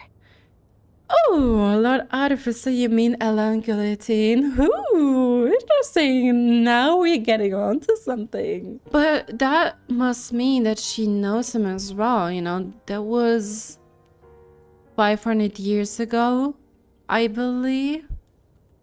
Who else? Pretty much all the mecha and Fontaine are his personal handiwork. Hmm. Wait, are you saying you know him? Like, personally? As a friend? I mean, I guess we were friendly enough. So you've actually met him? But he lived hundreds of years ago. Yep. In fact, I'm probably the only normal person left who knew him at all. Yeah. We know what she means by normal. Rerir was caught in this idea a lot, this entire hive mind thing. And can we call it unified consciousness? He was trying to reach the level of a descender after all. He did try to avert the prophecy after all, because I think, was it him who said it? That descenders are a variable detached from the word formula. Alas. Well, what means alas? It was quite crazy. We used to chat occasionally back when he was still around. Before he passed away, he asked me to destroy all his manuscripts. Oh. I honored his request, but I did read through everything first before destroying them. I mean, I couldn't let the genius of Lord Artificer Alain Guillotin disappear like that. Would have been such a waste. So, that's where the formula's in your notebook are from? I just told you. Those are my equivalent of crossword puzzles. They're just dumb formulas that I solve for fun when I'm bored. Alain's work was like epic poetry. The formulas in my notebook are just silly little riddles in comparison. Yeah, she truly praises him. Not that there's anything bad about them. I mean, at least, solving those riddles isn't going to hurt anyone. Except me, because I lose a few brain cells in the process. Anyway, while we're on the topic, I might as well tell you about what happened to him and his friends. Alain Guillotin had two close buddies, René and Jacob. They spent their childhood years together in the Narzissenkreuz Institute. Yeah, the word quiz was so sad. They were all quite competitive, so there was some rivalry between them. But it was a friendly rivalry. Well, at first. But beneath the friendship and the rivalry ran something deeper, a sense of nostalgia for the past. Unfortunately, childhood would end, the prophecy would come true, the apocalypse would arrive, and the future would never be. A mad dream that would normally only capture the minds of lunatics begin to take root in their hearts. A dream of saving the world. And if Renee and Alain had been people of lesser wits, that dream would probably have ended up as something for them to joke about in their older years. But alas, they were some of the sharpest minds around. They nurtured that dream with the full power of their intellect, and it grew into something that ate away at their souls. The first of them to fall under its spell was Renee. Against Alain's wishes, he persisted in experimenting on a mutual friend of theirs to try and save their life. Alain did not approve and parted ways with Renee. I don't know, the entire Fontaine backstory is so dark and hard to grasp. But yeah, if I remember correctly, he did use abyssal power to help Jacob. It's complicated. Alain wanted to believe that Renee only did what he did for the sake of their friendship. But when he told me about what happened, I could tell he still had some suspicions about Renee's motives. Didn't he believe that using the power of the abyss will ensure humans' survival? I don't know, it's so blurry. It's really blurry. Perhaps the seed that would grow into a nightmare had already sprouted in Renee's mind. Even then. The next time they met, Renee's soul had been completely engulfed by the dream of salvation. His futile attempt to change the tide of fate only resulted in a wave that swallowed up the world, even before the apocalypse came. And although that wave died down eventually, I hear that it just recently came back with a vengeance. Yeah, that was quite a thing. As I understand, Renee wanted to live out his dream of salvation once more. But I'm told that the attempted resurgence finally died out for good. At long last, Renee awoke from his deluded dream. Though of course by then it was far too late. Could be applied to Kindred as well. What do you think of Renee? Do you admire his transcendent genius? His view that any price was worth paying to achieve the lofty goal of saving the world? It was gone to waste. That is the thing. Or do you despise him? Dismiss him as an evil madman who wrought havoc on the lives of everyone around him as he pursued his delusional dream? I really have no idea. I can't even... The thing is, with a healthy mind, you do not know what goes through someone who's beyond sanity. So, I don't know. It's always easier to judge a book by its cover. And as I said, this is terrible. Of course it is terrible. Because it was, again, a cause of others. And they genuinely believe that they are a savior. That is the worst thing. I don't know. It's hard. Same difference, really. Just a matter of perspective. I don't know. I really don't know. Like, I mean, many died for sure. I don't know. What a cop-out. But I suspect you'd have a more incisive and insightful answer if we dug into it further. What about you? What's your take on Renee? I don't like fanatics who give up their whole lives for their ideology. Nor do I like fools who let their delusions take control. Maybe I could understand if Renee had just been an ordinary person. But he had a sage-like intellect. And still managed to get himself lost in the labyrinth of his own desires. Anyway, that's enough about Renee. Now, moving on to Alain Guillotin, the Lord Artificer. He managed to put a stop to the first storm whipped up by Renee. But after that, Alain lost his friends and family. Especially his sister. And Seymour. I love Seymour. To his credit, I suppose, the loss of his family and friends was purely a tragic accident. It's not like Alain sacrificed them for his cause or anything. Emmanuel died because he was dissolved, right? And Marianne was a Marchese hunter. She died in Elena's because of the severe injuries she suffered. After that, the only thing supporting his work was the same dream that had dragged his closest friend down to the abyss. But although the desire to save Fontaine drove him to found the Fontaine Research Institute, Alain continued to reject any form of transcendental knowledge or power. He was suspicious and fearful of it, having seen the way it had affected his closest friend. I think that formulas and machines derived solely from human intellect were the only thing that gave him a sense of spiritual comfort. Yet Alain's intellect was simply too great. It barely left him space to breathe in his lifetime. Once he realized that the end of his life was approaching, he finally accepted the truth. The Narzissenkreuz Institute needed someone, and a human being, to see its story through to the end. He quit working on his formulas, trading them in for the fairy tales that had played such a formative role in his childhood, but which he'd barely touched in his adult life. He told me that the director of the Narzissenkreuz Institute used to read those fairy tales to the children as bedtime stories. Apparently, they worked wonders at sending kids off to sleep.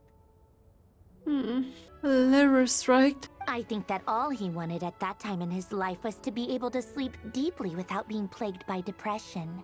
By that point, nothing else really mattered. At the very end, he laid down to rest in the ruins of the former Narzissenkreuz Institute orphanage, while the Fontaine Research Institute he had founded continued tirelessly with its work. Many years after that, tensions over competing dreams would once again cause a rift, this time between members of the Fontaine Research Institute. But the actions of those fools had nothing at all to do with Alain. And that is the story of two people from the Narzissenkreuz Institute who both wanted to save the world.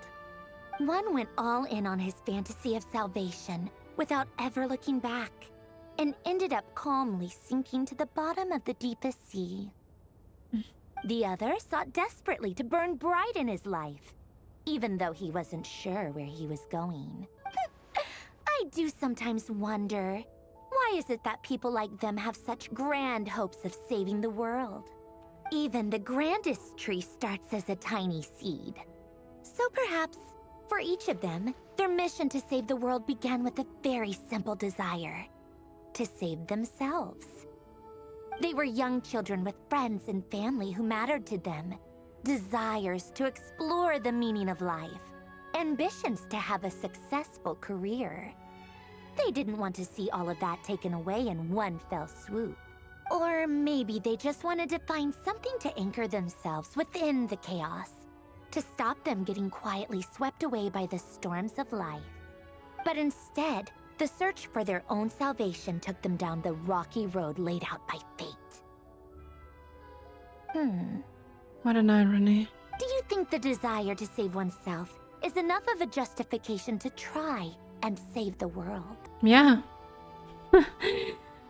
I mean, after all, it's one of our instincts. We do have a survival instinct, I believe. And I think it's even greater when it comes to people we want to save. And that is where the irrational part is playing a role, you know? It's not longer about rationality and logic.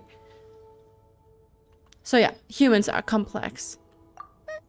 The way you said that sounded just like Alain.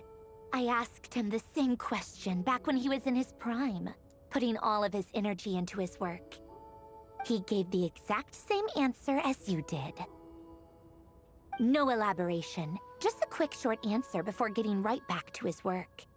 He was always that way. They surely did know each other very well. All Right, tea time's over. Thank you so much for serving some rare tea. I owe Arlecchino a favor for telling me these stories. I'll have to bring a whole sack of gifts the next time I visit the House of the Hearth. I'm gonna go tinker with Polonia now. You guys can do whatever you want, as long as it doesn't involve interrupting me. Okay, thank you. Polonia, exit hibernation mode. Begin diagnostics.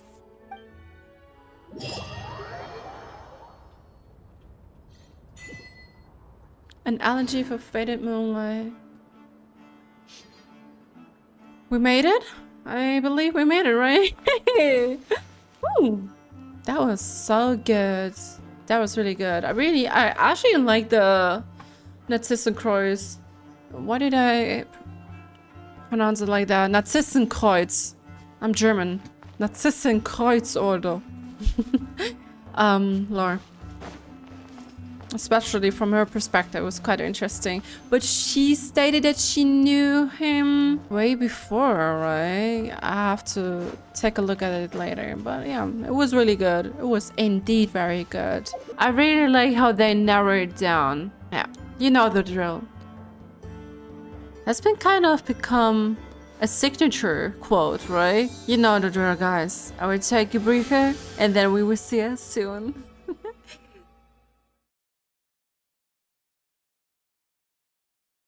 I'm not sure where to begin, but I will still share my thoughts with you guys, of course. Like this, this quest was absolutely phenomenal.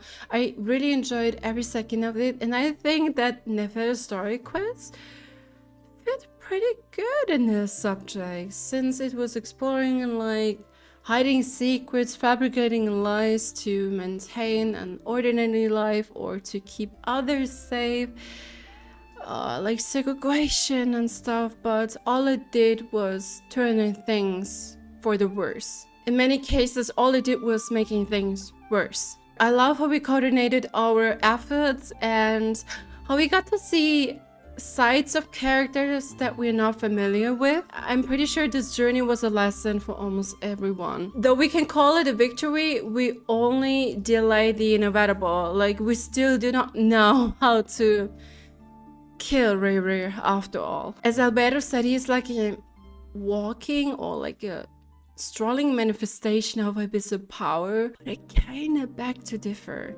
Like, I still think that there is actually a trace of humanity left. Well, his ambition to find Tholindis, I don't know, it's still living, you know? Even if he's, well, engulfed by it, like consumed by the abyss, abyssal power, I don't know, I think that what drives him towards is, yeah, I think you get the idea. The events in Krai were beyond imagination. The political climate was oppressive and catastrophic. The king's madness unstoppable. It all started with those who posed a threat to children and those born from lesser branches. The king's thirst for control was nearly insatiable. Rerir followed Iman's orders since childhood, believing he was doing the right thing because the king commanded it, because the king wanted prosperity for the kingdom. He kept that secret from Tholindis just as she kept from him that she was a distant descendant of the Crimson Moon Dynasty. She hid her heritage because it had been targeted due to its unique constitution and the king's fear. I don't excuse his actions. Like I said before, I do not excuse his actions. He was a murderer. This was an entire genocide. But the one who was actually pulling the strings was the king, who's not even entitled to be called a king. He was a tyrant, and you could clearly see that there was like Rerir's cognitive dissonance. There were clear signs of it. Sometimes he felt silent, and then, I don't know, he excused it with his sense of justice. The same with Tholindis. She knew her partner was an executioner, but she was still driven by conflicted emotions, like telling herself that he simply does his job as commanded. I can imagine to be either of the positions. Like, maybe she could have talked some sense into him, maybe not. At first she chose the path of concealment, but she still tried to help the children or her, well, those from the dynasty. She told Olo she had severed ties with the family and the dynasty, then changed her mind, believing the blood of Crimson Moon would always endure. She was most likely influenced by her lab research on the Crimson Moon and its power. Their lives were at stake. It was brutal. Even the most loyal and trusted member of the King's Council had his eyes gouged out and was imprisoned after giving the Oracle of Conway's fall.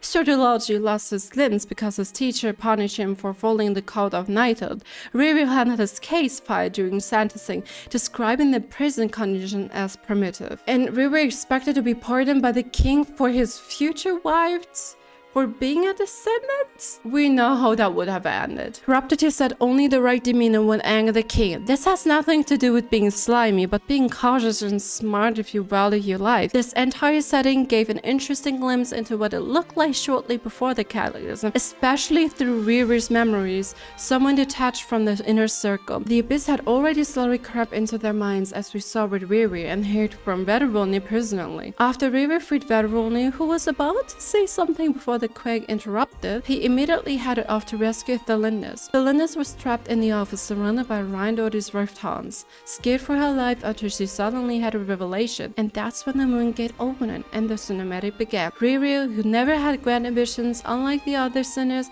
suddenly changed because of his beloved. The abyss manipulated him, telling him he was too weak. As Vedrfolnir said, fate can be cruel. It doesn't care about your sacrifices. It simply happens. The lore bits about Nefer were also quite interesting, especially the Ibis King and the trade with her, which she saw through. But what I liked the most was Columbina's personal development. Realizing her friend's love and affection was sincere or is sincere. Realizing that her friends care for her as herself and not for her title as the moon goddess. Many topics were explored: lies, regrets, love, sadness, pain. It was an emotional roller coaster, to say the least. Beyond that, I really like how the final plan came together and how the operation was executed. Everyone contributed to the fight against Rerir. Rerir had a personal grudge against Nefer for prying into his life, aiming for her eyes at first. When she started to bleed from her eyes, that was brutal. Well, knowing too much can be a death sentence.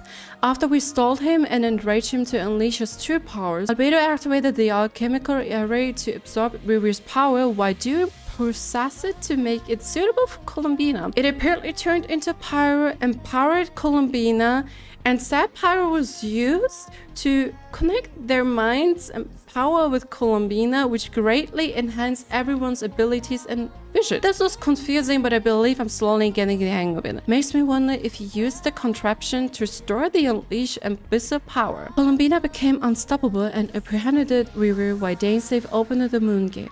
Columbina threw him into it with all her might. I must say this moon gate reminds me of the mysterious portal that opened during the Colors Out of Space World quest, removing him from the picture for now at least. It really makes me wonder what Dori is up to. He was busy researching the moon remnants, like the ancient rune remnants back in Natlan, like when he sent a battle for two. He's always asked Columbina to use Kubaki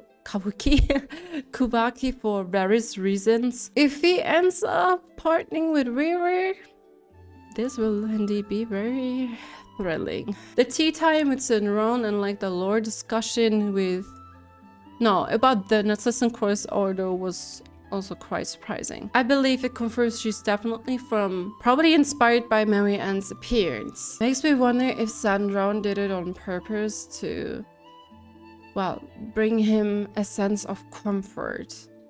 Because I believe she was already alive long before she met Alan. But yeah, this was quite a talk right now. Well, I still have to start on my thoughts. This was really a lot to take in, and yeah, we really have to digest this. I'm looking forward